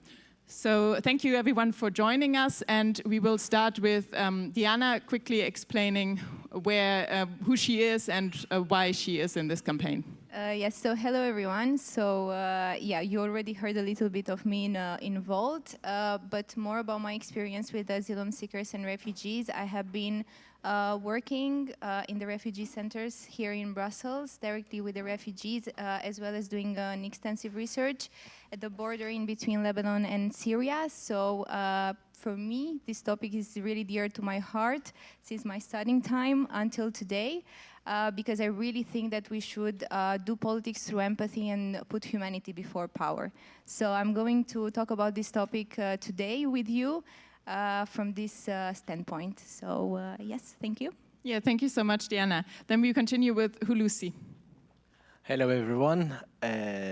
You have heard quite a lot about Cyprus today, I think, and I personally take it as a good thing. As a team, we are saying more Cyprus in Europe and more Europe in Cyprus. So we are reaching our goal today.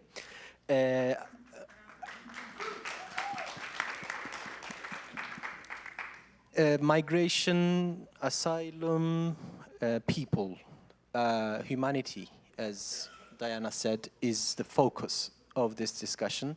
As somebody from Cyprus, I will try to share with you the way we are seeing things from our little island as a border country of the EU, and where we are lacking and how we, as all of Europe, what we need to do to tackle this issue, if we may call it. It's not a people problem, it's a system problem. This is where we are going to focus.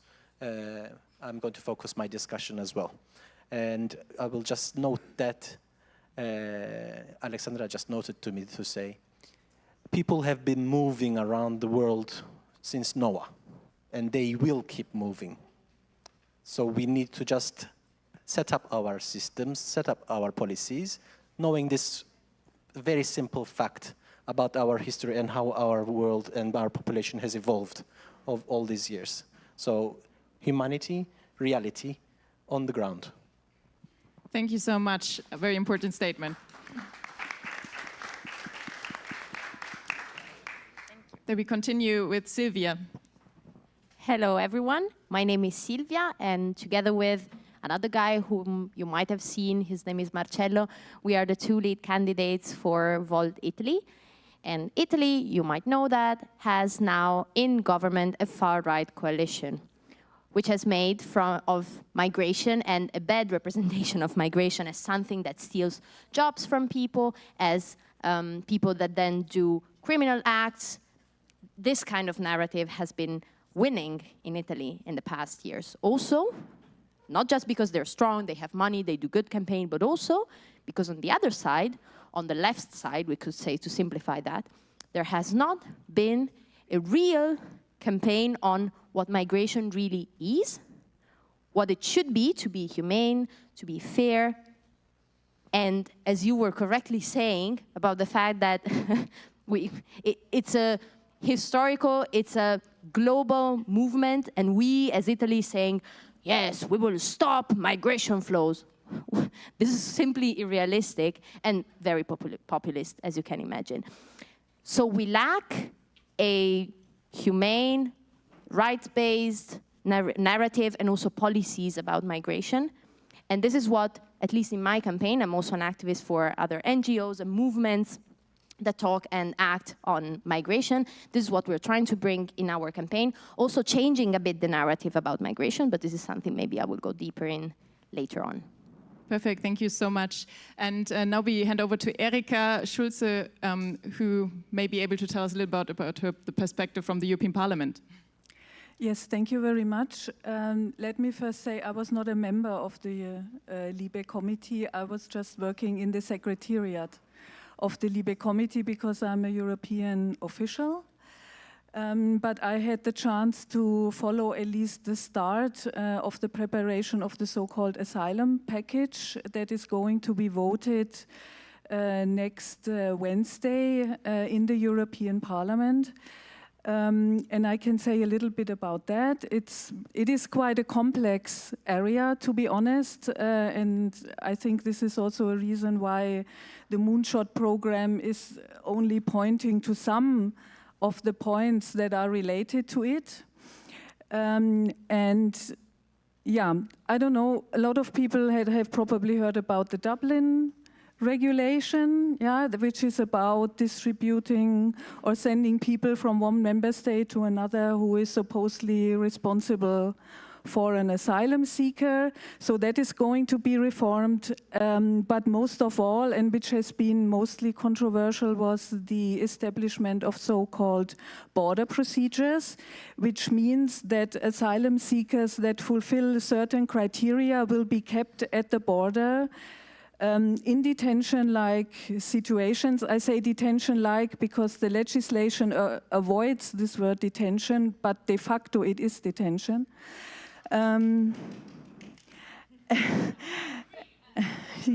Yeah, exactly. Thank you very much, Francesca. Then there is also a regulation on reception conditions, so that will be interesting. But there are 7 more, so it's a package of 10 different legislation. So as I said, it is quite complex. And I will not go into detail just like that. I will more wait for your questions that you might have on that, because then I can give you a targeted answer and not spoil you with a lot of information that you don't want. What I just want to say, and which is very much to my heart, and Sylvia already mentioned that as well, we are not talking only about humanity. We are talking about rights. These people have rights, and they are even set down in the Charter, in our Charter of Fundamental Rights. So let's not just talk about our pity for people who have such a bad life. No, they have rights, and they are entitled to get these rights. Thank you so much for this very strong and important and correct statement, Erika. And with that, I hand over to Anna Strollenberg, who will talk more about the candidate side of things, maybe. Yes, thank you. So as you said before, I'm a lead candidate for Volt the Netherlands. And one of the reasons I'm focusing on this topic is because it's also my field of work. I work as a spokesperson for the Dutch Council for Refugees.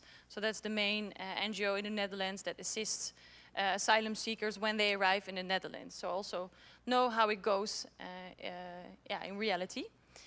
And actually my story is very similar to yours, Sylvia, because in the Netherlands our government fell on the topic of asylum and migration last July. And you could see that by letting the government collapse on this topic, they actually paved the way for this extreme right politician who became the biggest party at the end. to focus on asylum seekers during the campaign. And they created this atmosphere where we could blame the asylum seeker for everything, for the shortage of our houses, for every problems we have. It became the ultimate scapegoat. And it's similar to what you're saying, I think, that we're lacking a story of both on the left side of the political parties and on the right, it's not fact-based. And I hope that we as Volt can have more fact-based policies in which human rights are very much central. And what I have the feeling is that all of us here are more focused on asylum seekers, myself as well, but I also think, I hope that we as Volt can also talk about labor migration and the positive sides of migration and how we can attract talent. So I see a big opportunity for us there as well. Well, thank you so much. Perfect handover to my own introduction and topic, because I've been working more on the topic of labor migration. I studied migration, so also obviously looking into asylum side of things. But one of the main things that is important to me as well is to make it very clear that they are two very completely different things, also legally. Here we have mostly experts on the topic of asylum. If you have any question now coming about labor migration, I'm very happy to reply to that myself. The huge difference is that if you come here and seek for asylum, then according to the Geneva Convention, there are certain reasons for asylum that are legally making you a refugee in the legal term, and these reasons are not economic reasons, for example, and also not environmental reasons. So if you are fleeing your home country for these two reasons, you cannot become a refugee in the legal sense, you cannot apply for asylum. And there comes the sad connection to the labor migration, because in Europe we do not have, especially not a European policy for migration in general, let alone labor migration in particular, only bits here and there, which I will talk about in a second. We have the problem that a lot of people who come for very valid reasons, because they otherwise might starve as well, because they don't have a job and they cannot feed themselves, they might not be recognized, or they might not be able to come here for labor itself, so therefore they try to be recognized as a refugee and seek for asylum instead. And this is where the mix of the two topics happens a lot of the times, but it's very important to separate these reasons, because someone who is fleeing war and has one of the other reasons, according to the Geneva Convention for refugees, they can and should come to any part of the world for refuge anyway, regardless of any skills or not skills they have. However, talking a little bit about the skilled labor migration part of things, I personally worked also for the German Trade Union Confederation, specifically for the topic of European labor market and social policy, and there I focused more on the mobility from outside Europe to Europe, or so-called third countries, which are all the countries not part of the European Union, and how we can have legal skilled labor migration, and actually happened to work together with Damian because he's in the European Parliament, because he suggested the EU talent pool as one of the measures to make that happen. And as I was working in the Trade Union Confederation, also together with the European Trade Union Confederation, this happened to be one of the topics that we focused on and that I focused on in my time there, and so actually happened to work together with Damian's team in the European Parliament. So if you're interested in that, we can also go into this, but with that introduction, I would love to open the floor for any questions you might have, and we do the best we can. Obviously, it's such a complex topic, so bear with us, but we happily try to, or maybe you even have like a personal experience that you'd like to share that is relevant for all of us. So please let me know, and I will hand you the microphone. There we go.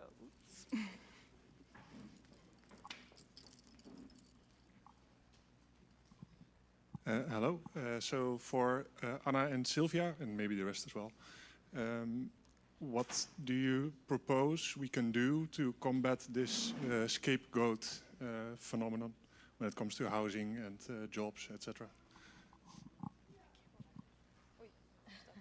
But I can start and then you can add in, absolutely. So, another topic I work a lot with, politically speaking, is prisons. So it's the treatment of prisons, the human rights of people in prison. And one of the things that I see the most, and here I make a parallel between prisons and migration, and we'll see why later, is that people consider prisons as silos. So you talk about policies for prisons, how to make prisons better, how to ensure that treatment in prisons by the police is based on human rights, but then you don't consider why people get to prison, what they do once they are out, the fact that there's no more job, and that, at least in Italy, there's a rate of people going to prison and then coming back to the prisons of 70%. This is exactly what happens to migration. We tend, also involved, I must admit, to see it as a silo.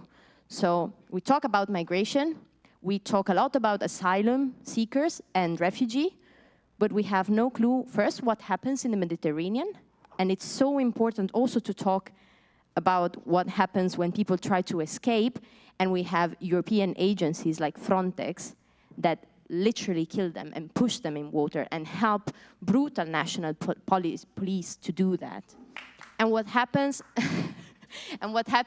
afterwards, once they have their asylum paper in their hand, and they get into the inclusion, and there's no one aside from NGOs, underfunded NGOs, with obstacles from all of the national governments. So we tend to see it as a silo. While what you say now is that people, at least in the perception of a person that has gone to the streets and talked to people about this topic, is that they say, yeah, migrant people steal our jobs. The problem is not migrant people. The problem is that we have even more an economy that is no more sustainable.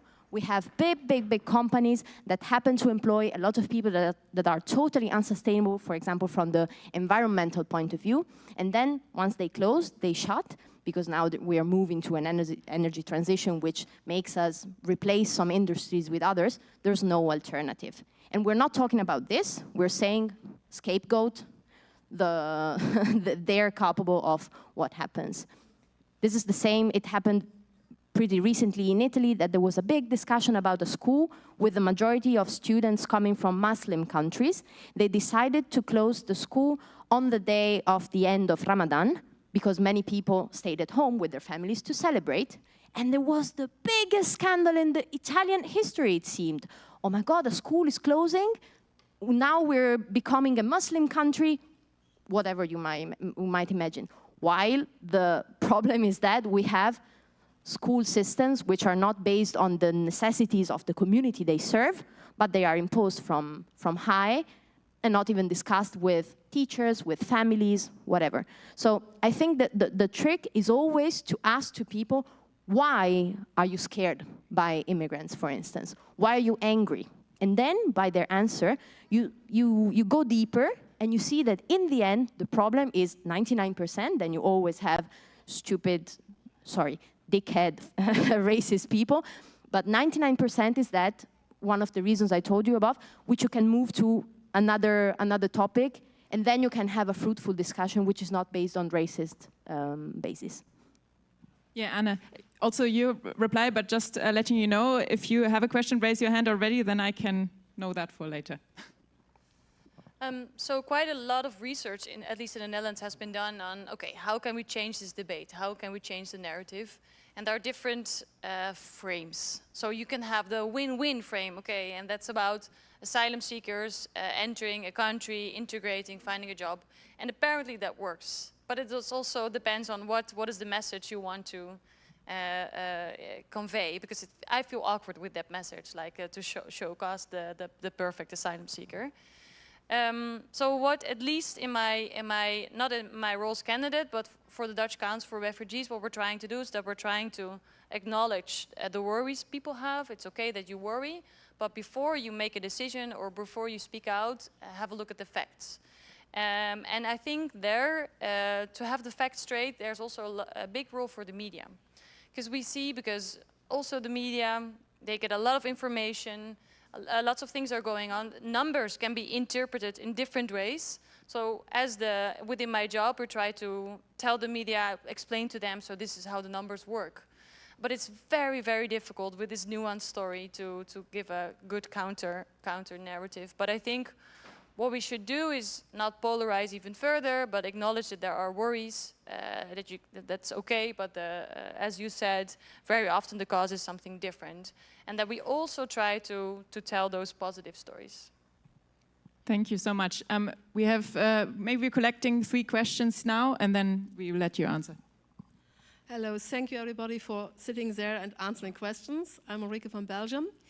And my question is here, what would you say about the connection between migration, all migration, and the rise of crime rates in European cities? Particular, Marseille, Belgium, in Antwerp, or in Germany, in Berlin? Thank you. Another question here. Thank you very much. I think this is the very right moment to address these questions because of education in general in the European Union, which is slowing down the quality. And I think the e-education, and one of the biggest issues for me remains the integrated approach, interdisciplinary approach towards migration, and the question not only about humanity, and integration, but also about inclusion, how we include the most vulnerable persons in the way that they don't feel any more scared to perform their talent. Thank you. Yeah, thank you so much. And one there, and then we do another round later. Well, what I would like to bring up is a new type of refugees that are currently coming here from sub-Saharan Africa. We have started to get a stream of climate refugees, basically people running away from extreme droughts and famine. And I wonder what your guys' opinion is on how we should treat these people, because, well, they're not running away from the traditional sense of war or conflict, how we know and how we normally accept refugees. So how should we accept these refugees? Or do we just see them as somebody seeking better life, and should they go through normal migration steps? Or how do we view this? Thank you so much for these questions. So one on the interconnection of crime and migration, one on inclusion also in education, and one on environmental courses. Do you confirm one? Yeah. Yeah, okay. So I will actually give an answer by covering more or less everything that has been asked. So first of all, I think it's about the perception before actually getting into the system and to the integration. It's first of all about the perception, because as we mentioned before, people are always talking about asylum seekers as being a problem. And moreover, what they are doing is to take the topic and put it into an actual controversial topic, and then link it, for instance, with, you know, like the issue across economies, GDP, and so on. So then we are using the topic of migration to aggravate another topic even more and more. So it's very easy to just take this topic and mingle around with it, so then we can make it even more problematic. So I think, first of all, it's about the discourse and how we are addressing it, because it's not about the people. People have rights, we all have rights, and we need to respect this. And then the second thing, it's about addressing the system. So that's one thing. And then about the integration, we have been actually working on the Moonshot program on a particular point regarding education, and we were clearly linking it with the redistribution as well across the European continent. And we said that we need to take into consideration, yes, the GDP, but we also need to take into consideration other matters such as the culture, such as the language, such as, you know, if people to this integration approach, which is inclusive, diverse, and, well, as much as possible equal.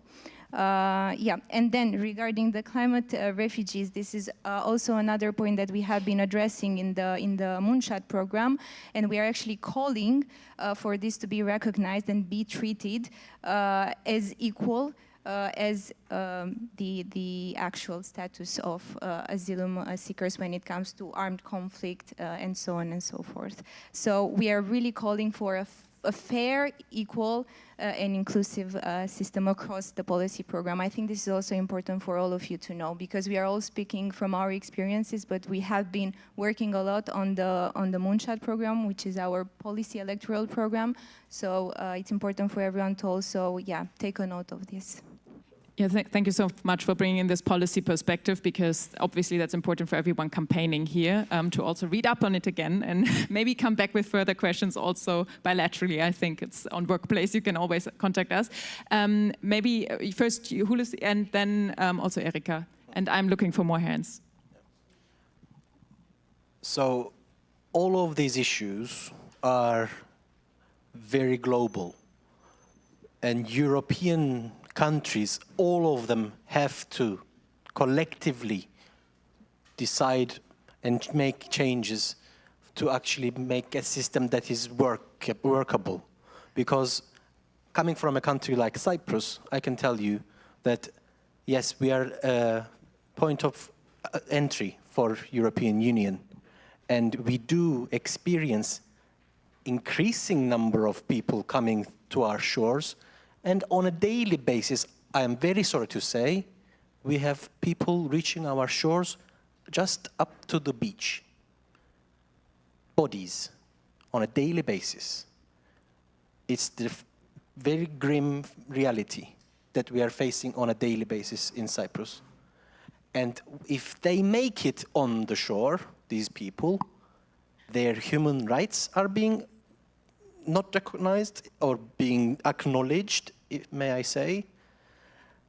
The other day, our government has had the audacity to say invasion for these people coming on our shores. And we had the, of course, immediate response and condemned this kind of a approach, wording used by governments. And unfortunately, this is the case happening across Europe. We are experiencing an extremism level of governmental attitude to these things, Orban being a very good example of a very bad thing. And in Cyprus, we are experiencing the same thing.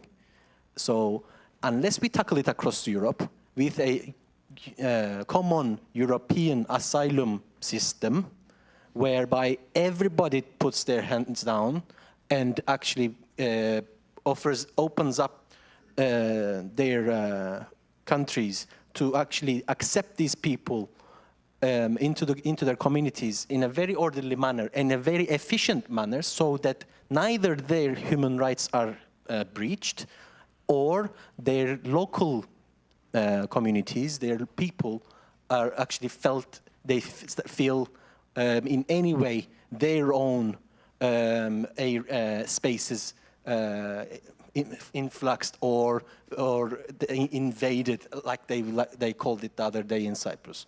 So once this is actually tackled, we then stop that opportunistic politics currently being applied by the far right, creating such narratives where they highlight either a non-existent problem as a problem and link it to the existence of asylum seekers in the country, and create such sense of fear, which is very, we are very familiar with this very approach of injecting fear into the community and linking it to these vulnerable people and to the problems that we are facing in the country. Let me remind you one thing. I lived in England for a number of years. The pre-Brexit UK and the arguments that went around there, everything that didn't work with the country, or the influx of European, even back then, the European workers coming and getting things, jobs that they were talking about, the labor issues, were linked to the very open borders policy of Europe. What happened afterwards, after Brexit, guess what? The number of people coming in, not from EU, but from the rest of the world increased. So the country itself did not have control of its borders. Not back then, not even now, even if after they left the EU. So the argument is invalid. It's not about the people, it's about the system. It is about not being able to deal with the people coming in and refusing that reality, to see that reality that is taking place, as I explained in the beginning of our panel. There is a reality of moving people. People will move and they will keep moving. What we need to do is actually acknowledge that fact, and instead of trying to put borders to them, or instead of blocking them from coming in, and giving them the opportunity to actually thrive in the country that they are going to be in, be it with us, be it in another part of Europe, so that they can actually reach their potential and contribute back to the community that we live in. It's very, very simple. Yet this is unfortunately being used as a very negative way, and narratives are being created and being used against us, those who want to welcome people. It's a very, very important point. I will say something about it in a second. First, Erika, because then after that we have the last round of questions, because we are unfortunately already going to the end. Yeah, I just wanted to say I don't think that we should avoid this topic of crime and migration, because the statistics show that there is a correlation, that among migrant groups you have comparatively a higher criminality rate than among nationals. And as Volt, as we are always saying, we are taking into account evidence. We should take this into account as evidence as well. But then we should also see migrants can be charged for crimes that we cannot be, like being found irregularly somewhere for one reason or another. That is one thing, and the other thing is that I think, and then I am with you, who said that we need to see things in context, that asylum seekers are not allowed to work during the first 9 months of their registration. So that means that in nearly all European member states, they are getting even less for the survival than the nationals get. At least that is the case in Germany. They have a special regime that is even lower, and now they even want to reduce it more or give it only on a cash card so that the people cannot send home any money because, I don't know, allegedly the German state does not want to pay. I mean, are we not everybody able to spend our money how we want? But okay, let's not go that way. But then people, of course, are very easily prone to people who say, do you want to learn a little extra? Here I have some joints for you. Okay, in Germany it will be legal soon, but okay, let's, you know, so this is a very tricky situation, and for sure migrants are not the better people. They are not better than us, so they have the same considerations, they make the same evaluation. Oh yeah, if I do this and nobody catches me, I don't know, I have 25 euros more, which is not bad in my situation, right? So this is linked, I think, also to the inclusion matter that you have mentioned, because I don't know, we wait a very long time before we start including these people. The maximum that they get are usually very bad, at least this is what I hear, language courses. So after half a year, they cannot even say correctly yes or no to a question, by the way of speaking. So how can we be astonished that the result that we have afterwards is not what we are wishing for? And just to finish on the topic of climate change, this is a very complicated topic. It has been tried a lot of times to include it in the Geneva Convention, but nowadays the situation is so politically tense that everybody is afraid to open this international convention because they think we will end up worse and not with an addition of another ground. So, but there are possibilities to work around it. For example, when it is about sexual violence or human rights violations of women, they have been found legal tricks to work around it and to say, yeah, let's include this under social group. So women who, for example, face female genital mutilation, then they can fall under social group, yeah. I am told to shut up, so I do that. I'm so sorry. No, but we have to, we started a little bit late, so we do another quick round, but I want, because thank you for bringing this up, because I do not want to avoid the topic of migration and crime. And you said some points which are already directing in the right direction. The thing is, they're both connected. The one thing, as I explained earlier, a lot of people are arriving who are not recognized legally as a refugee. So a lot of people in Germany, for instance, end up staying in Germany anyway, but so to speak, illegally, which is obviously very questionably in a human perspective, in a human rights perspective, because no human being is illegal. You also said migrants are not better people. Yes, but they're definitely also not worse people. The whole context, as you also said, is important.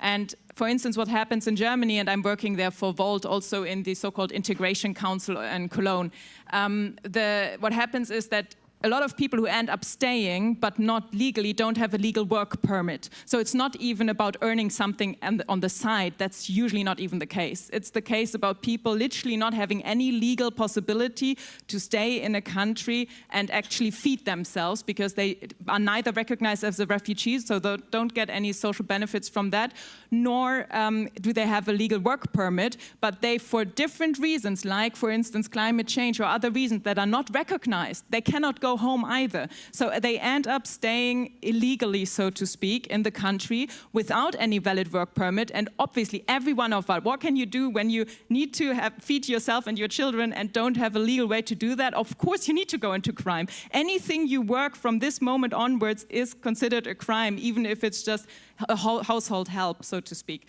So, and also obviously the drug people and everyone else, they know that, and they specifically approach the people, etc. So that is the dynamics which would happen to every one of us. It's a structural, systematical problem, and I think that's very important to understand the interconnection of crime and migration. I can't go into detail now, this is a lot to do with labor migration in some sense as well, but in some ways, for instance, the German state even facilitates that kind of legal work in the building industry. Actually, most of Germany's building industry is actually based on illegal work from non-recognized people, which is horrific. It's a very structural problem and not a personal problem, not a people problem. We're all the same people, and that's just very important for me to underline. A very, very quick last round, because we started 5 minutes later, so I say we still have 5 minutes more. When we look into conflicts where migration is generated or caused, many of those conflicts have a colonial background or post-colonial history. How we can get the narratives from migrations bring crimes more to the colonial past of European countries and make them accountable for crimes they have done in the past, which we would like to oversee and look into the future. Okay, thanks. 2 questions here. Yeah, so I want to ask how you think about the relation between statistics, narratives, and individual experiences, because I think statistics, you can say, well, it's just not true, and in a narrative you can say we can bring a positive narrative and someone else can bring a negative narrative. And I think in the individual stories can bring compassion, but they can also be stories of individuals where, for example, if you say, are migrants stealing our houses? Statistically, maybe not. Narrative, you can put another narrative.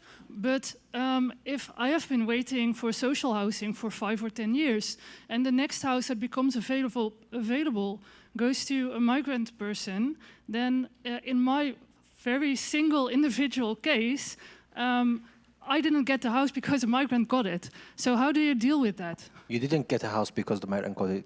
The country didn't provide enough houses for you originally. First of all, thank you, dear panel. I hear a lot of arguments about technicalities, about the system, and arguments about human rights. But I have not yet heard things about cultural diversity. Can anyone please make a case about in favor for cultural diversity? Thank you. Yeah, it's very... first of all, let me tell you very fast that I'm very happy that we are having this discussion. It's a very important point, and I'm happy I'm involved at this moment more than ever. I'm the lead candidate from Greece. Thank you. So very close to the housing argument. In Greece, we have, like Cyprus, people arriving on our shores by the thousands, dead and alive, and our police or Frontex make sure that they are mostly dead. What is important is that we should recognize the lack of the capacity of some countries like Cyprus and Greece and Italy and Spain, the entry points to actually absorb and keep these people in humane conditions, and that is important that we recognize it as Volt.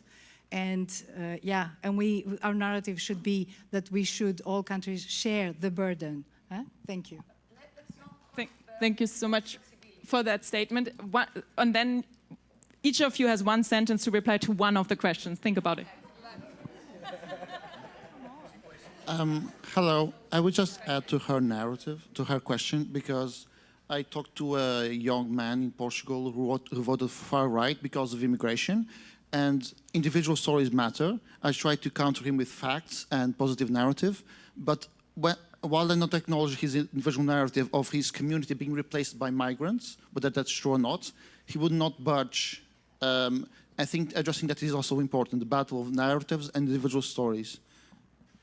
Okay, so it's kind of 3 questions: battle of narratives, post-colonial, colonial past or post-colonial, and what do you do if you have the specific situation, individual case for structural problems? So, who of you? Okay, very brief. So first Sylvia, then Diana, and then Erika. Very brief. To the post-colonial heritage, giving agency to people that come here and giving agencies to those countries that we usually look at as beneficiaries. Also here, we're talking now, we have to welcome those that come, we have to provide services, and they are not agent of their actions. On the one side, of course, it's good, we have to provide for services for those people that come here after a long trip, after wars, after situations of need. But on the other side, when they come here, they can't just be subjects of the state, of the community, of whatever, but they also need to take some agency and be free and be enabled to do things. In this way, we will stop, I'll close very briefly, but we will stop also talking about migration with a very paternalistic and patronizing way, but this will also be, we are in the same world, we're in the same situation, and climate crisis is affecting all of us, and we can face it, we move in the world, we live in the world together, from different sides of the world, but it's not us, the Westerns, helping you, the poor Africans in Italy. That's the major narrative, exactly. But it's more of a mutual thing. It takes a lot of time, but it's also something that in narrative we can change. Also, maybe to point out, people do have agency, but they are not listened to. So, yeah. Exactly, yeah. Yeah, regarding the cultural diversity, so again, it's about the perception, and that's key, of course, because we are all saying, yeah, the other people, these people, right? But we are all the same, right? To put it in a metaphorical way, we are different, but we are also similar in so many ways. We have like a shared past, we have shared similarities when it comes to tradition, when it comes to the language, and so on. If you look at the Latin languages, right, that's key. You have so many cultures which are also similar based on the language, based on the behavior as well, based on the way they are expressing themselves when it comes to different gestures and personalities as well. So the thing is that, of course, it's essential to take that into consideration and actually cherish that, because each person that is actually coming... Sometimes maybe now women get a job and men any longer, but let me just say there has been so much injustice and still is. People statistically do not get houses when they have certain family names. So in an individual case, that's worth the effort to kind of make an effort to change the structural problems, I'd say. So on this, and also with this strong statement for diversity, because that's what we all benefit from in Europe, and it's called United in Diversity. Thank you so much for coming. We need to wrap up. Thank you to the panel.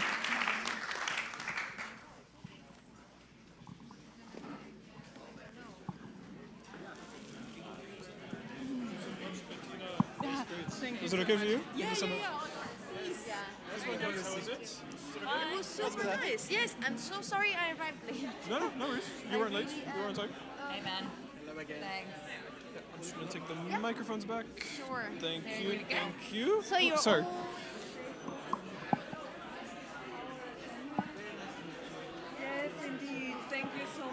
so Diana? much. Yes, you got it. Yes. Are you speaking on climate as well? Okay, your name is in one document, but I don't think it's changed. Sustainable governance. That's the topic. Yes, that's my work. I can speak every Do day. you want to? We already have 4 or 5 speakers. It's not necessary. No, but if you want to. That's more even your topic because your actual work.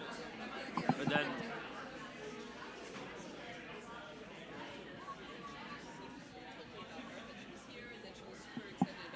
And she hadn't heard of it. We still keep going in the room? Sorry? In the room we can still keep going? PowerPoint, countdown and stuff? Yeah? Okay. I thought that was a problem. Yeah, we had no Wi-Fi for a little while, but it was like 40 seconds, and because the buffer of We started like almost 5-6 months back, but there was a bit of slow process as usual. There was no many pointers to access in the beginning. when we have the microphones on.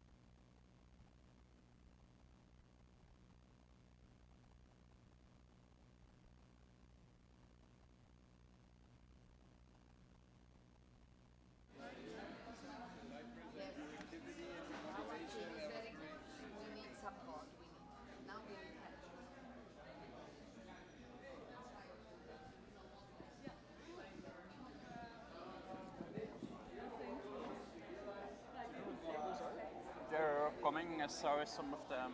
Yeah. Okay. Is Susanna here? Because you guys are on in 2 minutes. Okay.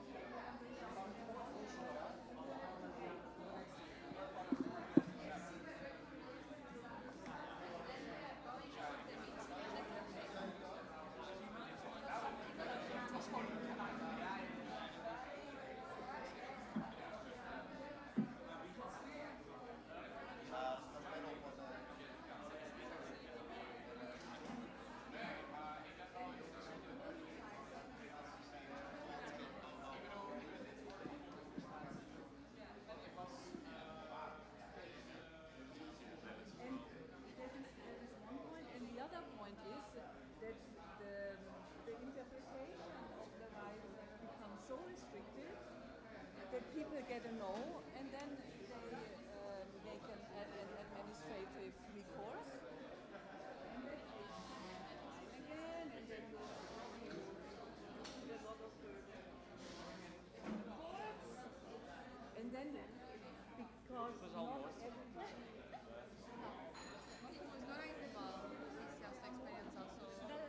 Should we start?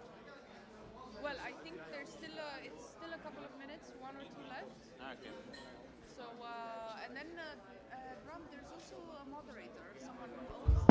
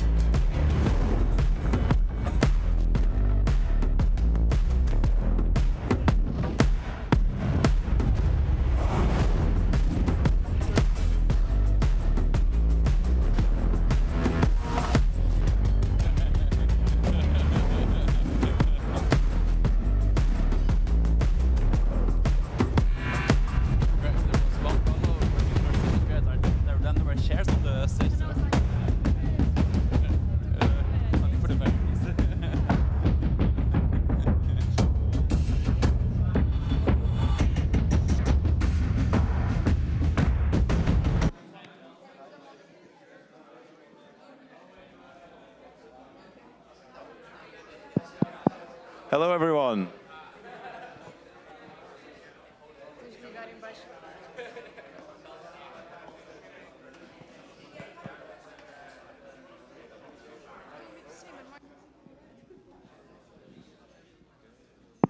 Hello, hello.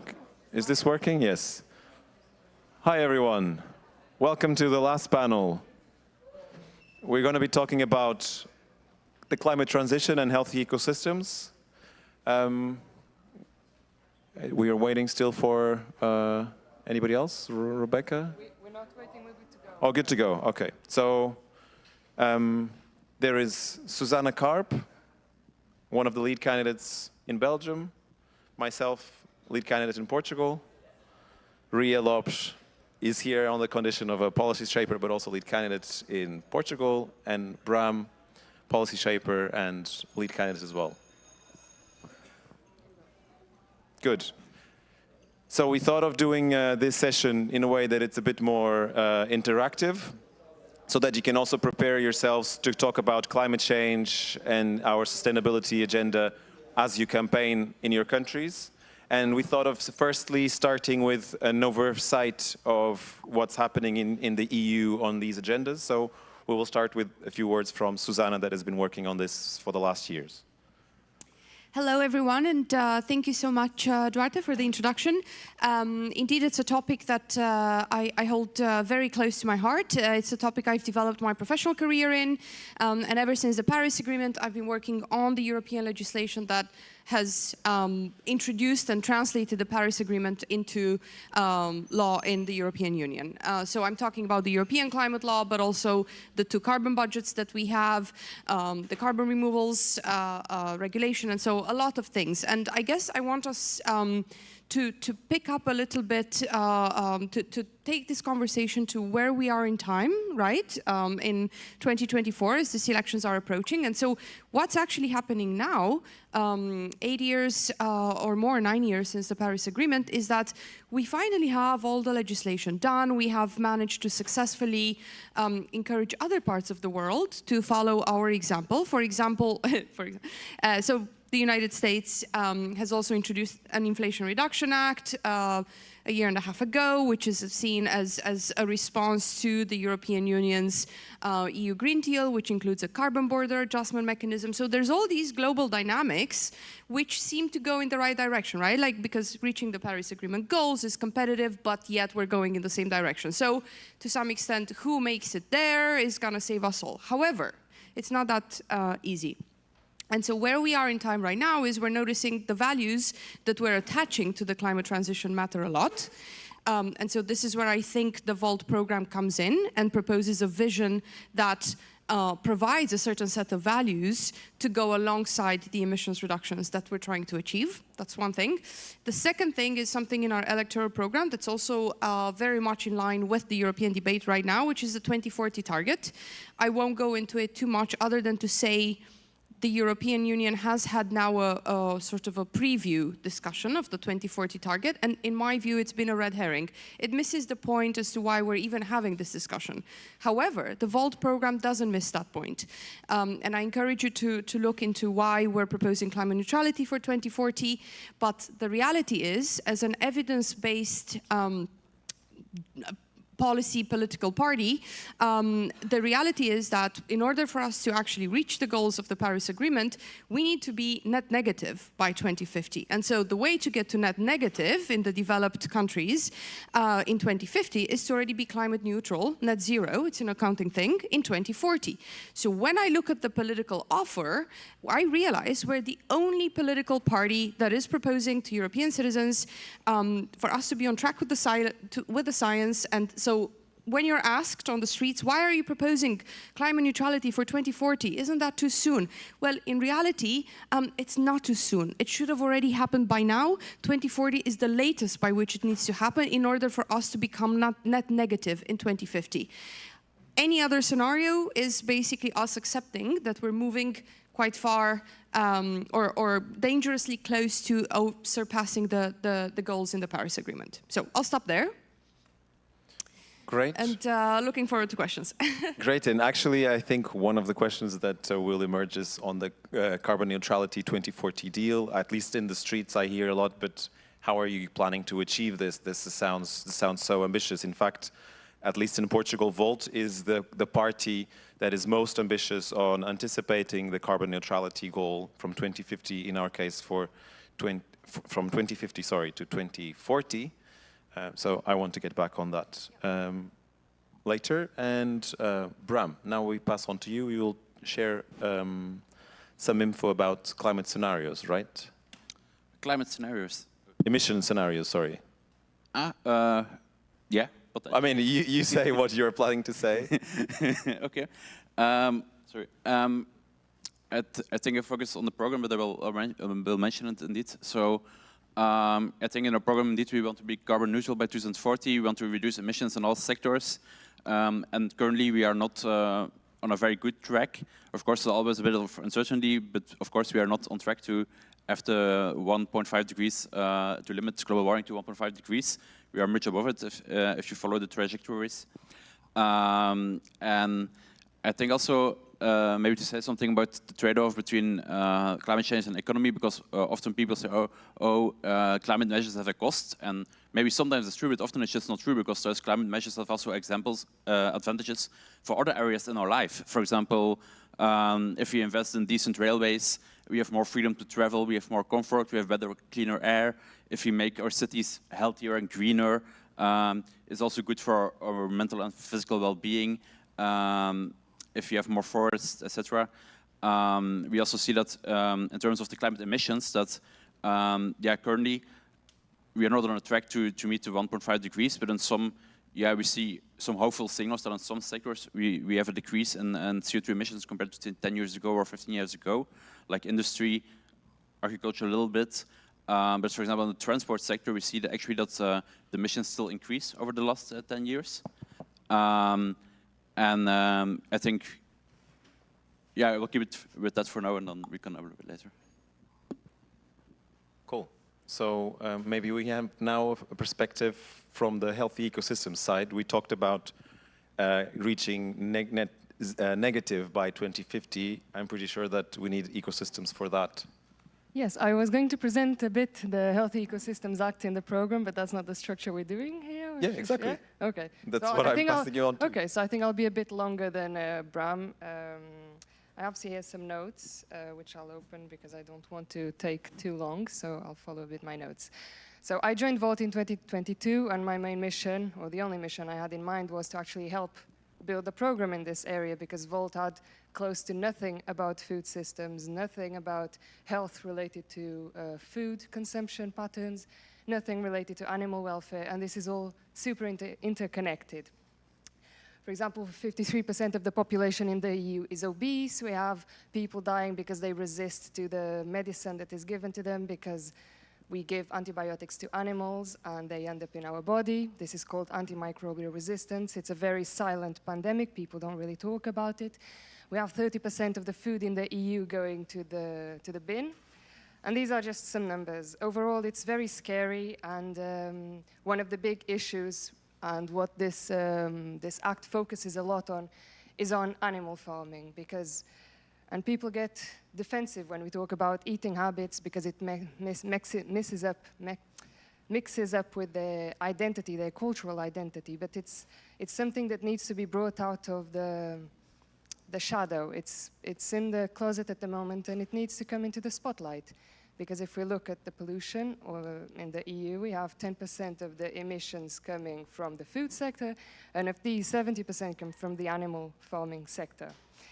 So this is something that our act or our policy program and this act address, and we maybe are braver than other parties because we actually speak about it. And other parties, they know that if they speak about eating habits and the way we need to bring consumption levels back to sustainable levels, they know they'll lose votes, but that's not what Volt cares about.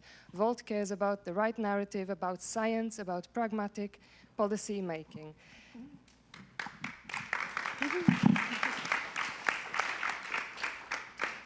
Cool, so I'm giving my side as well here, and then I think we can pass on to Q&As, or maybe we can also play a bit of a role play, and you can make our life hard by being the deniers and skeptics of sustainability that we might face in this campaign.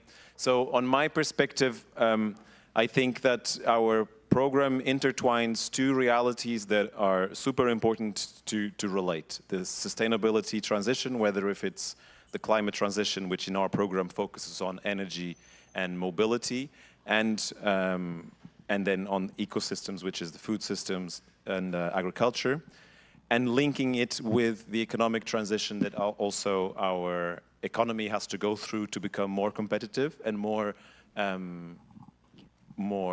relevant globally.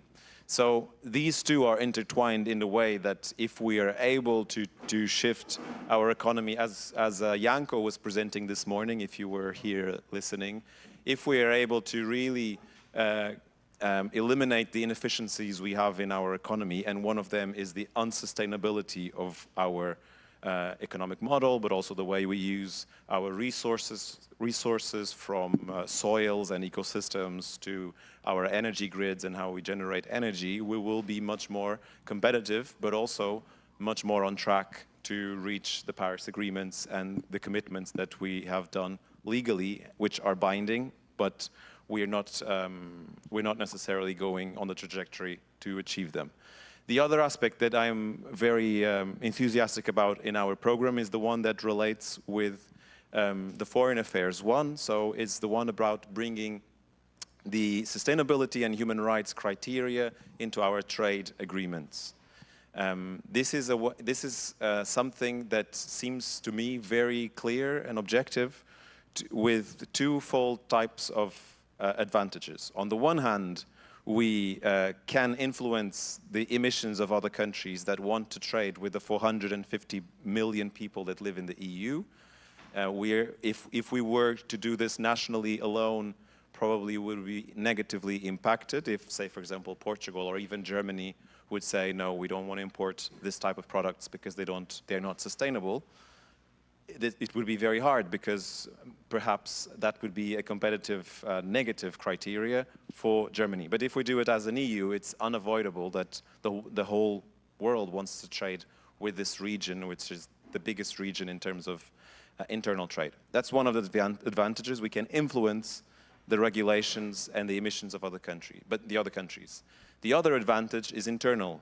So we make our European companies more competitive for being already fulfilling with these criteria, which is a way to bring them back to the side of sustainability. The sustainability agenda is a good idea, including in the food system, even though this is not so clear in the Moonshot program, but in a variety of the sectors that are now covered by the emission trading scheme, so the instrument that the EU uses to reduce emissions with market instruments, so the private sector paying for these reductions to comply with the market. I think this is something that can win the people that are skeptic about the climate transition and how much it costs and implications it has to our economy and to our daily lives. So we introduced you. Sorry, can I just add another dimension? I feel like this also needs to be addressed because Europe at the moment, and also it's not just a European trend. If we look at the populist movement, it's very associated to the farmers' movement. We look at the Netherlands and what happened, and that set the tone for how all the other parties in Europe that have the same way of thinking about the world and life in general, they're positioning for the European elections. So we have EPP, they fought during this whole mandate against the nature restoration law, about animal welfare regulations, about regulations that would improve the health of each individual on an individual basis, like labeling, for example. And so this is something that needs to be really taken into account when we talk about the food system, because it's also about protecting democracy. And the thing about the Common Agricultural Policy, which is the subsidy policy of the EU that funds the agricultural system, is that it's completely unfair. And it's also a hard instrument to explain to. And EPP takes advantage of this. So if you go to their social media, you'll see them saying things like, oh, we protect farmers. The green movements want to take money away from the farmers. They just want to make them comply with this and that and that. And look what happens to farmers. 1,000 farmers kill themselves every day in Europe. True numbers. And it's very hard to destroy this narrative from this party. But the truth is that if you look at the Common Agricultural Policy and the way it is structured, you see that 80% of the funds from the Common Agricultural Policy, which in total is 1/3 of the budget of the EU, goes to only 20% of the farmers in Europe. And who are these? They are the big oligarchs. If you look at how the money that's been put into environmental measures within the Common Agricultural Policy, how it's been spent, the Court of Auditors will tell you nothing has really changed for the environment in Europe. Birds keep dying, land continues to degrade, soil loses its health. It's not going anywhere. The money you've been putting into it, Europe, it's not going anywhere. So it comes to a point where we, and this is also what green movements have been doing, we're not exclusive, Volt is not exclusive in this. We are trying to fight this narrative, but it's a very, very hard challenge, because also the lobby that communicates with these smaller farms and also the big farms, they claim to support all the farms in Europe, all the farmers, but the truth is that they only support the big ones, and then the small ones also, because they don't really understand maybe the reality, the political dynamics. They just follow this narrative. So it's a challenge that we need to tackle, and that comes down to justice, and justice in the distribution of funds within the Common Agricultural Policy. And our program tackles that, and I'll pass back to you. Great. So I think now it's your turn to, I'm sure you have many intelligent questions or even challenging ones. We start maybe there.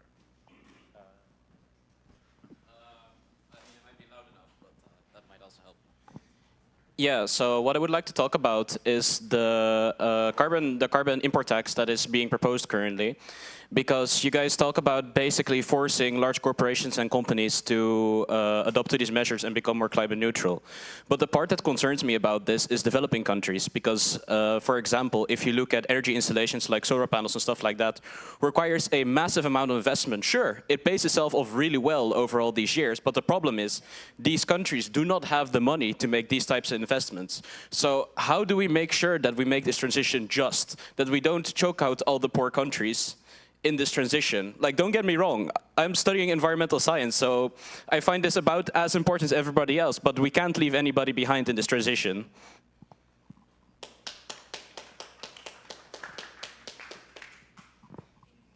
Could I just ask a clarification? So what is your exact question? Is it about the carbon border adjustment mechanism? Is it about this, yeah? Well, it's related to that, because basically my concern is that developing countries are going to be choked out from actually lifting people out of poverty over this carbon tax if we don't help them enough. So very happy to answer that question, as I've worked on the carbon border adjustment mechanism for the past 7 years. So let's be very realistic about the fact that the developing countries are the most vulnerable to climate risk. What this means is that unless the developed countries take extremely serious measures to reduce emissions, not just domestically, but to encourage emission reductions in jurisdictions such as China, the developing countries will be, those which are not island countries, will suffer, let's say, extremely difficult conditions. So that's one aspect. The other aspect is that a scheme like the carbon border adjustment mechanism, what it actually does is that it avoids the system, it tries to change the system we have now. Let's be honest, those solar panels you refer to are produced with a carbon footprint that is far beyond the carbon footprint we'd have if we made them in Europe. So what this means is that we have exported a lot of our emissions to other countries, as well as by not having a carbon border adjustment mechanism, what's going to happen is that the polluting industries are going to go to developing countries. We're not doing a favor to citizens of developing countries. The way we'd be doing a favor to them is to introduce what is, let's say, a converging normative instrument. This is what the carbon border adjustment mechanism is. It gives to the whole world a way to account for these emissions, gives a clear signal of direction towards eventually, let's say, net zero, right? Because you know at some point the price will increase, and so there's a natural tendency towards less and less emissions. And ultimately, it generates revenues, which I couldn't agree more with you, should be going to these developing countries in the first place. The problem is the European Union has decided to put the CBAM revenues in its own budget, partly to make up for the Brexit gap. But we don't necessarily need to make up for the Brexit gap in that way. And if we wanted to, we could do it in different ways. For example, with the revenues from the EU carbon market. And so there's other ways to do that, right? And so this is a battle we can take forward, because the CBAM will only start working in 2026. So it will become, I mean, it's already started working, but the price will only start being applied in 2026. So indeed, this is an amendment that Volt and I think other partners in the political arena will probably be able to fight for and eventually secure. Okay, thank you.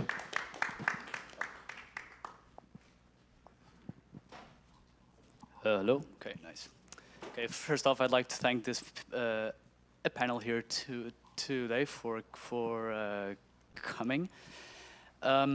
We are now living in a very difficult situation where when we look at statistics, we notice that something like climate change and climate transition is something that is not exactly on the top, or even the top 10 main concerns by most voters, especially in rich countries. And knowing that voters will usually think and vote within their cycles and be much more inward looking, how can something that is the common thread for the whole world be passed to the average voter as a real threat and something that we can change? I think first of all, of course, the first step is to make voters aware about the potential consequences of climate change in the future, not only in our countries, but also around the world. For example, increased risk of droughts and floods, for example, droughts in the south of Europe, which can have dramatic consequences on people's daily life in summer. Also, unstable regimes elsewhere because of climate change, because there are also many studies that say that because of climate change, there will be many more refugees and migrants coming to Europe, because it becomes unlivable in other places of the world. So first, highlighting the potential consequences of climate change, but second, also highlighting the co-benefits of like potential mitigation measures for climate change, because I mean, I know that many parties try to frame it that climate measures have a negative impact on our life because they forbid everything for us and things like that. But in many cases, that is not true. Of course, there may be some measures that impact people in suboptimal ways, and therefore we need a just transition and also support those people. But many measures have also good effects, like, for example, you see in Belgium, but also in some other countries, that, for example, the investments in sustainable infrastructure, whether it's energy or railways, are quite low. They are a very tiny fraction of the GDP. And we, as Europe, we should dare to invest again. We can't invest in sustainable infrastructure that will reduce carbon emissions, but it will also impact people's life positively. The same for healthy ecosystems. There are many advantages for people's health, etc. I would add that throughout my almost 5 years of working at the Parliament, I've had so much experience with working with NGOs, and NGOs are such an important pillar of democracy, of what happens in Brussels. They do an amazing job to bring numbers to policymakers that are on the good side of the story, and also to just inform even the Commission, for example. So they do an amazing job, and everybody, you can't ask people to care about the environment, or it is within you, or it's not, or it will come.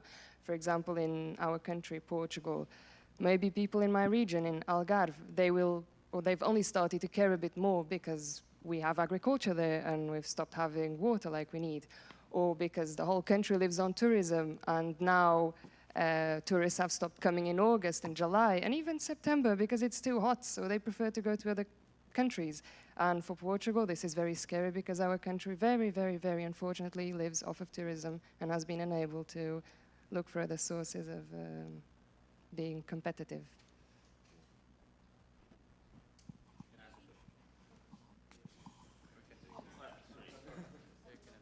Okay, please go ahead. Oh. How many do you need? How many do you need? My question is pretty simple. Microphone? Oh, sorry. I thought I'm pretty loud, but I'm not. The climate agreement, or the Paris Agreement, to bring down the temperature by 1.5 degrees by 2030, there are many initiatives done by the governments or the EU. One's direct impact is on the small-scale industries and on the farmers. So what we have seen in Netherlands and in Belgium, huge protest, because they don't know how to survive once they stop doing their normal activities, just to cut down the emission and things like that. Do you think that the policy should be made in a way that the people who are directly getting impacted because of this climate change transition can also be benefited in a way? So it shouldn't be one directional that we have to go there, but what we are doing to help them who had to cut short their businesses or the farming activities. So, for example, one of the biggest problems associated to the food system is what I already hinted a bit. It's the overconsumption of animal products, namely. People don't like speaking about this, but if we look back in the old days, meat was meant to be a special commodity. Now you eat it breakfast, lunch, dinner, snack. And this means that we have a lot of production of animals in Europe. For example, in this regard, what we could do for farmers to help these farmers, it's not their fault. I mean, the Common Agricultural Policy has been telling them for decades that what they're doing is okay, continue, I'll pay you per hectare of land owned. I'll pay you for not following or for not having or needing to follow environmental regulations. So it's not their fault. So you, in this case, you could pay farmers to reduce the number of animals farmed, compensate them for that, as we are doing for certain environmental measures. The problem is they have not been effective. And very recently there was a huge defeat, which would have been to make it mandatory for farmers to set aside 10% of the land to bring back biodiversity, butterflies, ladybugs, which are essential to fight certain plagues, for example. So even for 10% of the land, there was a huge fight. And yeah, it would start with this, small measures to slowly bring back biodiversity. And it's just such an endless cycle because I'm drifting off a bit, but I think this is an important point as well. You create such an intensive system. You rear animals in factories, they don't see the daylight. You create vegetables covered in pesticides. This leaves soil, it's not soil, it's sand. And it's a cycle because you're going to need more pesticides, more artificial input to keep these plants alive. So we need a structural shift in the food system, and it actually changes with us. Every day we make 3 choices when we have food, and if one of them can be plant-based, it's already a huge help.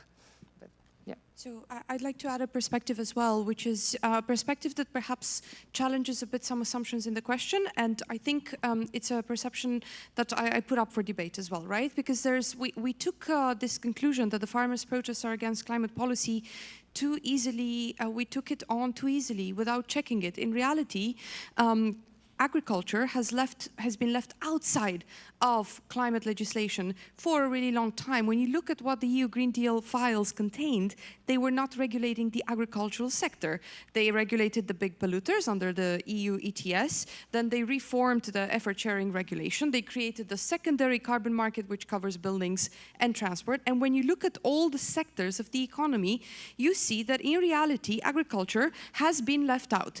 And if you look at the structure of what was promised by the European Commission President, there was this whole package that was coming on sustainable agriculture, on sustainable food. They were even going to regulate on the End the Cage European Citizens Initiative, as they should have in accordance with the EU treaties. So basically, all of this was left to 2023, and so it was the very last thing left, unassociated with the EU Green Deal, but rather an additional complementary package, legislative package, to then find out that they decided in the autumn of 2023 to pretty much cancel it or postpone it in an indefinite manner. I couldn't really understand, but it's completely disappeared from the agenda, right? So there's another perspective to say, well, look, maybe actually we should have been talking about emissions in agriculture long time ago. Maybe we should have been talking about how to reduce emissions in agriculture as part of the EU Green Deal discussions. I understand that the farmers are feeling left out. However, the answer cannot be that we're not going to regulate on agriculture. The reason being, of course, agriculture is most exposed to climate change, right? And so we have to regulate on agriculture. The whole point is maybe we shouldn't have left it to the very end and then sort of cancel it. And so how do we actually take responsibility for the safety, security of our future food system in a way that is in line with kind of climate equilibrium and helping the farmers? So I would like to encourage all of you to, first of all, feel free to challenge me, but feel free to challenge others who just say the farmers are out there against climate policy. I'm really not convinced that's the case at all.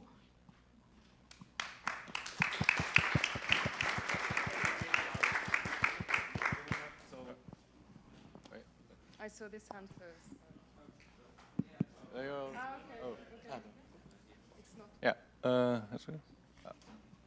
I lost my word. Yeah. So in the program, I think we want to decarbonize mobility without reducing the access to it. Is that right? Right? Yeah, we want to improve access to mobility because we want to have more trains, more rail infrastructure, more cross-border public transport, a European high-speed rail network. So in that sense, we want to have more access to mobility, I would say. But of course, we want to reduce the amount of polluting mobility use, like less flights, less cars. But that means not we forbid them, but we have indeed incentives and measures to reduce the use of it.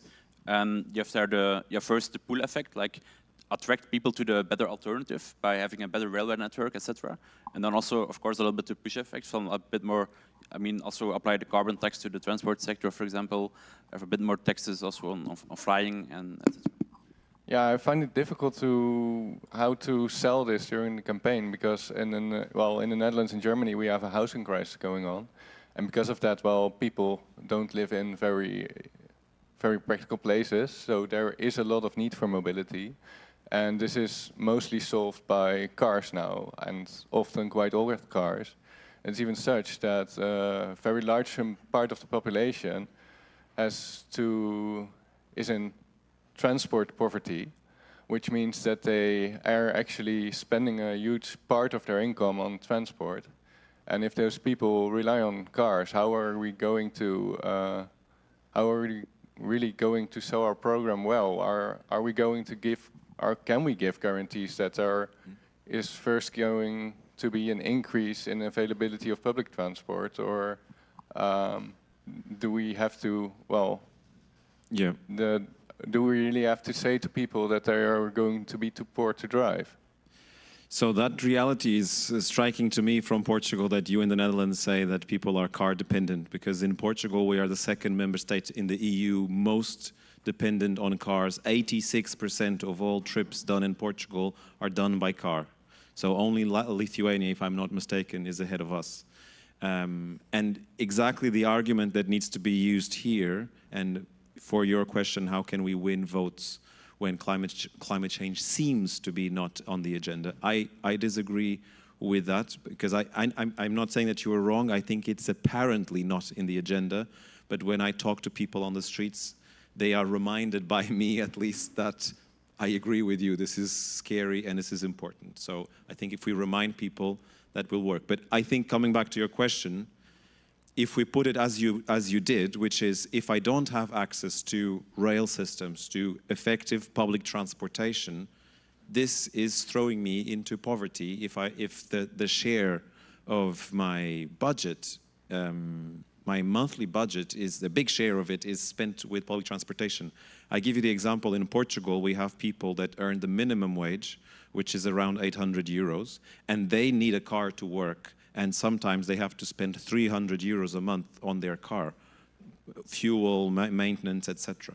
So this like, in order to get the minimum wage, they're throwing away almost a third, or more than a third, of their salary. So indeed, the argument there, and this is undeniable and no one will fight it, because climate change, some people find it's not a priority, but the income of poor people and the time people waste in ineffective public transportation, because some people cannot even afford that car, is the argument to push for more EU funding and more EU instruments to change the reality of our transportation.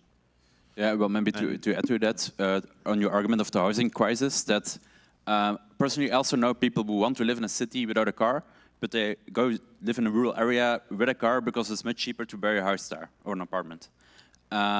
So I think in that sense that spatial planning policies should also be integrated in like the climate policies, because it's quite stupid that because living in rural areas, it's not only more carbon emissions because of you have a car there, but also the infrastructure is more costly for the government to pay. So it costs more to society to live in a rural area, but for individuals it's cheaper to buy a house in rural areas. And many people want to live in a city without car. They cannot, because it's much more expensive there. So this is something that should be integrated in the whole program, I think. Cool, so let's have the hands, because we have only 10 minutes left, and maybe we can collect. So 1, 2, you have a question? 3, 4, 5, 6, 7 questions. Or maybe 3. So maybe the 2 questions there first. I'll do my left to my right. Yeah. 2 questions. Okay, thank you. Hello, I wanted to discuss how realistic it is, the 2040 target for net zero, because I used to be not optimist regarding this, but lately I've become a pessimist because I feel that the numbers are not adding up. So let's quickly see. So 75% of the emissions are due to energy, right? 15% of the energy we use is electrified. And of these 15%, 40% is decarbonized. So this means that 6% of the energy we use today is decarbonized. Now we have several challenges here. One of them is the energy consumption is expected to double by 2050. You know, Africa is developing and all of that. Currently, our construction capacity, if our factories are churning to the max renewable power, we have about 0.5 terawatts production yearly. The amount that we need by 2030 is something like 50 terawatts. So even if we are at the current production capacity or even double, it takes many decades. I mean, not just 16 years it takes to 2040. So I think that unless we have like a, I don't know, war mode economy for this, I don't think the 2040 target is realistic at all. Yeah, I will make a question really fast, but before I will just make a note regarding the first comment about the installed capacity of PV and wind. In my opinion, something that concerns me much more than that, it's what's going to happen to those technologies in 20 or 30 years at the end of life, because I don't feel that there is a plan for that. My question would be, regarding and concerning our policy for decarbonization in Europe, how can we justify that this will influence globally at a global scale? Like how does this influence China's and the United States emissions? Any more questions on energy?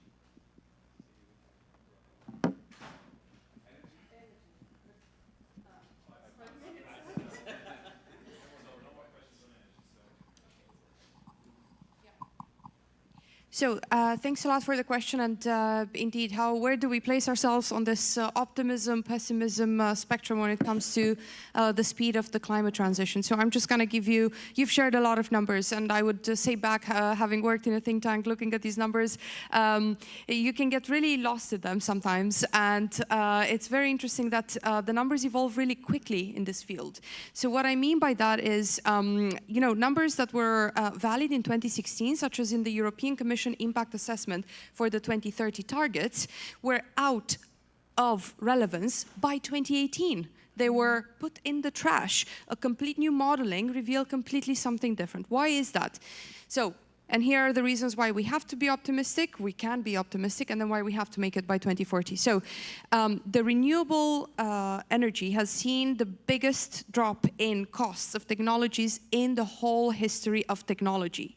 There has never been a faster drop in the price of a technology as we have seen in renewable energy. Right now, renewable energy is the cheapest form of energy that humanity has ever had. One. Two, 2023 has seen the biggest drop in emissions from heavy industry sectors and electricity under the EU ETS since the scheme was created in 2005. We've had a 16% drop in emissions annually in 1 year. Okay, so what I'm saying here is this is picking up pace. And the question is, how do we maintain the pace, accelerate it further, while making sure that this doesn't become too scary or doesn't actually push citizens out of their kind of comfort zone too much, right? Technologically speaking, it is possible to get there by 2040. The question is, how can policy do it in the right way, right? So you can be optimistic, but cautiously optimistic as well. More questions? 1, 2. Maybe, if the topic is the same. Thank you, dear panel. We're talking a lot about behavior from individuals. Can you all, say a measurement to stimulate individuals' behavior to use less, to eat less meat or reduce flying, but not using taxes, but stimulate individual behavior? Anybody else has a question related to, individual behavior. actions or something similar? Here, right? Yeah? No? Hello, this is a very important moment for me as I work on science, and it was mentioned from the beginning that we live with science, with scientific methods since ever, but we didn't use them properly because, even in the agriculture, there was science in agriculture, but here I want to point on some very important maybe reflections. Where is our attention to the Sustainable Development Goals? Can we reflect back to them? Can we use the anticipation methods to understand our needs, or let's say the foresight, the strategic foresight and the strategic partnerships? Why we connect, let's say, models of the new transport when it was a lot on hydrogen, where it was a lot of already 150 years ago. That means that we going back, we need, let's say, the reflections, what to simplify, where we stand and for what we stand. And one of the issues, which are the next flagships, which we, in the new commission, in the new parliament, what we stand for is not for connectivity. And next week it will be a reflection on the new cohesion policy. I think that we should look at this, why we need cohesion in Europe. And between everything what you're pointing, healthy ecosystem, it's the right way, practices, communities of practices, innovation Thank you. camps? We, No, but I mean, we still have to answer. Okay, We no, only I'm have 2 just minutes saying left. that Sorry. maybe the last. Can you make it brief? Make agile communities. Make, let's say, reflection on resilient communities. Okay. How many more questions do we have? I know we have one there. Let's collect one more, maybe three. One more. Yeah, I know. You will get. I know. Yeah. 2 questions. 2 minutes, so. All right. Yeah. Make it very short, please, if you can. Yeah, for diet, how confident are you that cultivated meat is a viable technology? Okay. And for the emissions trading system, it incentivizes companies to plant trees and maintain forests. Wouldn't it make sense to extend that European trading system to countries with like rainforest and stuff, so they have an economic incentive to maintain the rainforests instead of cutting it down for animal feed and that kind of stuff? Thank you. Okay, so I'll answer the one about the individual, the collective action that can be taken. And I thought of 2 things, for example. The EU needs to work on labeling, because when you give information to people, they are able to make better decisions. So we ask for labeling on animal welfare. How were the animals reared? Were they in a cage? Were they in the outdoors? What were they fed? Were they given antibiotics? And then people, when they buy meat, they can choose, for example. Another thing, marketing standards. The EU gives money from the Common Agricultural Policy for the marketing of products, and this includes alcohol. And France and Spain would cry so much if this were to happen, and this means that they've been lobbying a lot for this to remain in place, and also for us, or in Europe, not to have labeling about the nutritional value and certain warnings regarding alcohol. Then the question about cultivated meat.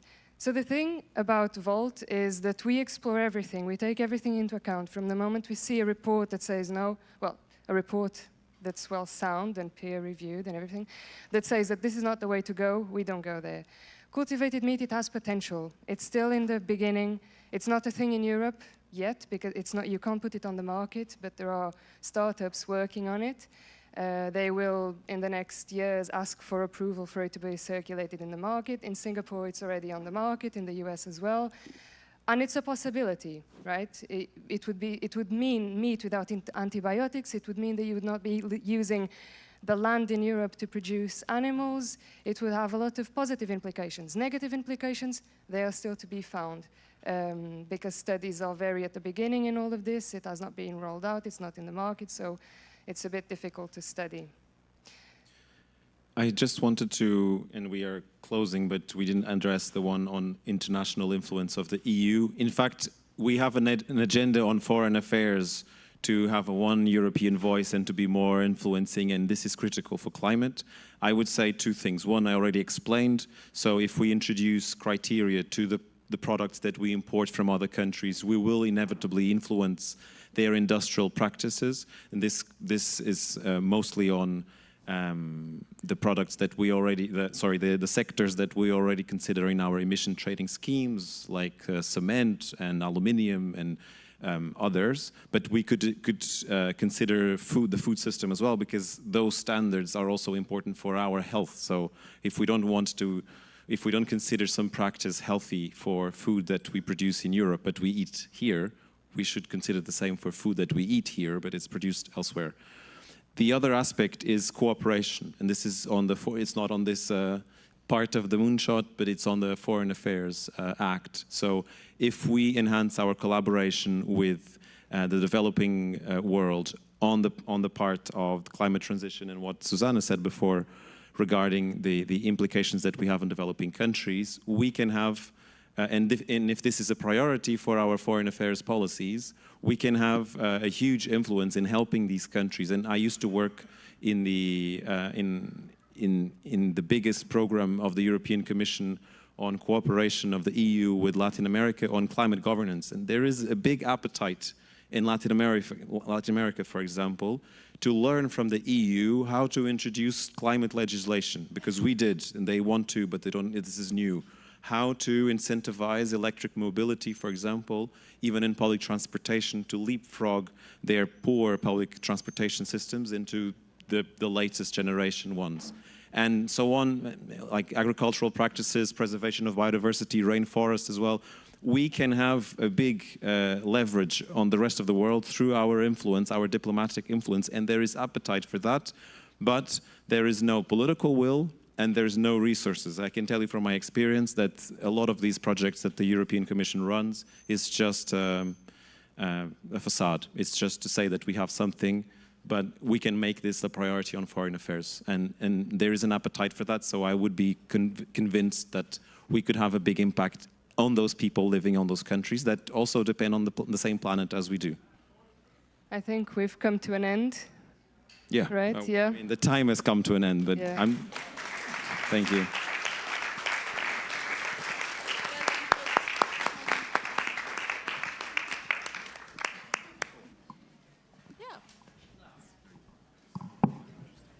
Yeah, I think it was really interesting. The time flew by. Just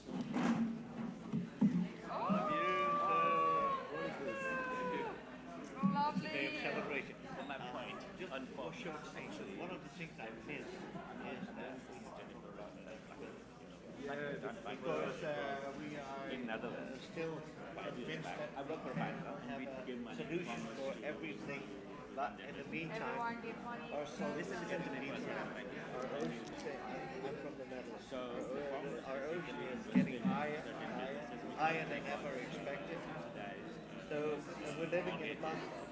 But as soon as the water comes over, I think this is also for us. The lively. This is the argument.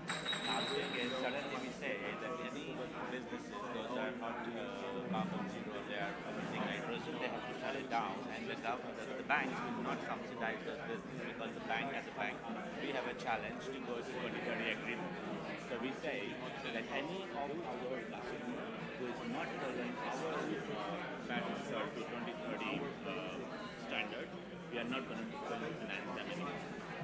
Right? So what happened immediately? The strange thing is that whenever we would talk about accountability, people would be confronted with okay. Later.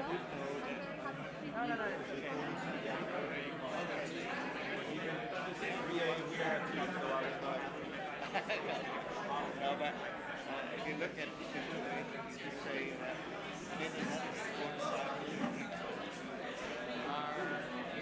because within 60 years, there will be a place in the state. Yeah.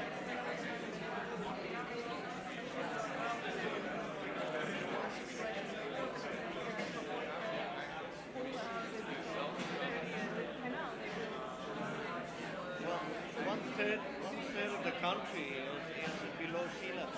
So once the water gets over underneath, because that's the second problem, you just can't build the dikes higher and say it's okay, because the water gets underneath. And you still have to work. And there's so much water coming over the river that mechanically are not able to pump the water up into the ocean.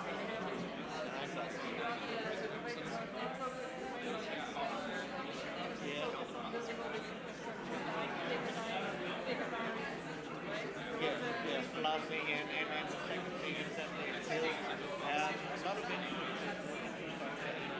houses built in areas where they are of non-value after 60 years. Nobody built houses for maybe 100 or longer. Our house is more than 100 years old. And I live in the region where it's 20 meters above sea level. So I could say I don't have to worry, but I worry because we can expect in our region at least 1 million refugees from the west.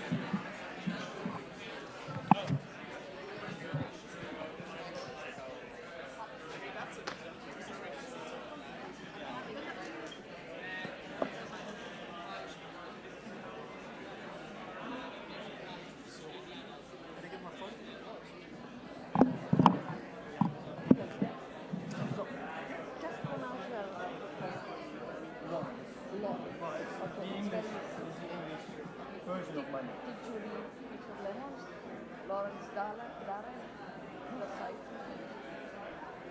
In Dutch, your name is Laura. And your name? Alexandra. Just Alexander. Yeah, yes, I'm not going to use surnames. I mean, by now. The discussion, how are we going Where's my envelope?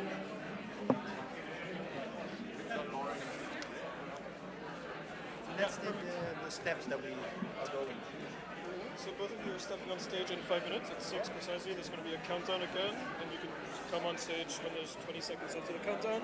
And as soon as the countdown is finished, you guys can speak. Maybe between the two of you, if you speak a total of 3-4 minutes, some words to generate enthusiasm, or some why. Up to 5 minutes for both of you. General thing about what we are doing together. We are celebrating the work that we have selected to use. So you already talked about transnational lists and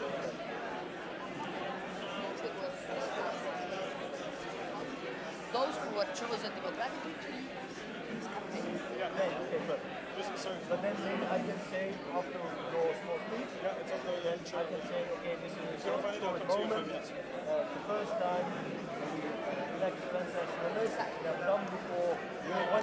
And you have to do, and you have to include in your saying that Vault listens to the citizens, and the citizens in the Conference for the Future of Europe demanded a transnational list. Okay, we listen, The we sort hear. of buzzword to emphasize is the fact that this is the first ever transnational list. So I will say that after.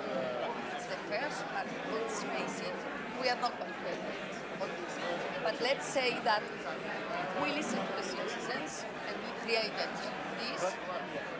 But then another question, because then do you convince that everyone assumes we don't modify transnational lists? It's mine. Hello, it's mine. Do whatever you want. Just so that somebody's not stepping on your. Yeah. Just not to lose it because it's my life in there. Yeah, that's what I'm saying. Okay, Tables are our life. Let's put it in. Yeah.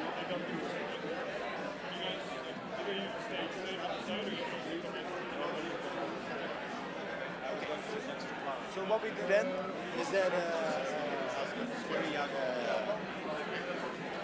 shall we go through the envelope together? You open first. I speak first. Second, then I open the envelope and then we open both the envelopes. We open together, we announce the the envelopes, we announce the names, and we say all of the choice of the people who understand and then we give the mark and then we yes, and then that's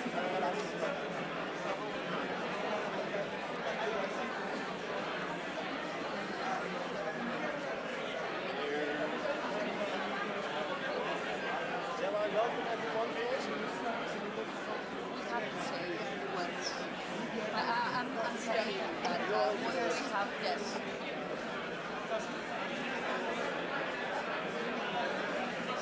We're going to talk maybe just after indicating what we're going to do. Okay, you start. After all the normal candidates.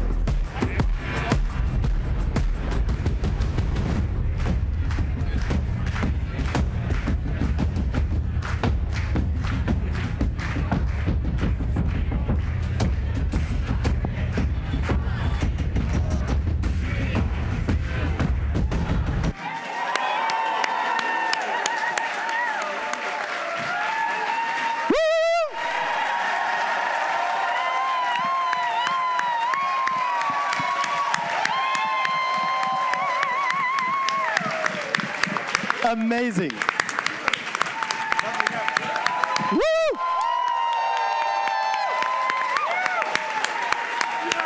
This is the spirit. One more time. That was cool. This is exactly the reason why you always have to be at European events. This kind of energy, please bring it along with the campaign. But first, Alexandra. Wonderful people, we are gathered here in Brussels from all over Europe. We came from the north, the south, east and west. Why? Because we share a dream. We share a dream. And what is our dream? We share the dream for a fairer, greener, better Europe. This is our dream.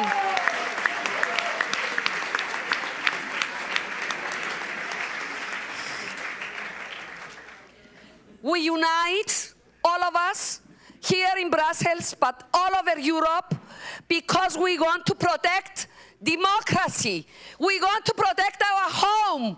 We want to protect the European Union.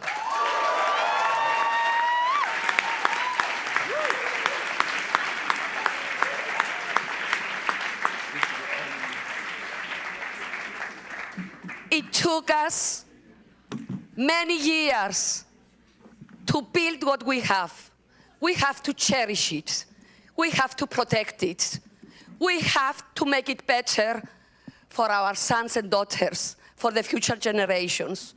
Europe must not be undermined by anybody, and we are going to defend it.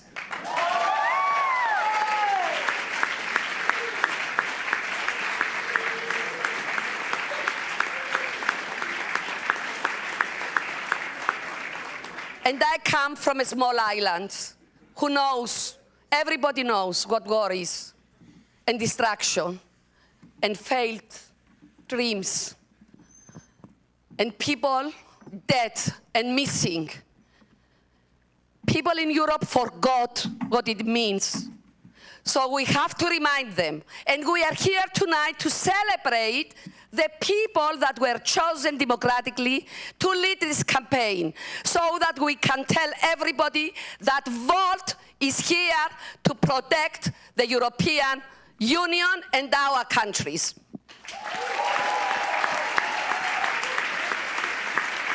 Yeah.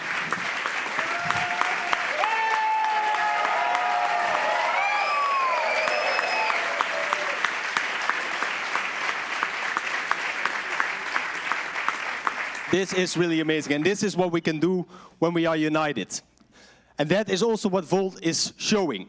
We are leading by example, and today we spoke in the panel about the conference of the Europe and what the outcome was, and that nothing was being done with the outcome.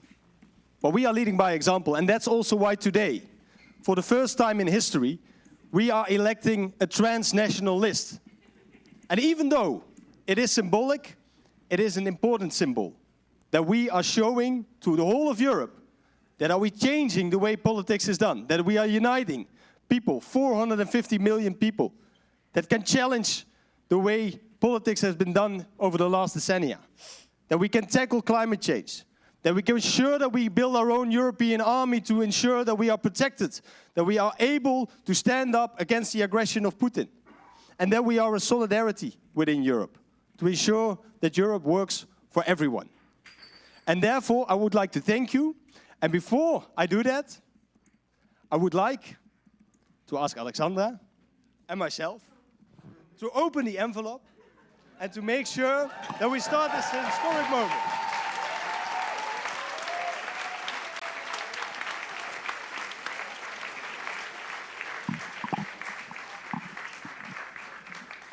So it's good to mention, before we shout out the names, that the list has been approved by the membership and that it will be led by? By? The name on the list? So, you know, I always see the Oscars and you have to say a joke. I had a scholarship to become an actor, but I thought that I I could not speak in public. So I didn't take it. Since I will never receive an Oscar, I will do it like the Oscars. And the winner and the leader is Damien.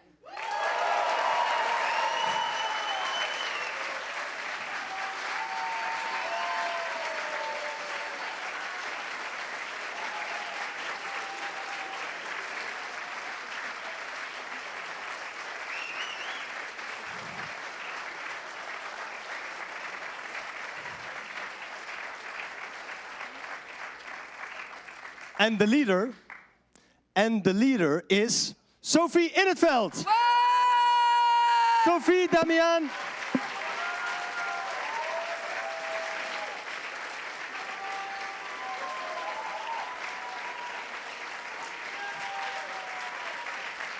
And the floor both is come on yours stage. now. Give them a warm applause. Please, I welcome you on stage, Damian, Sophie.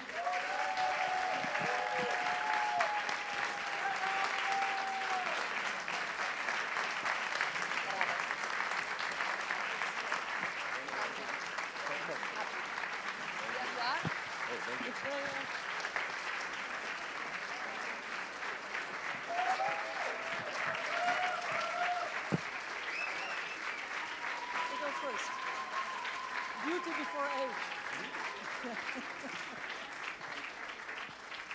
age. Sophie just said age before beauty, and that's why I should go first. Oh, you gave it away there. Okay, well, first of all, thank you very, very, very much, I think, on behalf of the both of us.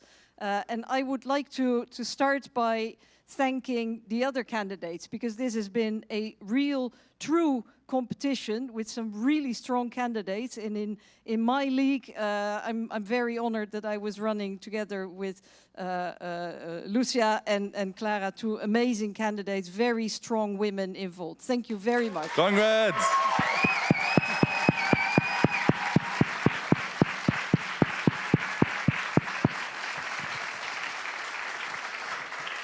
I almost think I don't need to name the two other candidates because you all know them. I know them almost as long as I know Volt. So Sven, I don't know how often you have been on the bicycle running through France, cycling to get all the French people out there to vote. And so thank you so much, Sven and Duarte, for running a super strong campaign. And I read your post about, why you run. I really love it. And so thanks a lot for everything you did.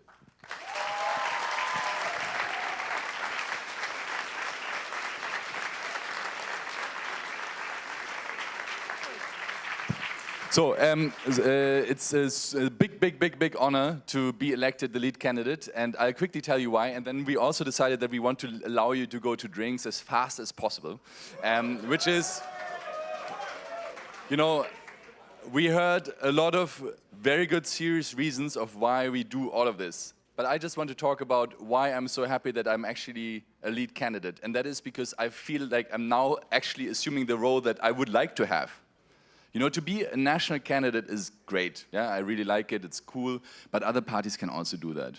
And when in 2019 we got 250,000 votes out of Germany, it made me happy.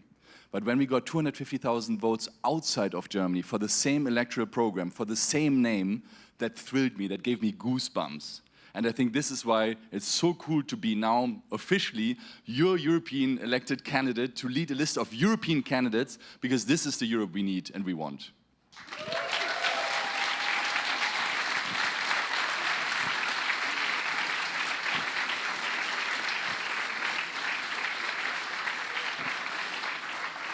And the second reason I'm super happy is because I have an extremely strong co-candidate.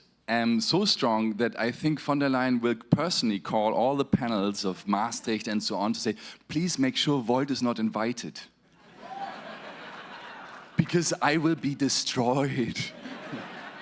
So it's just a really cool, I think, chance for all of us to really have strong voices on these panels on a European level to show that we are amongst them. Who knows Nicola Schmidt? Nobody knows Nicola Schmidt, You know Nicola Schmidt. Very good. I don't, he's probably a nice guy, it's just that nobody knows. So I think we can run a strong campaign. We will be your candidates. Be patient with us in you know what you expect of us, but we will be there in hearts. So I would ask you to also be our support, our movement members. We can only win this if all of us bring this energy that Lawrence just said back home. Rani, you told me yesterday, the one crucial factor is, are you spreading fun in a way? You know, are you actually making people around you excited for these elections? Let's take all of this energy and bring it back home. This is my ask, my demand from you as a European lead candidate that I'm very proud and honored to be. Thank you very much.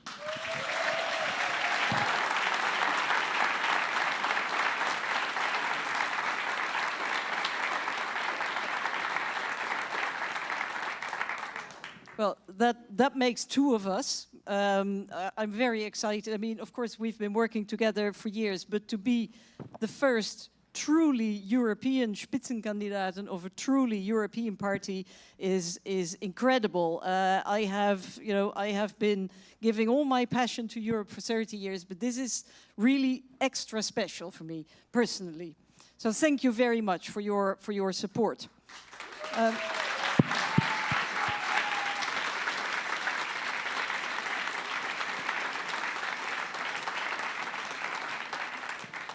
And then maybe 2 words about what it means, because you said it's symbolical, but symbols matter. And for me, it's not so much about this being symbolical, it is about the power of imagination.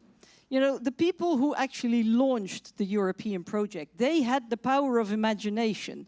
On the ruins of 2 world wars, they could imagine a better Europe. And imagination is an incredibly powerful tool. And we are going to be the first party to launch a truly transnational European list, the first party to have real transnational Spitzenkandidaten. And if we have the power of imagination, we can give it to others as well. We can inspire others as well. And we can see, look, it can be done. It exists. It's possible. You know, this is possible. So I think that is the true value of this. And the second thing is about, you mentioned already a little bit the Spitzenkandidaten of the other parties. Let's go into that a little bit. We're going to make it very clear to the Spitzenkandidatin of EPP, Mrs. Ursula von der Leyen, that this is not about symbolism. This is very much about politics, and this is very much about a campaign in which we are going to oblige her, whether we will be in Maastricht or not, to answer, to take a stance.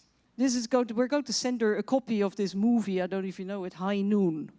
You know, we'll be, okay, it's a Western, Google it. Exactly.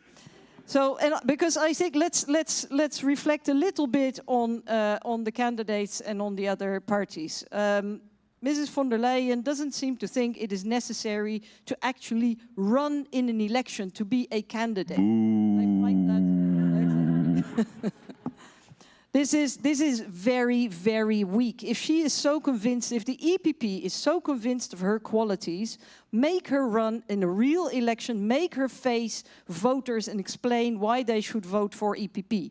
I can think of many reasons why they should not vote for EPP and why they should not vote for Ursula von der Leyen. And I'll take a very clear stance here. I do not think that she should get a second term.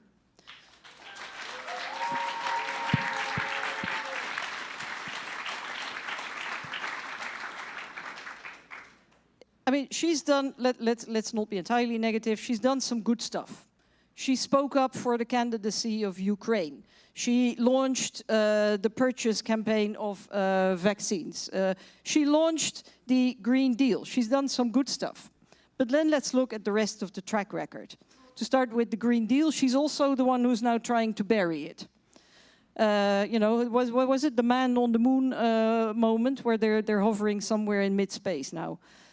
For me, another big failure was that she really missed the opportunity of a lifetime to show true leadership in geopolitics in October. She had the opportunity to unite Europe and to make Europe matter in the process in the Middle East. And she messed up spectacularly, dramatically. I find it unforgivable. So for me, that is a reason in itself.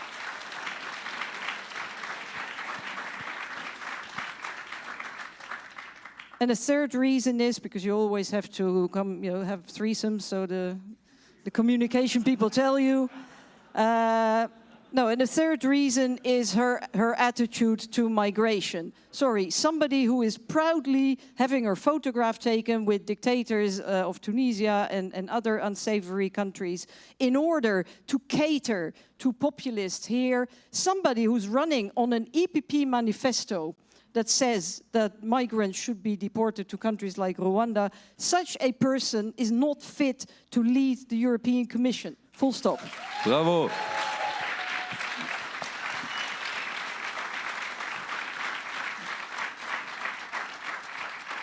Now, I'm going to say something about the other candidates. The good news is there's so little to say about them. I'll be shorter than I was on von der Leyen.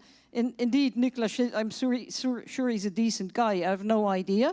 But I find it, the signal that the socialists are sending by making him their Spitzenkandidat, basically saying we don't believe in the we don't believe in the European Parliament playing a role in the selection of the Commission President. That is the signal they are sending. They don't believe in the European Parliament. The Liberals, sorry, my own family, I think they messed up badly by not having a Spitzenkandidat at all. Not at all. So they're not even, they're also saying, okay, the president of the European Commission will be chosen in a backroom deal and we think it's okay. How can you be pro-European and accept this procedure? Okay?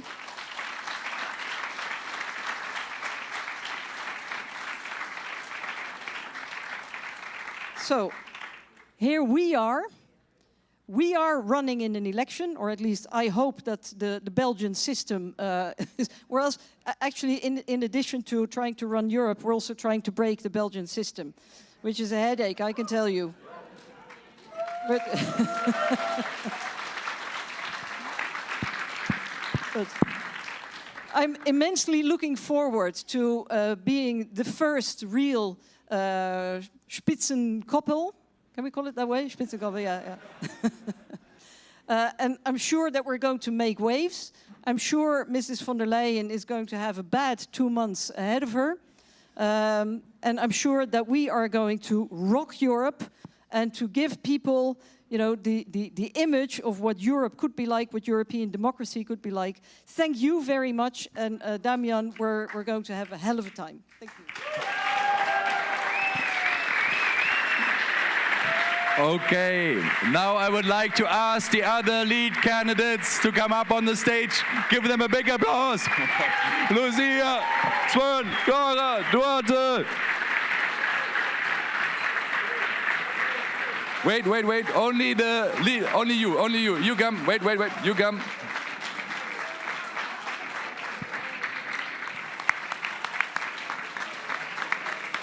Give them a big round of applause.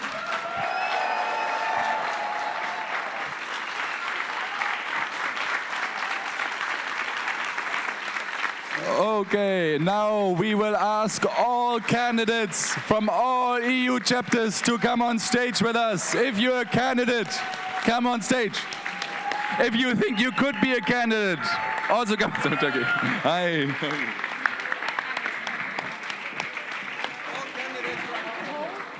I hope so.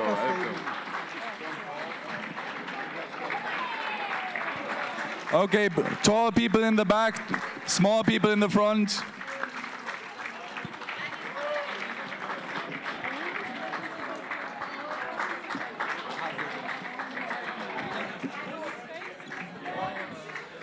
This is for courage, this is for hope, this is for Europe. Woo.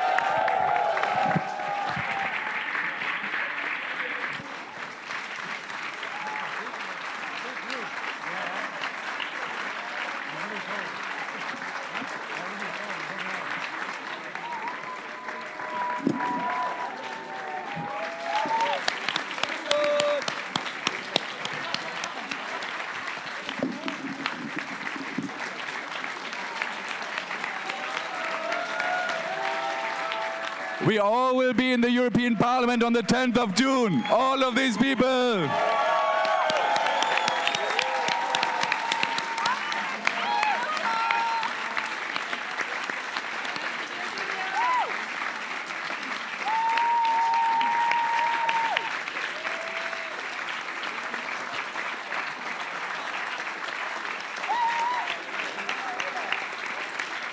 Okay.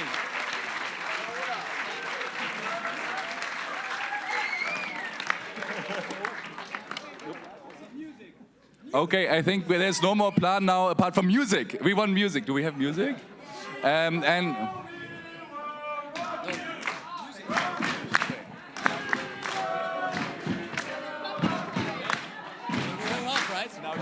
yeah. So thank you very much, everyone. We can now get off the